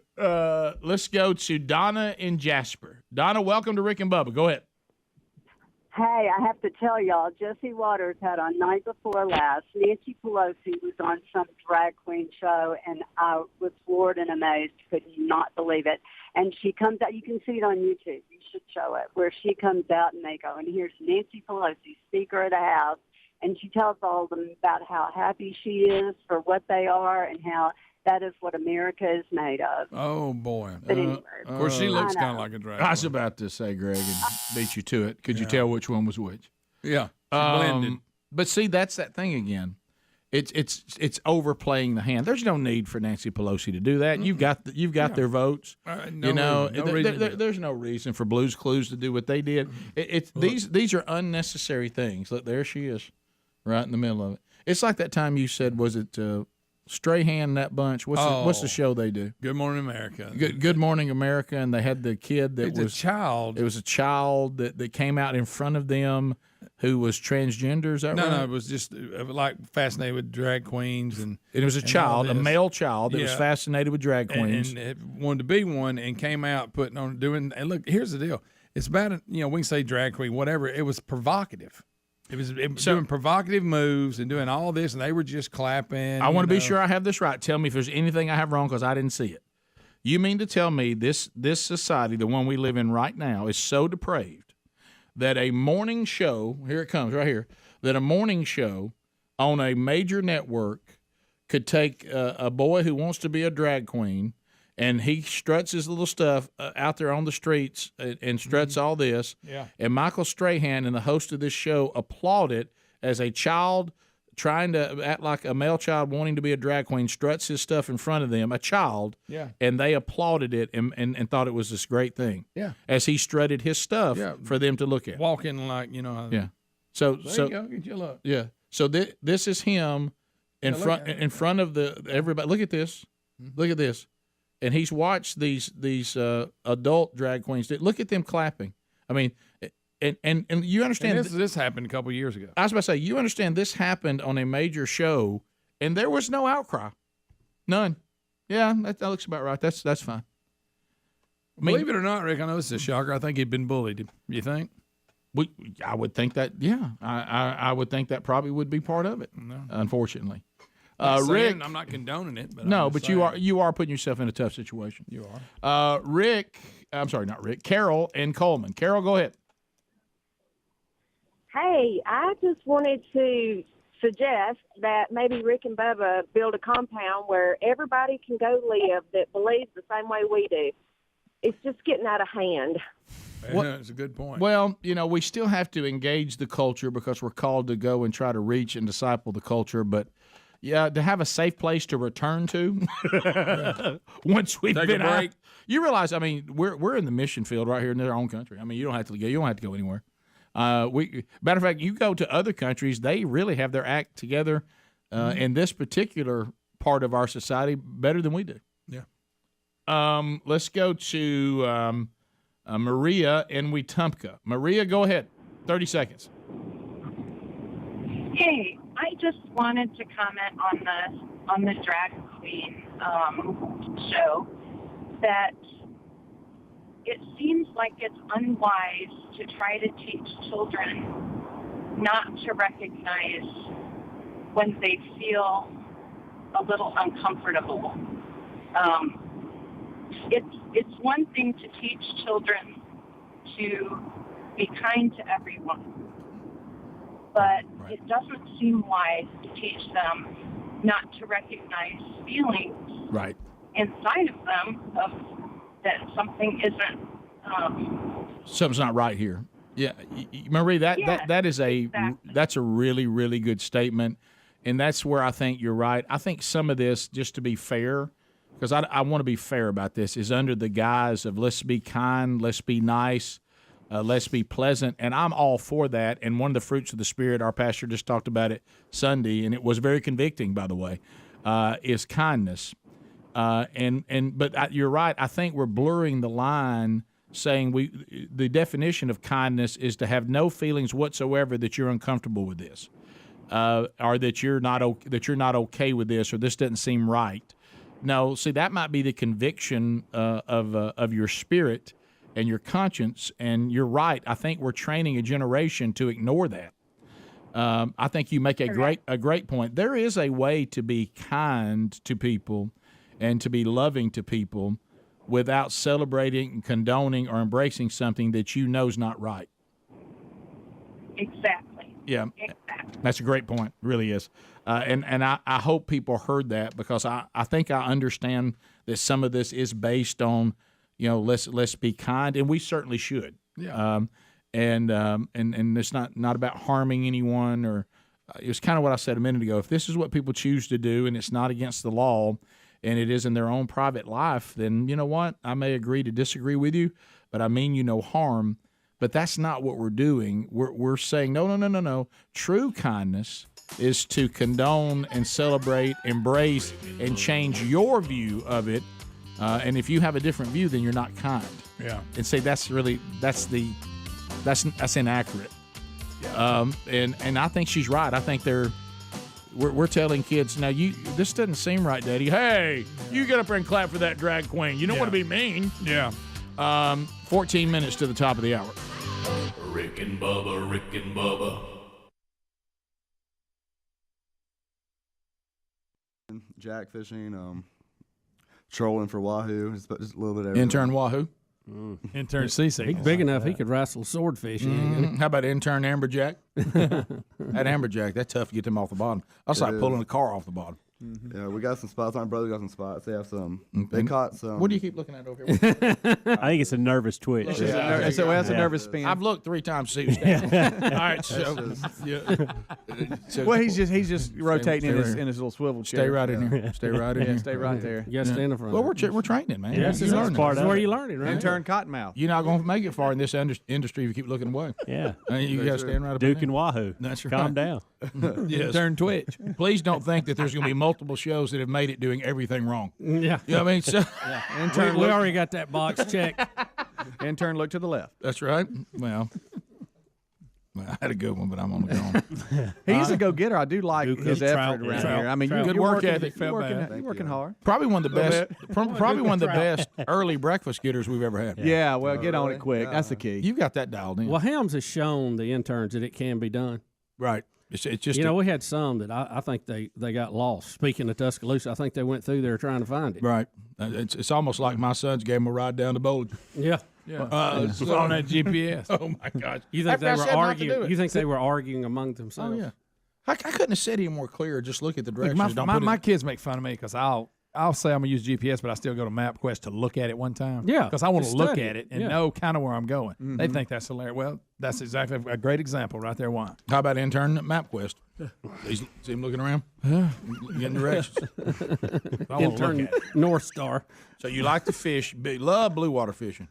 Yes, sir. Okay. That's that Crestview, Florida coming out of it. So we've got the last name Duke, which we can do a lot with. Dukes. But you can say Duke. Yeah. Dukinator. Or Dookie. We've got that he's 6'4" 6'4" and plays the trumpet. 6'4" plays the Louis trumpet. Armstrong Was in the marching band. Louis Armstrong's good, Greg. But you don't even like. I don't like when we do people's You names. just did I something can't you believe don't I like. said Greg, that. what's wrong with you? So I've got Gabriel Dukinator, Uncle Dukinator. So we just go Uncle Dukinator, I guess. Dukes of Tuscaloosa, Wahoo, and MapQuest. We must drop Uncle Duke because we already had an intern name that. It's Dukinator. It's not Uncle. Yeah, but the first time you said Uncle Dukinator. What? I want Uncle out. Uncle's got to leave. out completely. Just Dukinator. Just Dukinator. Duke. I like it. Duke. Dukinator. Nader. Dukinator. Dukinator. Nader. Watch out, Bubs. All right, so that's it. All right, so we can run with anything else we need to know, Kevin, that may help us. I used to go mudding a lot until I blew up my 4-wheeler. Oh, really? I like mud. I do too. Bubba went mudding this weekend. Duke Yeah, of so mud. did I. I loved mud. Duke of mud. Mud. Duke of Mud. Greg, country music fans, intern Poncho and Lefty. How about that? Okay. You like that song, Greg? No. Thank you, Greg, for cutting right Duke to of it. mud. You know I don't mud, like that. Mud. Okay. Okay, audience, you got to do better than this now. They're coming in. Intern Good nuclear bomb. Oh, nuclear bomb. That's funny. That's funny right there. Salt Life because of those shirts from from if you're out down there in the blue water. Salt Life. How you like that? I've seen those shirts. Rick, I like Duke of Mud. Mud. Duke of Mud. That's pretty good. I like that too. Duke of Mud. That's good. I like Duke of anything we can sing. Yeah. To. All right, we'll come back. Rick and Bubba Show. Your vote, please. Moby Duke. Thank you, buddy. Your vote, please. Rick and Bubba Show. Hello. Rick and Bubba Show. You're on. Your vote, please. Intern Dirty Duke. I hate we missed that. I'll be honest. I've heard that one before. There's two we've missed. I wish I'm mad about. Greg, you know what? I'd have gone with Dirty Duke Slater. Oh, man. That's good. You're going, well, y'all just do stuff. All right, hi, Rick. Yeah, where we get Duke? Boy, y'all was pulling Duke out of nowhere. That's crazy. You got one nickname, you're sticking with it. Bunch of Star Wars people. Rick and Bubba Show, go ahead. Your vote, please. Dukinator, so you Rick and Bubba Show, hello. Your vote, please. Salty Duke. Thank you. There's one of Greg's minions. Hey, Rick and Bubba Show, your vote, please. Dookie. No. Hey, Rick and Bubba Show, your vote, please. Harambe Duke. Hey, Rick and Bubba Show, your vote, please. Salty Duke. All right, it looks like that's what it's going to be. That's it. Salty All right, Drop the hammer. New intern, Salty Duke. Salty Duke. Salty Duke. There he is, Salty Duke. Boy, they just keep coming into my email. How about dropping a Duke?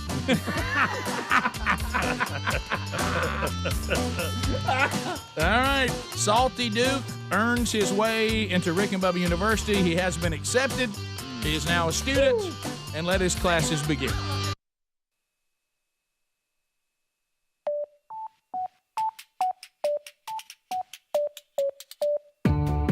8 minutes to the top of the hour. No Bubba today. He actually had another tooth incident. And Bubba's teeth giving him problems. Why Bubba crying? Because his tooth fell out. So he's had that looked at by Dudney. Now he's on to a root canal. What a day. Sounds like a great day he's having. And Speedy, that means he won't be with you at the golf wait tournament. a minute, Rick. He might get there.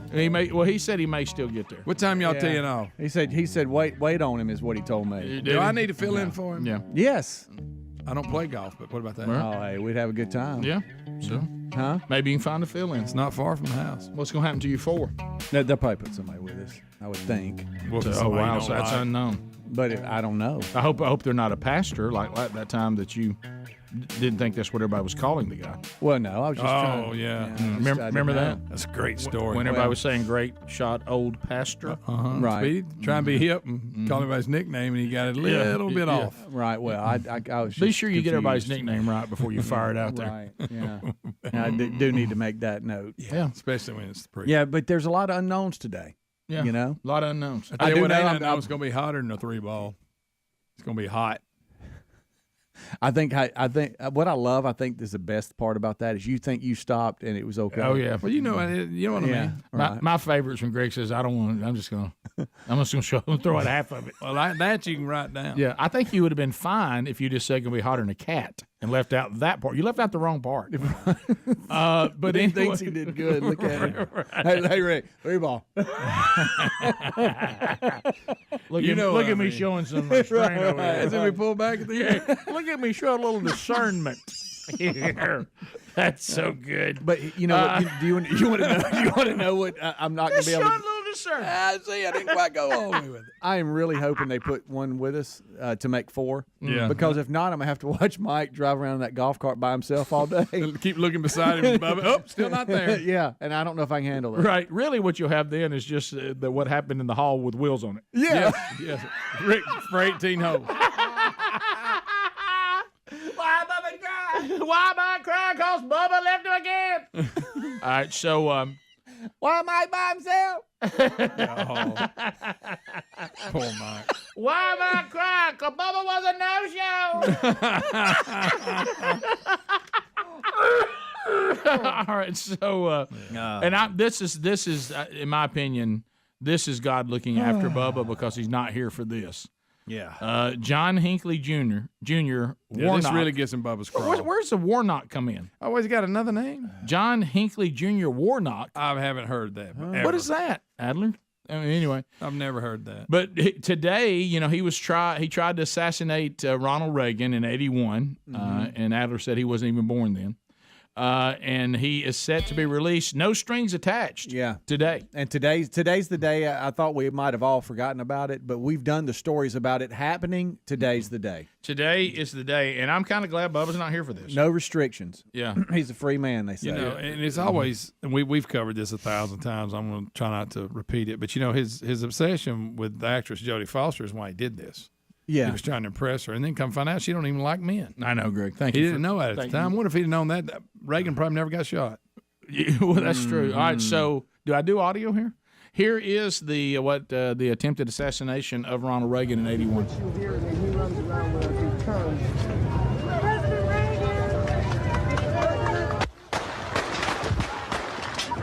Wow. Good gracious. Lots of shots. Lots of chaos. Lots of chaos.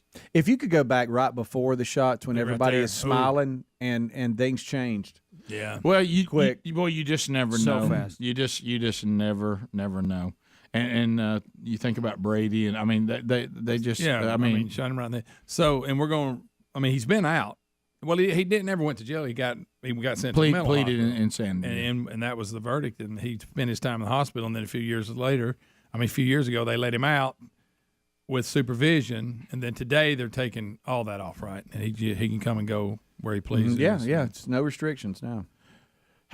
I'm with Bubba. And he thinks he's a singer. Don't forget that. Yeah, and Greg, you told me people actually paid to go hear him sing. Oh, they said that. I saw the other day a concert. It's like sold out.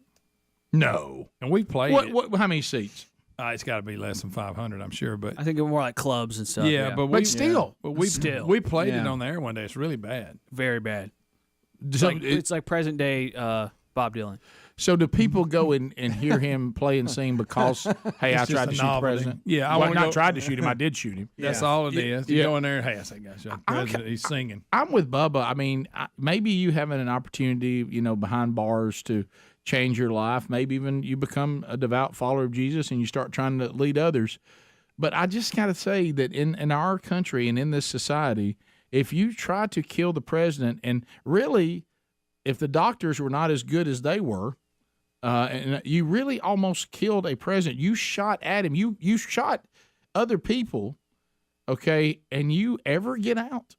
I mean, it just seems like we ought to have over there is like, look, you shoot at presidents, you don't ever get out. I mean, you stay in. Of course, you're not mentally stable, or you wouldn't have done this, especially for Jodie Foster. But we can't let you ever back out there with everybody else. That's one of those things. Give that right. You give up your rights in this country if you try to kill one of our presidents. Yes. I mean, it just seems pretty straightforward. We want to hear your hits that you've written. I know they're great. And you can play them behind bars. And, with YouTube, maybe you can get one out there. I don't know. Some stories have been written about Reagan's responses to all this. And supposedly the very first thing he said to the First Lady when she arrived at the hospital was, "Honey, I forgot to duck." Yeah, that was a good one. And then to the surgeons as he entered the operating room, he said to them, "Please tell me you're Republicans." That was good. So, I mean, he was dropping one-liners. The He Gipper. was. I mean, he just does it. The Gipper gets it done, you guys. And we all loved Reagan, or not all of you did. The ones that were foolish didn't. But and for him to, when he came out after surviving being shot, then we thought, well, he's him, man. He's more the man right now than ever. Yeah, he couldn't even kill him. I mean, he is back, and he gets back up there, and plus he had that. He was in worse shape than we all knew, but he was smart enough and had his wherewithal to know, going in this hospital, I need to act like I'm okay.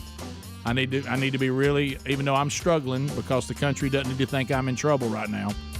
Of course, he was. He was in a lot more trouble than we thought he was. How about he thought that they'd broke his ribs, getting him in the car? You got to get him to safety, and come to find out, no, you've been shot. Yeah, he landed one. We'll be back. Rick and Bubba, Rick and Bubba.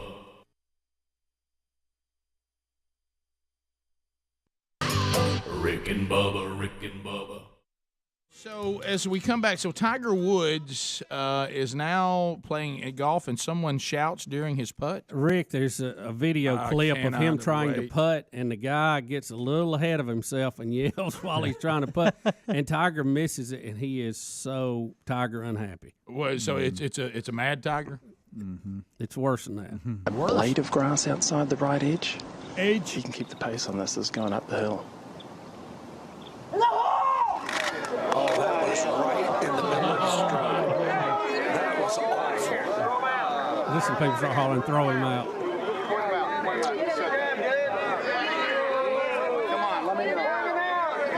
Enthusiasm a little premature with that one. Watch Tyler. He's mad, getting madder. Well, it's really starting to bother him now. He wants to slap a stripper. Greg! We may be identifying who that culprit was here momentarily. Look. So Watch mad. again, listen here. Look, here it is again. Yeah, that's crazy. What did he say? Get in the hole. And you can see the spectators behind Tiger. That's it. He was going to be the first one.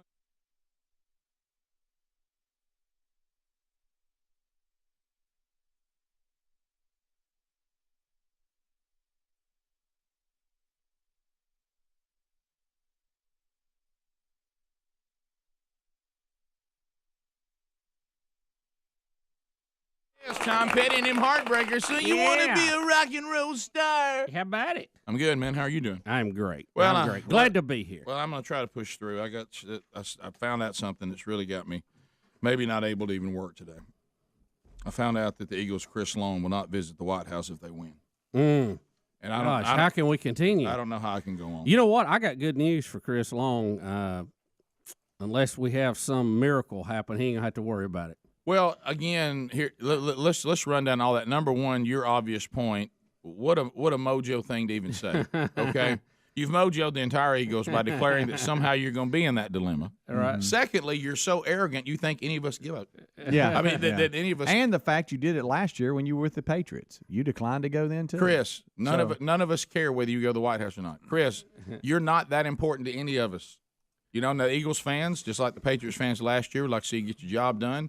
And, you know, you'll do it well. But when you're traded to another team, the Eagles fans, like the Patriot fans, will just move on and forget about you.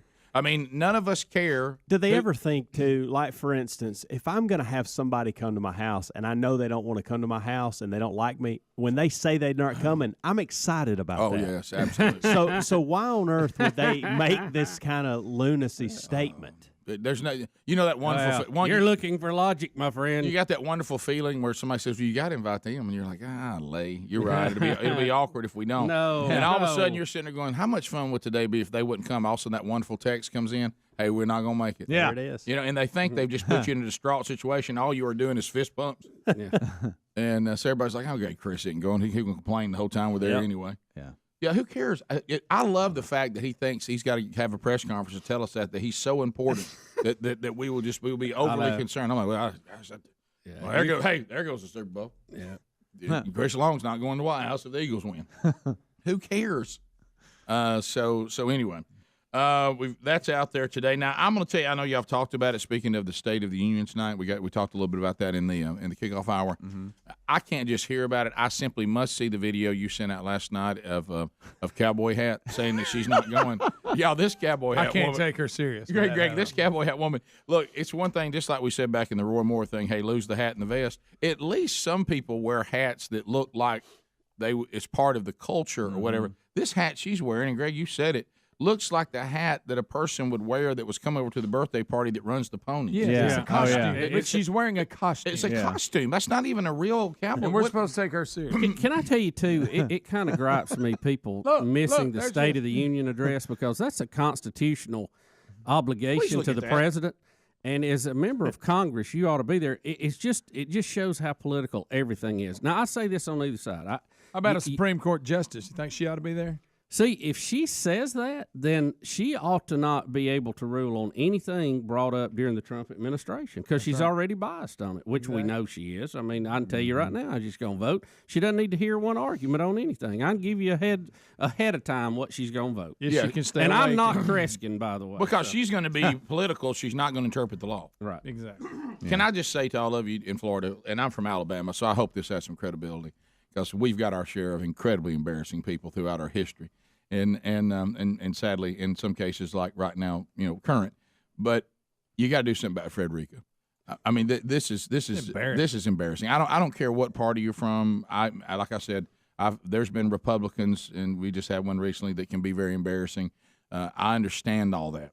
Let's throw our political. Look at that. I want y'all to look. She got all kinds of colors. let's throw out our political affiliations and let's just deal with things that embarrass us. How about we must, this person, Florida, y'all got to do something about her. Yeah. I mean, this is, what's your reasoning for not going? Her reasoning? Can we hear some of it? Can I just hear? Y'all mind if I hear with their hat on? Be there. What message are they hoping to send by not attending? Let's ask one of them. Congresswoman Frederica Wilson of Florida. It's nice to have you. Thanks for joining us this morning. Thank you. Thank you so much. It's a pleasure. Good morning. Is this the real life? Or is this just radio? Caught up in the landslide they call the Rick and Bubba Show. Open your ears, conquer all your fears and see. They're just two big boys, always on my radio. Make sure you're always up, never bored. They love to laugh, love the Lord. Anywhere the ratings go doesn't really matter to me.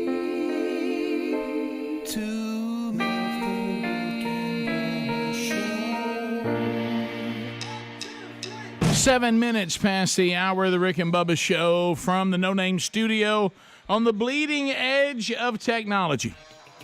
Bubba out, Helmsy out, Speedy in, Greg in, Adler in, and we are glad that you are here.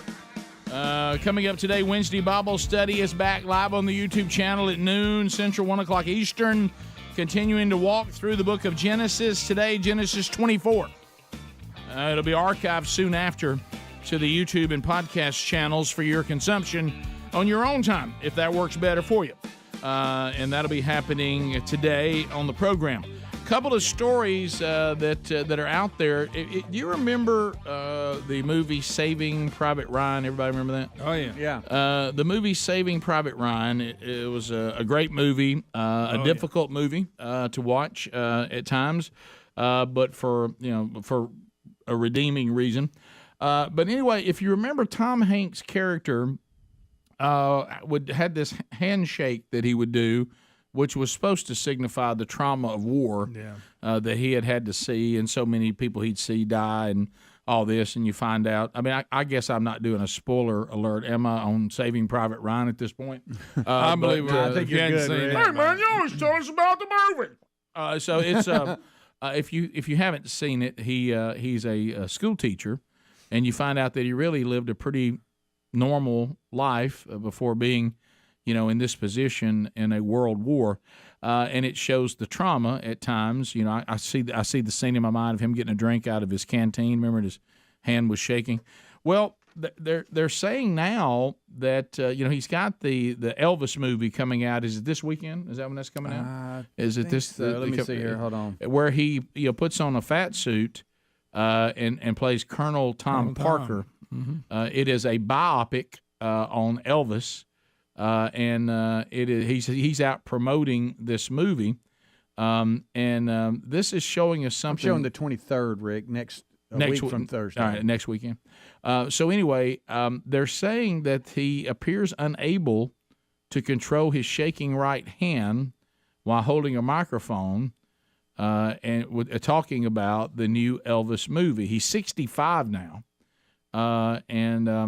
and I started thinking to myself, was this, I remember him doing this. Look right here. You can see his hand. You see the other angle. I know. Right, watch it right here. See it kind of shaking. And, it really is shaking. And they're wondering, is this a signal of some sort of Parkinson's or something like that? Not. But anyway, so something my hand does after I work the weed eater for a couple hours. Understood. Wear gloves. Yeah, it's but there, I started thinking about that. I mean, if he had this issue, he wouldn't have had it that far back. It just seems ironic that he did that with the character that he was playing, at the time too. Where are you on this movie? Yeah, are we going? Are we? I don't know. I got to be honest with you about something. You're the first I've heard of it. I had never been paying attention to movies. Speedy, we've talked about it even on air a few times. Well, I don't know. Was I gone when y'all? You did weren't that? paying attention. I sure hope I was. No, you actually said you liked it. Yeah. Have y'all ever tried? You don't remember us talking about that Priscilla went to see it and she cried? No. Watching I think the I was. Was that before the wedding? It may have been. For a couple It of may days? have been. That's where You I'm. can't I'm keep landing going back there. to that. I'm landing there. Right. Have you all ever tried to work a screwdriver or something and get it in, and all of a sudden you're shaking a little bit and you can't dial it in? No. And trying to line it up. Yeah. You mean? Yeah. Yes, you have. Yes, You must have something wrong with you. I don't know. No, I think I'm fine. Maybe- but I maybe you check got every problems. now and then.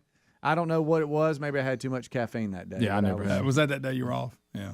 Yeah, it happened. Right That'd have before been when you the were wedding. working on the wedding. Hold your hands up, Greg. But I so get super shaky after I work out. Maybe that's Okay, it. Greg. buddy. Maybe that's it. Yeah, I'm just pumping iron so much. Maybe Tom's been working out. That's what I was doing. But Or he's been running a weed eater. But I don't know.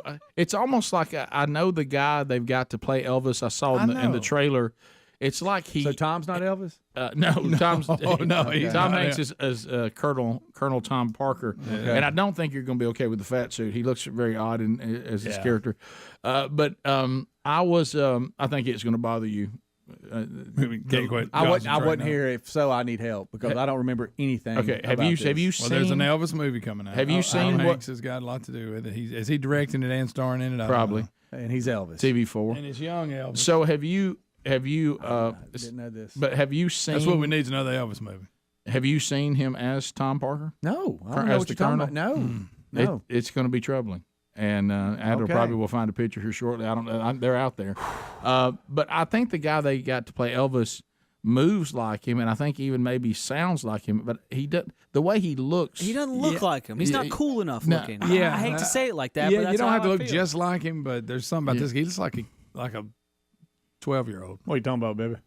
There he goes. Oh, goodness. That's good, Speedy. Yeah. Wow, was that Elvis? Wait, Back from Elvis the is dead? back. He's What? back from the dead. Wow, Yeah. Tom Hanks does look weird, Rick. You're right. I know. Look, Where is he? Oh my goodness. Sorry, buddy. Wow. What in the world? Yeah. What do you think? How about that double chin they threw on him? Is that going to bother It's you? a heck of a chin. Is that going to bother you? How much weight he gained? Are you somebody that Are they you want him to Elvis look saying like this that? now? That look more like that? Is instead that you trying to be Elvis? Yeah, a little bit. Your impressions are incredible. Thank you. Yeah. But it's just They all sound A little mix between Elvis and Tonto. that Elvis actor just doesn't look like a cool guy to me. I just don't know what it is. Like Elvis was just so cool, Yeah, this guy. You're right. and this is gonna mess y'all up, I think. But that guy that's playing Elvis to me looks more like the guy that plays it. Oh, no. yeah. Is it the same guy? It's not the same guy, but they look very similar. I'm like, wait, we got a Yeah, look at the guy who similar-looking plays dude. it. Oh, that's They awesome. look very similar to me. Oh, It and Elvis. Well, Now, boy. hey, thanks, buddy. Well, first of all, the I fact wrecked you it, I'm knew what the sorry. actor who played the It looked like. Well, he's a weird looking dude, Greg. You look at him. Yeah, he is. I never saw those movies. I hate clowns. Weird. Yeah, And that's the new It, not the old It. Yeah, not the original TV movie. Yeah. Oh yeah, that was for TV at first, wasn't it? No, it was not. Yes, it was. Are you It's a kidding? TV series. Settle, Well, that's Greg. a lot of confidence coming from I you. know it for a fact. Let me tell you- Hey, yes, it Hey, let me is. tell you something. He always acts with some confidence, but when he knows, he knows. Hey, you say, I'm locked on this. hey, straight back. Oh, what? Yeah, incorrect. Anybody want to oppose me? Right again. Here's my chest and it's poking out. That's you knew you was right. Don't you love that feeling? Don't you I love remember that- watching. Yeah. it. I remember watching. it. Have you ever known you were right about something, but the person was so adamant you weren't, they started making you doubt it? Yes, it happens every yeah. day. It happens to me all the Sort of time. known as marriage. Yes. Yeah, there you go. Right. Right. I didn't want to say it, but you did. Gosh, maybe I don't know what I'm talking about. Yes, I'm an idiot. What's the original It guy's name? He's super famous in Home Alone. Oh, the guy that was in the Rocky Horror Picture Show. Yes. What's I his gotta name? Google it. Was he it? He was in Home Alone. He was in Home Alone. He was in Hunt for Red October. What's his He's name? in everything. He was in Clue. What is Didn't his see name? that. Are y'all talking about Tim Curry. Tim You talking about Curry. Tim Curry? Yeah, That's Tim good. Curry He was played it? the original Pennywise. Yes. In the No. TV. Oh yeah, he was Yes. scary too. Yeah. And he was in Rocky Horror. That was scary too. Show that picture Yeah. up, Of Tim Curry. if you don't mind. Yeah. Here's a bunch you of don't Tim mind, Curry baby. pictures. Oh, yeah. Tim Curry. Yeah. I should He's know his funny name. in Home Speaking Alone. of drag queens, Yeah. Speaking of There drag you queens. go. Yeah, there he is, right I there. never understood that whole Rocky Horror thing. I but didn't it's- either. it's It's very drag queen. confusing. The No, crowd confusing. interacts with the Yeah, movie or no. something. I never understood that. not a big fan of when things start looking too much like a cult. Yeah, that's a weird. Is Tim deal. still living? I think so. Yeah. Yeah. I don't know. I think he is. Huh? You just said, yeah, a lot of Bo back again. You see him? I ain't sure about that. I'm gonna sit down. He's a funny guy. Do you remember? Do you remember that guy. cartoon? Was it the Thornberrys? Where they Wild Thornberries. He was the dad in that too. The voice of the dad. That's right. That's right. Yeah. Okay, it doesn't look like he's doing that? good. I see a lot of pictures of him in a wheelchair. Huh? Okay. He's in a wheelchair. He must have had a stroke. Yeah. Really? He had a stroke. Oh no! I'm seeing that now. Look at no Adler's. more Rocky Horror Picture Adler, Show? are you making this? Are you straight No, up? it's here. Look. Okay. Oh, bless him. Oh wow, I didn't know that. Yeah. What happened to him? He had a stroke, Greg. Something happened. I didn't hear that. Yeah, right. Gosh. Adler You said, don't just end up like that. Adler, What happened to him? Adler said stroke several times. I didn't hear it. Yeah, I mean, he said it like almost like a stroke machine gun. I didn't hear it. Not one time. What's with his face? Right. When we come back, Why is he just sitting? Who farted around him? when we come back, we're gonna do the Wheel of Meat next. Bubba.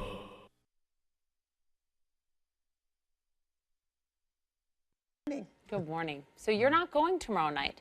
Why? Well, I'm not going because to go would be to honor the president, and I don't think he deserves to be honored at this time. After being so hateful towards black people, and then black countries, Haiti and the whole continent of Africa, it hurts. The whole continent. It hurts, and he has brought the White House to the lowest, and I don't think he needs to be honored with my presence. Now keep in mind, with her presence, that don't miss the arrogance and all of it. Gracious. Somehow, me not going is a real scar on the president. Plus, me and my pony Chipper have a party we've been hired to do. That's good. Yeah, it's really good. That's good. Keep in mind when they go to vote, she has as much power as Gary Palmer does. Thank Wow. you, Bubba. Wow. Thank you. Keep that in mind. For those of you, Florida, for those of you listening, Florida in that district. Gary straight up. Palmer's a friend of ours who's a congressman from our state. Who's a brilliant man. Hey, can I say to all of you, what? I mean, guys, straight You're up. going to sit there and try to give me a serious speech dressed like that. And plus what she says, these outlandish comments that the whole continent of Africa he's been disrespectful to. I got to go back to this again. How does she get through? How does she win? Because she has to run. I mean, just like Maxine Waters and all of them. but how do they win? I mean, political. Look, I got people that represent a party that I seem to have more in common with the other party, but I can point to them and say they look like an idiot or they're acting like an idiot. I doesn't mean. Y'all, she has a cowboy hat on. Yeah. Oh yeah. I mean, glittery. I think cowboy hat. I think those kind of people aren't good for the party. You know what I mean? If the party's my thing. Wow. Oh my gosh. So the hat's standard. Oh, his hat goes Rick everywhere. got all Rick. kinds of colors. Matches everything she wears. Frederick, I'll say to you what I said to Roy Moore: lose the hat. Take the vest off. I mean, you got a lot of responsibility. Pretty big deal here. We'll be back. Rick and Bubba, Rick and Bubba. Some reason it doesn't feel like it, but it is. It is Super Bowl week coming up this Sunday. I guess with all the, I guess part of it is straight up, all kidding aside, because of some of the stuff went on. I just kind of lost my taste for the NFL this year, and I mean I haven't watched a game, not one. So I'm wondering, is that part of it? I guess just like anything else, I don't really have a taste for it because I haven't been consuming it. Right. I don't know, and I don't know. It's actually and look, I hate it for Philly fans, but the Eagles just don't. I can't get fired up for them. Well, I don't know why. I know what you mean. It's uniform sensitive or something. It's just I don't know. There's those teams that for some reason they don't, unless they're your team, they don't have mass appeal. Right. You know what I mean? Right. And but again, it's two big cities and two groups of really awesome fans. Of course, I can't imagine how many of those Philly fans are going to be able to get in the Super Bowl. I don't know, but I mean some of them, because I don't know if you've seen those ticket prices. Good gracious, right? Nice. And if I'm blue collar Philly and I've had some season tickets in the family for a long time, can I go get that? After I've already had them, because hey, your season tickets are not inexpensive. No, none of them are. They'll drain you. Yeah. So it's an expensive trip, but I hate to be this person, but there always is a tradition of Super Bowl commercials, and are we starting to Are get those out yet? Because I always enjoy reviewing those. Are we getting any? I haven't really. Again, I'm not on. My finger's not on the pulse of all this, so I'm not a good resource on what's out and what's not. But I haven't been hearing much about.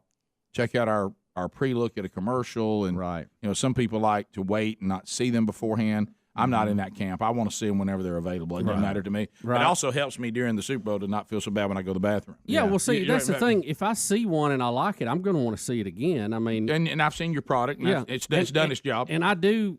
I'm like you, Rick. I mean, I've got to time the bathroom breaks. I don't want to miss the commercials. And a lot of games, the commercials are better than the game. So, it's... I do want to say on that point, now there's been, like that... It's better now than it has been. That horrible Seattle Bronco game we had was pretty recent that got out of hand early and horribly. But, when we were little kids, we went through a run where none of the Super Bowls were any good. Well, it's when the 49ers were dominating, and the Steelers would whack somebody, and when they were in the dynasty and all. We used to have blowouts. You remember the time Washington, just a horrible blowout? Oh, yeah. And we didn't see. I remember there was a time where everybody was saying, "Well, you never have a good Super Bowl anymore because one conference would just be so superior to the other."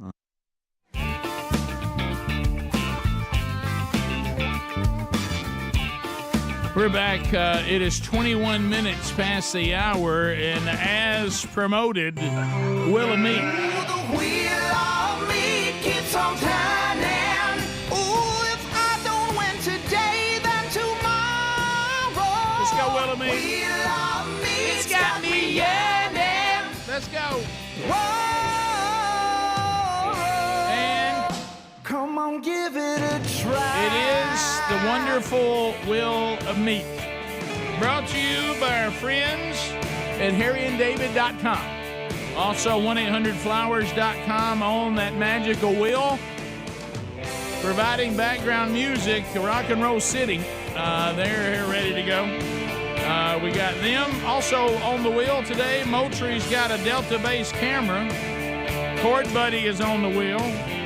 Rick and Bubba Goodies on the wheel. Buzzbox Coffee, Blaze TV subscriptions. Today we have a special guest spinner, Rock and Roll City, coming to us way back in the Rick and Bubba Museum of Interns Past. Welcome back to the Rick and Bubba Show, former intern Mighty Mouse. Mighty Mouse is here. So, Mighty Mouse, welcome back to Rick and Bubba. How are you doing? Good morning. Hey, I'm phenomenal. And you were an intern at Rick and Bubba how many years ago? It's been 15 summers. 15 summers. Wow. To tell you how long ago it was, you interned with Adler, right? I did. I got his career started. You're welcome. Thank you. How about that? Well, so the Wheel of Meat did not exist when you were interning? We had no wheels. We didn't have this nice, ginormous studio. Adler was not in charge of things. It's been a minute. It has. So let me say this. You have no idea what you're listening for. The caller must say to you, wow, what a wheel. All right. And if they say, wow, what a wheel, then you spin it, whatever it lands on, I'll take it from there. You got this? But yeah, by the way, Speedy, how quickly you put that up there? Where did you find it? On my laptop. My laptop just tried to print something. Wow, that really worked. Okay. All right, so spatula is no longer on the wheel. That's why I was talking to Speedy about, because we're sold out of those. But it is the Rick and Bubba logo. You land on that, pick anything we have in stock from the store, and it's yours. David in Prattville, Alabama will get us started. David, what do you say to former intern Mighty Mouse for her to spin that wheel for you? Wow, what a win! Let it rip, Mighty Mouse, and there we go. There goes the wheel. Let's see, Rock and Roll City's in the background. Yeah! Okay. Buzz! It's flowers! Smell it. I thought it was still on Buzzbox. It did one click, it failed. It did one click. All right, well, congratulations, David.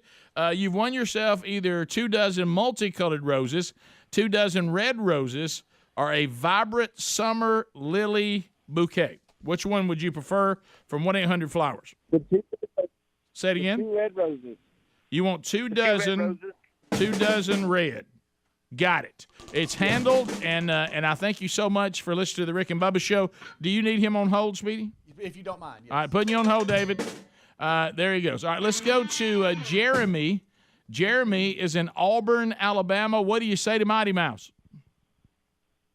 Wow, what a wheel. Let it rip. Yeah! Now that's spinning. Now that is spinning it. It's lighting up. It's bringing joy. Jeremy in Auburn really is hoping it's going to work out for him. Let's see. Rock and Roll City is enthusiastic. Yeah! Me! Jeremy, meat it is.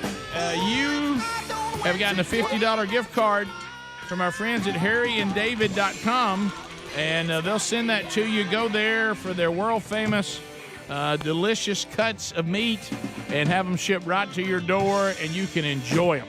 Happy Father's Day to Jeremy if you are one. All right, let me put you on hold. There you go. All right, so how about a go, Greg, in there for Jeremy? Go! Go! Go, go, go, go, go! To Gulf Shores, Alabama, where ain't nobody got problems, Craig is standing by. Craig, what do you say to Mighty Mouse?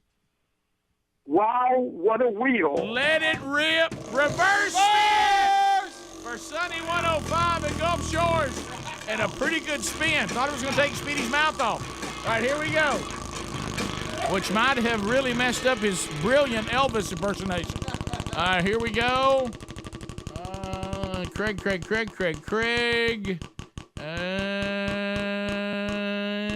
Yeah. Blaze TV. Blaze TV. Do you have a subscription to Blaze TV, Craig? I do not.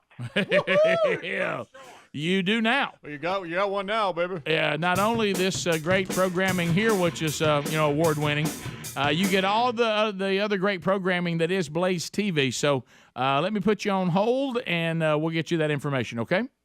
There goes Craig, Sunny 105. We go to Starkville, Laser 96.1, where Michael is standing by. Michael, welcome to the Rick and Bubba Show. Hey, wow, what a wheel. Let's go, Mighty Mouse. Not again. Not again. And reverse spin again. You can't do two of those in a row. All right, here we go, Michael. Make 96.1 and Thurlow proud. Look at the it's like the lights don't know what to do. There we go. All right, here we go. And come on. Yeah. Meat. It's namesake. Meat it is, Michael. So we'll put you on hold. We'll get the information from you. And then harryanddavid.com will send you that $50 gift card, and you can enjoy delicious meat. Thanks for listening to Rick and Bubba on 96.1. All right. Got him on hold. Listen to Rock and Roll City. All right, I think we can get one more in. All right, let's go to Brian in Meridian, Mississippi. He's got us on the Buzz, 97.9. Brian, what do you say to Mighty Mouse? Oh, wow, what a wheel. Let it rip, girl. Yeah. Oh, just a little English. A little English on it. We're barely moving it. Yeah, it's Henry the horse. Henry the horse. Henry the horse. Bring out that horse. Bring out that horse. Hey, Henry, what's going on, buddy? What's up, guys? Hey, buddy. What's up, gentlemen? So, last week I was really disappointed. I rented 2,000 mules when I was feeling a little lonely, and there were 0 mules in it. Well, I'm trying to make that right. Tonight I'm renting Chariots of Fire. If there are no horses and no chariots in Chariots of Fire, I'm gonna be mad. Thank you, Henry, and thank you, Mighty Mouse. Yeah, Mighty Mouse! Well done. And congratulations to David, Jeremy, Craig, and Michael, all winners today. And Brian, you know what? We got Henry the horse, so you're a winner too. Bottom of the hour, we'll be back. For those of you on YouTube, enjoy Rock and Roll City. Rick and Bubba, Rick and Bubba.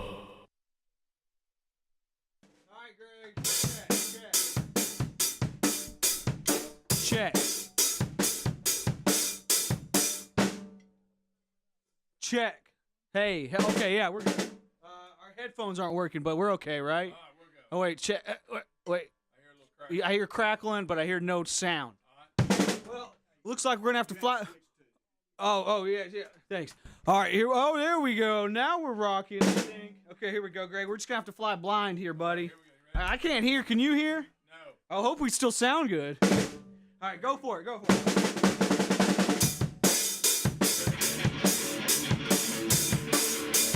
In rock and roll city, there are no rules. Yeah, we got no rules in rock and roll city. Except, like private property and gun laws and... Okay, so I guess there are lots of rules in rock and roll city. And it's time for a drum solo in rock and roll city.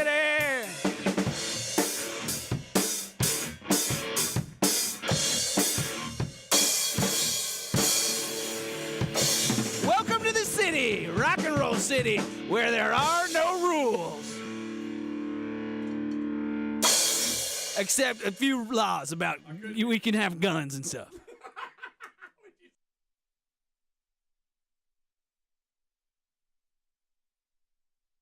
Yeah.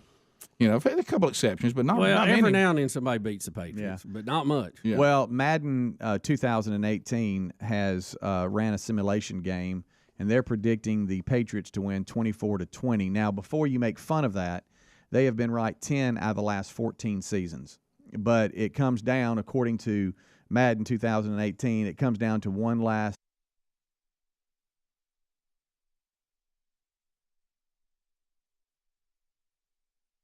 pass from Foles into the end zone, and the Patriots bat it down.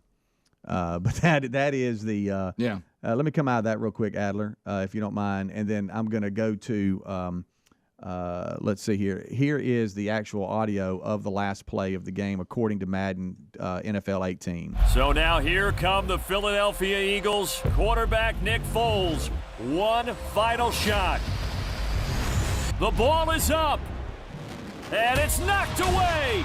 And the Patriots have done it again. Super Bowl 52 champions.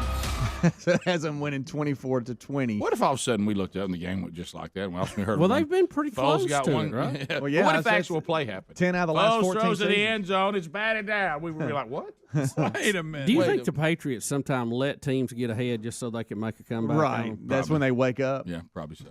Man. So we'll see. Yeah, but how about the? We got Timberlake at halftime. I'm just trying to figure out. Am I going to be into this? That'll be interesting because troops. That's interesting because we don't know. I mean, they've not said anything about a Janet tie-in, but that's going to be the hot topic about the last time he was there. That will be so. Yeah, I don't believe that'll be what happened last time. I believe they called that. Yeah. What would you do if we're sitting there thinking of all that we went through the last time? Because we saw him one time when he was with NSYNC down in Tampa, right? And then he came back and did the thing with Janet Jackson later, and then there was a ban on both of them, or just her on both. I think there was. I think there's still a ban on her.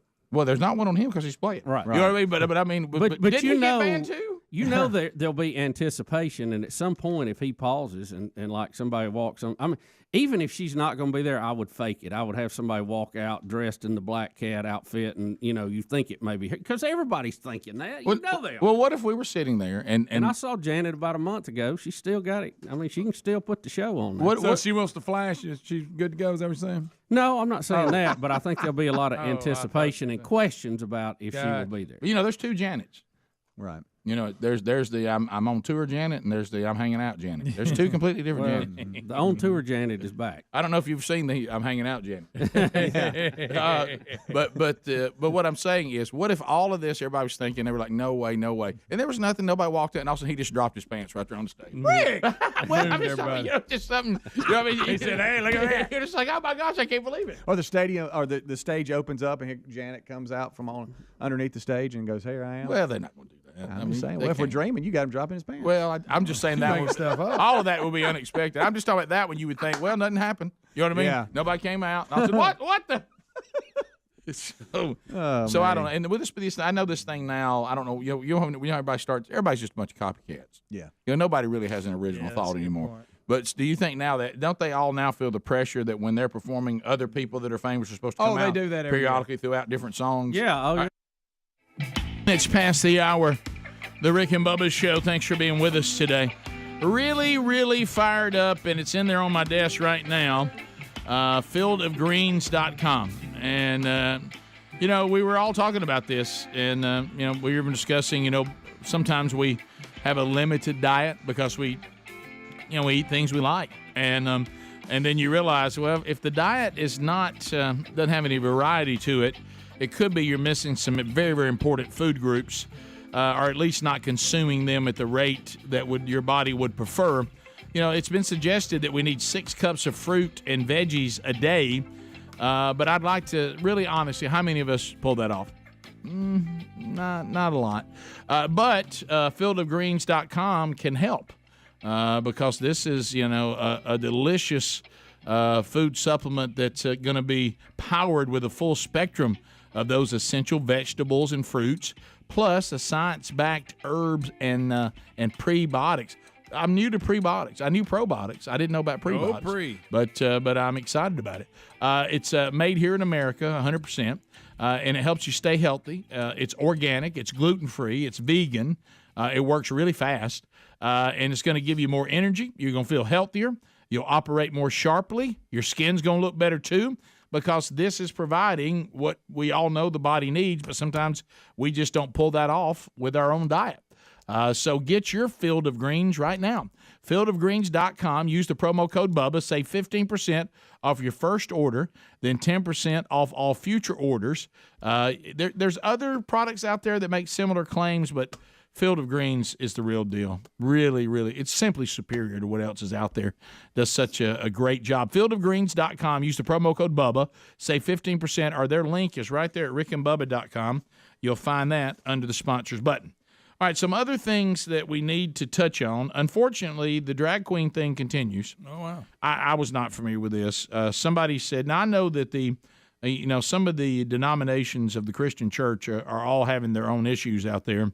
And we do know that the United Methodists have been drifting in a not so positive way, and it's caused a split.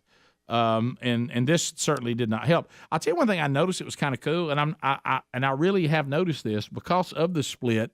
The ones that are moving away from the move to the left and the embracing of things that Scripture says should not be embraced by the church.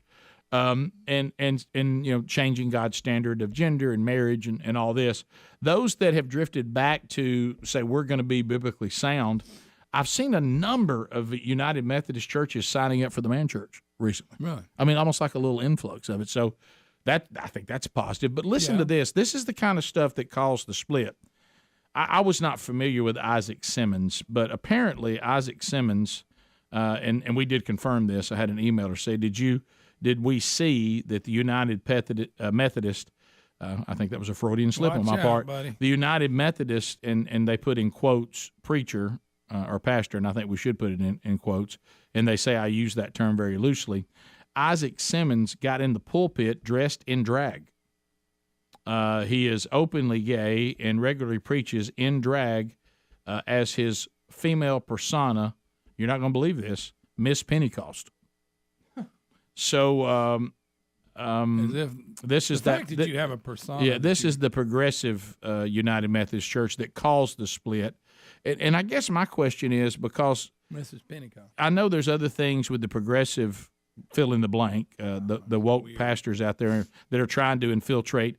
What I think it looks like, when you look at the early church, this happened right out of the gate.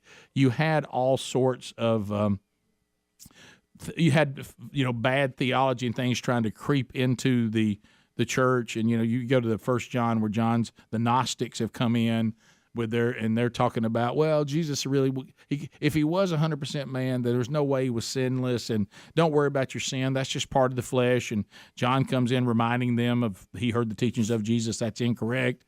And then you have Galatia and Paul saying, look, I don't know what in the world has crept in here. So there's been, and then you go to the church at Corinth, and Paul's like, what's going on here? So this is not new, but what I don't understand is the fact that the man would stand up there as a man dressed as a woman, the Bible itself says it calls any man or that presents itself as a woman, that's an abomination. As far as just even dressing and trying to present yourself, like say in drag or whatever. And what I don't understand is where did the love of this person, and I use that word loosely, supersede the protection and the devotion and the love of the church that Christ calls his bride, which is what Scripture keeps saying. And you got to get this stuff out. I don't know why somebody didn't go up there and escort him right out of the church. I'm telling you. If I'd have been there, I would have. I mean, I don't know why somebody didn't go up there and just and say, look, you got to go. And if he wouldn't go, without trying to hurt anybody, but physically remove him out of there. You know what this is? This is caring more about being liked than fearing God. Yeah. That's what that is. See, I would much rather be at opposition with you than to be at opposition with him. So if you don't like me, I certainly wish, I'd like for you to like me, but you liking me is not more important than God being approving of me. Yeah. And that comes to no matter how close we may be.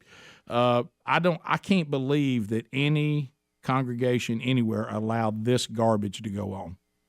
And if it goes unrepented, you will answer to that. So, I mean, it's just shocking. And I guess I'm getting to the point where I think I'm finally getting there where when I would say nothing surprises me, I have to say now things are surprising me. Yeah. Wow. It's one thing for somebody to desire to do that. It's another thing for somebody to actually get away with it. All right, so here's another thing. Let's look at we've got the NCAA. They're punishing 27-year-old Zach Collier. Do you know him? No. Thankfully, this has nothing to do with drag. Well, he was singing the national anthem. Oh yeah. At the Women's College World Series between Texas and Oklahoma State last week, and that's a misprint. It was Oklahoma. That's what I thought. Yeah, I thought it was Oklahoma too because Oklahoma won. Headphones. Because Oklahoma won it. And so but it clearly says in this Fox News story, Oklahoma State. Yeah, they just. I think that's incorrect because Oklahoma was in the championship game and won it. But anyway, Oklahoma's team was playing Texas, huge rivalry, as we know.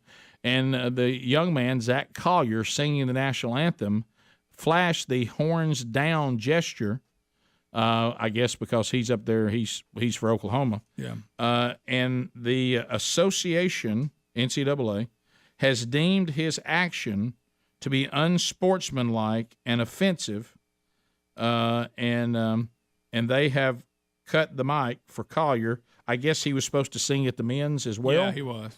So he was supposed to sing it in the College Men's World Series, and the NCAA says he will not be allowed to do that. It says he was not for Oklahoma. He says he's an Aggie. He is for Texas A&M. And as a Texas A&M fan, he said, I must give horns down. Yeah, big rivalry. See, now that's a rivalry. Didn't they make that? We're real offended by the horns down. Didn't they make it a penalty in football? I think they did. I remember something about that. But I don't get so. That. I mean, can we now not they came do back. The down? baseball team came back and beat East Carolina. But boy, you don't think there was some horns down in that tournament? Oh yeah, in that super regional. Mm-hmm. Now that again, Texas came back and beat them and made them like it. Well, that's how you take but the horns East Carolina, down. Boy, they were just giving it to them. Well, sure, that's called fandom. Whatever happened to I'm playing and you don't like me and you're my rivalry or you're my opponent and you're giving me horns down and then I beat you and then I give you a horns up. Yeah. On my way out. Take your horns down and let me give you a horns up. Because if y'all could have beat us, you get a horns down. I'll tell you what y'all can do. Y'all can horns down wherever y'all go next because we're going on. Right. That's what we'll be in Omaha. Right. Whatever happened to that? Yeah. There he is. There's Rick at the anthem. Back to softball. Yeah. Well, you know what? Somebody, if you can't take horns down, then don't get an Aggie fan or an Oklahoma fan to come sing. Yeah. I mean, everybody get over it. So after we're talking about a guy doing sportsman. It's a sport. He has a now. Keep in mind, if he walks out there dressed in drag and preaches, no problem. That's fine. That's not a problem. Right. We'll let little children gather around him. So it's over. Right. Think about it. I've done my horns down. Yeah. And I've done the anthem. I sang. And I brought it. Right. And now everybody's going to commercial break or it's game on. Am I in trouble? I mean, how much trouble do you think I am? Yeah, who's the first person that goes, ooh, messed up? Hey, did you just do horns down? Can I tell you this? If you're a true fan, okay, you would rather do horns down against your opponent than to sing the national anthem. You would. You're right. Just if they said you can do it, but you can't do horns down, you go, well, I'm not singing. I would say you don't need to fire me from the next one because if I can't horns down, I'm not doing it. There you go. Right. What I would say is I got to sing it once and I got the horns down. I've done all I want to do anyway. Now I can just watch the game. Yeah. See, I think it's a rivalry. It's fun. Part of it. Why are we not having? I mean, who's that offended? Evidently, the pitcher for Oklahoma did it right after beating. Yeah, in the Big 12 championship. Yeah. You know what? And since he won, he can do that. Yeah, there you go. Yeah. You know how you keep him from giving you a horns down? Win. Yeah. I'm going to tell you, they can get some horns down in the SEC. You just wait for that. Oh, boy. We'll be back. Your phone calls are next. 866-WE-BE-BIG. Rick and Bubba, Rick and Bubba.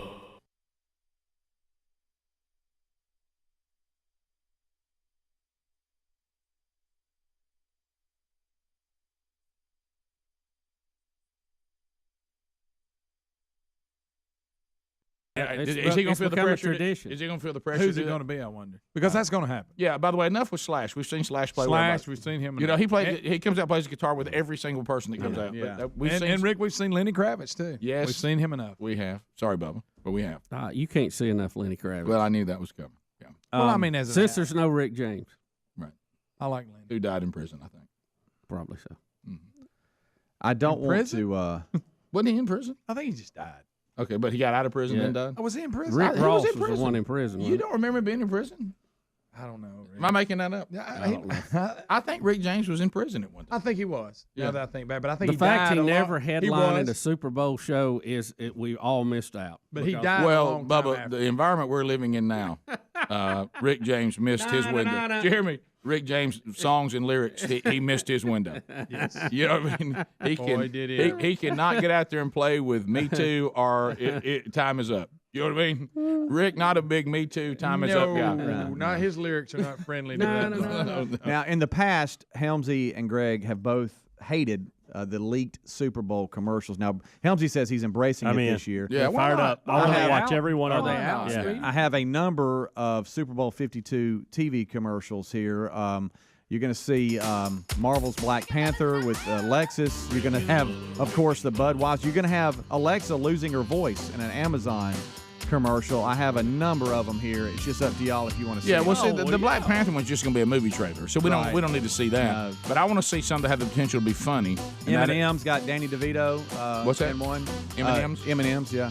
I think that Alexa commercial has some potential. Yeah. All right, we'll be right back. Rick and Bubba, Rick and Bubba. Okay, a couple of the commercials we have ready to go here. You want to try Alexa first? Yeah, and some of these guys they're teasers. They're teasers to where you can see that. All right, don't say the A word. You're going to set everybody's. I'm sorry. Well, he's going to say it a lot in the commercial. So, but Alexa, buy me a Rick and Bubba T-shirt. Oh, that's so good. All right, go ahead. All right, so apparently, did Alexa lose her voice? And it looks like corporate panics, and it kind of leaves you hanging. So here's this one here as a teaser for Alexa. Somebody's brushing her teeth. Alexa, what's the weather like today? In Austin, it's 60 degrees with a Alexa? Amazon's Alexa lost her voice this morning. Alexa lost her voice? How is that even possible? We have the replacements ready. Just say the word. You're sure this is going to work? Yeah. And that's where it leaves you hanging. Like who the new voices are going to be? That's fun. It looks like maybe they're going to have an ending to All that. right, Greg does not like to watch commercials before, but he says there's one commercial he will not wait for Sunday, and that is for Breeze. Okay. Because he says this is one where it says somebody's doesn't stink. Right, yeah. And Greg said, well, I'll tell you one thing, that one, I'll take a preview of that. Yeah. You ain't waiting on Sunday for that, are you, Greg? No, I got to have it now. The title is The Only Man Whose Bleep Don't Stink. It's for Breeze Super Bowl commercial. I'm Dave. Let's see. Full screen. There we go. I know a lot of people don't think stink. that. Let me start over. I'm Dave, and my bleep don't stink. Well, for a boy whose bleep don't stink, Dave turned out to be a very well-adjusted adult. Good kid.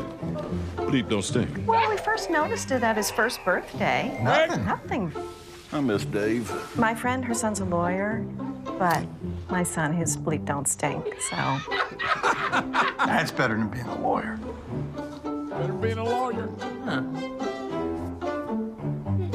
Mom, what is Febreze? Oh, Mom, that is funny. I love the janitor. I miss Dad. So, Greg, that fires you up to see that preview, right? I'm mad that, I mean, if it's out there, I had to watch it, but I would have rather been sitting there at the Super Bowl and watched it. But you said this for that topic. You can't wait till Sunday. It's Sunday. out there. I got to watch it now because I knew it was going to be funny. That's funny right there. That's a good one. Yeah. We noticed it when he was a baby. I mean, nothing. Nothing. You've got, let's see, David Schwimmer, I believe, is from Friends fame. Yeah. You remember him? He's got a Ross. number of Skittles. I got to be real careful with Ross. He can get on my nerves. Yeah. Isn't that who that is? Yeah.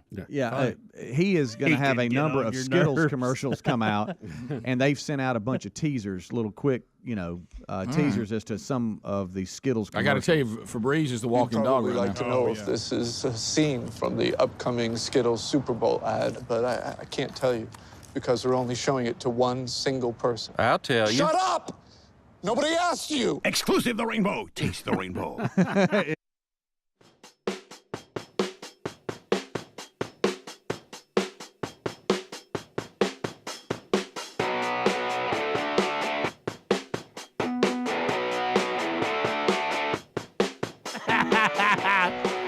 All right, let's go to the people. Let's go to the people. 866 We Be Big is the number. Video 4 to Adler if I need one. Video 4. Let's take your phone calls. Bubba getting a root canal. Didn't know that was going to happen today. So he'll be back tomorrow, Lord willing. Helmsy's on vacation. He'll be back Monday. Speedy's here. And the real Greg Burgess and Adler and former intern Mighty Mouse. All right, so let's take a few phone calls here. At the end of 30, your time on the program comes to a close. We got 2 timeouts, and we can go to those if we need. Yeah. 866 We Be Big. If you move right now, there's room for you. Can I let you in on one thing about fuel? I know with all the fuel that's going on. Hey, we got fuel here. Hey, fuel me. You might need a new fleet card. Have you got your fleet fuel card? Is it a little constrictive? Would you like a little more freedom and a little more love and save a little more money? Well, can we point you to the A to B fuel card? It's so simple and it's free. There's no setup fee. There's no transaction fees, no monthly fees, no over limit fees, no credit check required. And it is accepted wherever you get fuel as long as that they accept Visa. And have you ever seen one that didn't? Then you're going to get discounts. You're going to save money. No gallon restrictions and none of that. So why don't you go right now and put this card to work for your business and save yourself some money. Apply today at A to B. That's the letter A and then the word T-O and then the letter B, A2B.com/radio. For a limited time, we'll get you a $50 credit when you use their zero fee card. Go now, A2B.com/radio. Find that fuel card, too, at rickandbubba.com under the sponsors button. Let's start with her name was once Christmas Rhonda. Now that she has left the crest and moved to the lake, Lake Rhonda. Hey, Lake Rhonda, how are you doing? Hi, Rick. Fine. Do you miss me? I do miss you, yes. Now, so they seem to be wonderful people that bought your house. But, yes, anytime one leaves the crest, there's a gulf. I mean, it's never the same. So, yes, we miss you. Right. Well, I miss y'all. But let me tell you real quick. My son-in-law just accepted the job at the head athletic director. Yeah, Jacksonville State? And he'll be doing head football, but he'll be over all the athletic trainers. But he's at the golf tournament today, and I have called him and told him to make sure, and I will pay for it, that he has enough supplies to help Bubba if he comes to recuperate if he passes out, like peanut M&Ms. What else is he like? Reese's. Yeah, poor sweet Rhonda, Yeah. who thinks there's a chance who thinks there's a chance that Bubba's coming. Yeah. I Of just course, if not, tell Speedy to get it. okay. Well, there you go. Okay, all right, so good. We got him. And what's his name? Well, we call him Matt, but they call his name as athletic trainer is Daniel. Daniel. Okay, Speedy, Daniel, Lindsay. Lake Rhonda. Lindsay. and Daniel. Well, Rhonda, always a pleasure to hear Also from you. known as Matt. Yeah. Okay, you got that, Speedy? All right, he's ready. Did you hear her? She thinks Bubba's going to go. I know he's not going to be there, Rick. I know. God love him. Chad in Gadsden, Speedy is. Z93. Hey, Chad. What's up, buddy? Hey, man, I was listening on 104.7. They played a commercial a while ago about make sure you get your kids out of the back seat of your car. Set a reminder. Who needs a reminder to get their kids out of the car? I mean, come on. I know people in a hurry and values like y'all were speaking about a while ago, the values, it's like, slow down. Think about what you're doing. I mean, why do you need a reminder to get your kid out of your car? Well, I will say this. It's a sad, horrible thing, but unfortunately, this seems to be a trend, and I know they do these public service announcements to the newer vehicles even have a message. I know. But, we went through a long period of time when car seats have been around a long time. This is a relatively new phenomenon. Yeah. And maybe you're right. Maybe one of the problems is we're a bunch of distracted people now, and like you said, maybe we need to slow down, clear our heads, and maybe control these things that can distract us enough to find ourselves in that situation. Hey, look, there's been some times where you think, okay, these people might have been, some people have been taken to trial and stuff, but honestly, I know there's also been people this has happened to that were perfectly good people, and you're just like, how can I know? You think that, but I think something's changed in our culture because at one time this was never an issue. Yeah. And car seats been around a long time. Mm-hmm. Let's go to Tim in Alabama. Tim, 30 seconds. Go ahead. Hey guys, how you doing? I just want your opinion on if you think something is going to happen that's bad where they have to close the polls for the midterm elections and everyone vote by absentee ballot. My other question is, why is it, as much as I want to meet my Lord and Savior, that when you pass away, you have to vote Democratic? Because if that's the case, I don't want to die. That's funny. That time that Babylon B, when what was his name that ran for president and had the war injury that made him have to hold a pen? What is his name? How can we not think of that right now? I see him in my mind. I needed you to really throw his Rick. But he always had a pen in his bad hand. Dyed his hair black. Bob Dole. Yeah, so they said, Babylon B said, we're talking about Bob Dole's death, and they said for the first time ever, Bob Dole voted Democrat. That's good. Chris in Mobile. Chris, welcome to Rick and Bubba. How you doing? Good. How about yourself? Good. I just had a question on that guy that was singing the national anthem for the Women's World Series. If it was offensive for him to do the horns down, does that mean students will be in trouble for doing the hook 'em horns come football season? Yeah, I mean, if horns down is offensive, if your horns up, aren't you pulling for your team by doing horns up too? Aren't you elevating yours? And in the world we're in now, yeah. You figure the rules out and let me know. Stacy, welcome to Rick and Bubba. Go ahead. Oh, wow. Stacy, go ahead, Rick and Bubba. Yes, I just last week sometime, maybe the week before, Rick, I think it was Rick, made a statement there is several forms of Christianity. Well, several denominations that call themselves Christianity is the best way to say that. A lot of them do not pass the smell test. About 38,000 worldwide. Yeah. Several forms of religion. It's only one Christianity. Yeah, but the point I was making, which is important, Stace. I understand what you're saying, and you are correct. But there are a lot of things that shroud themselves in the label of Christianity, and that's why you can't just really tell people. Sherry and I were talking, and she made a great point. You probably need to clarify these days and say I'm a Bible-believing Christian, because there are many things called Christianity that the Bible's not really involved, or maybe partially involved. You almost have to clarify.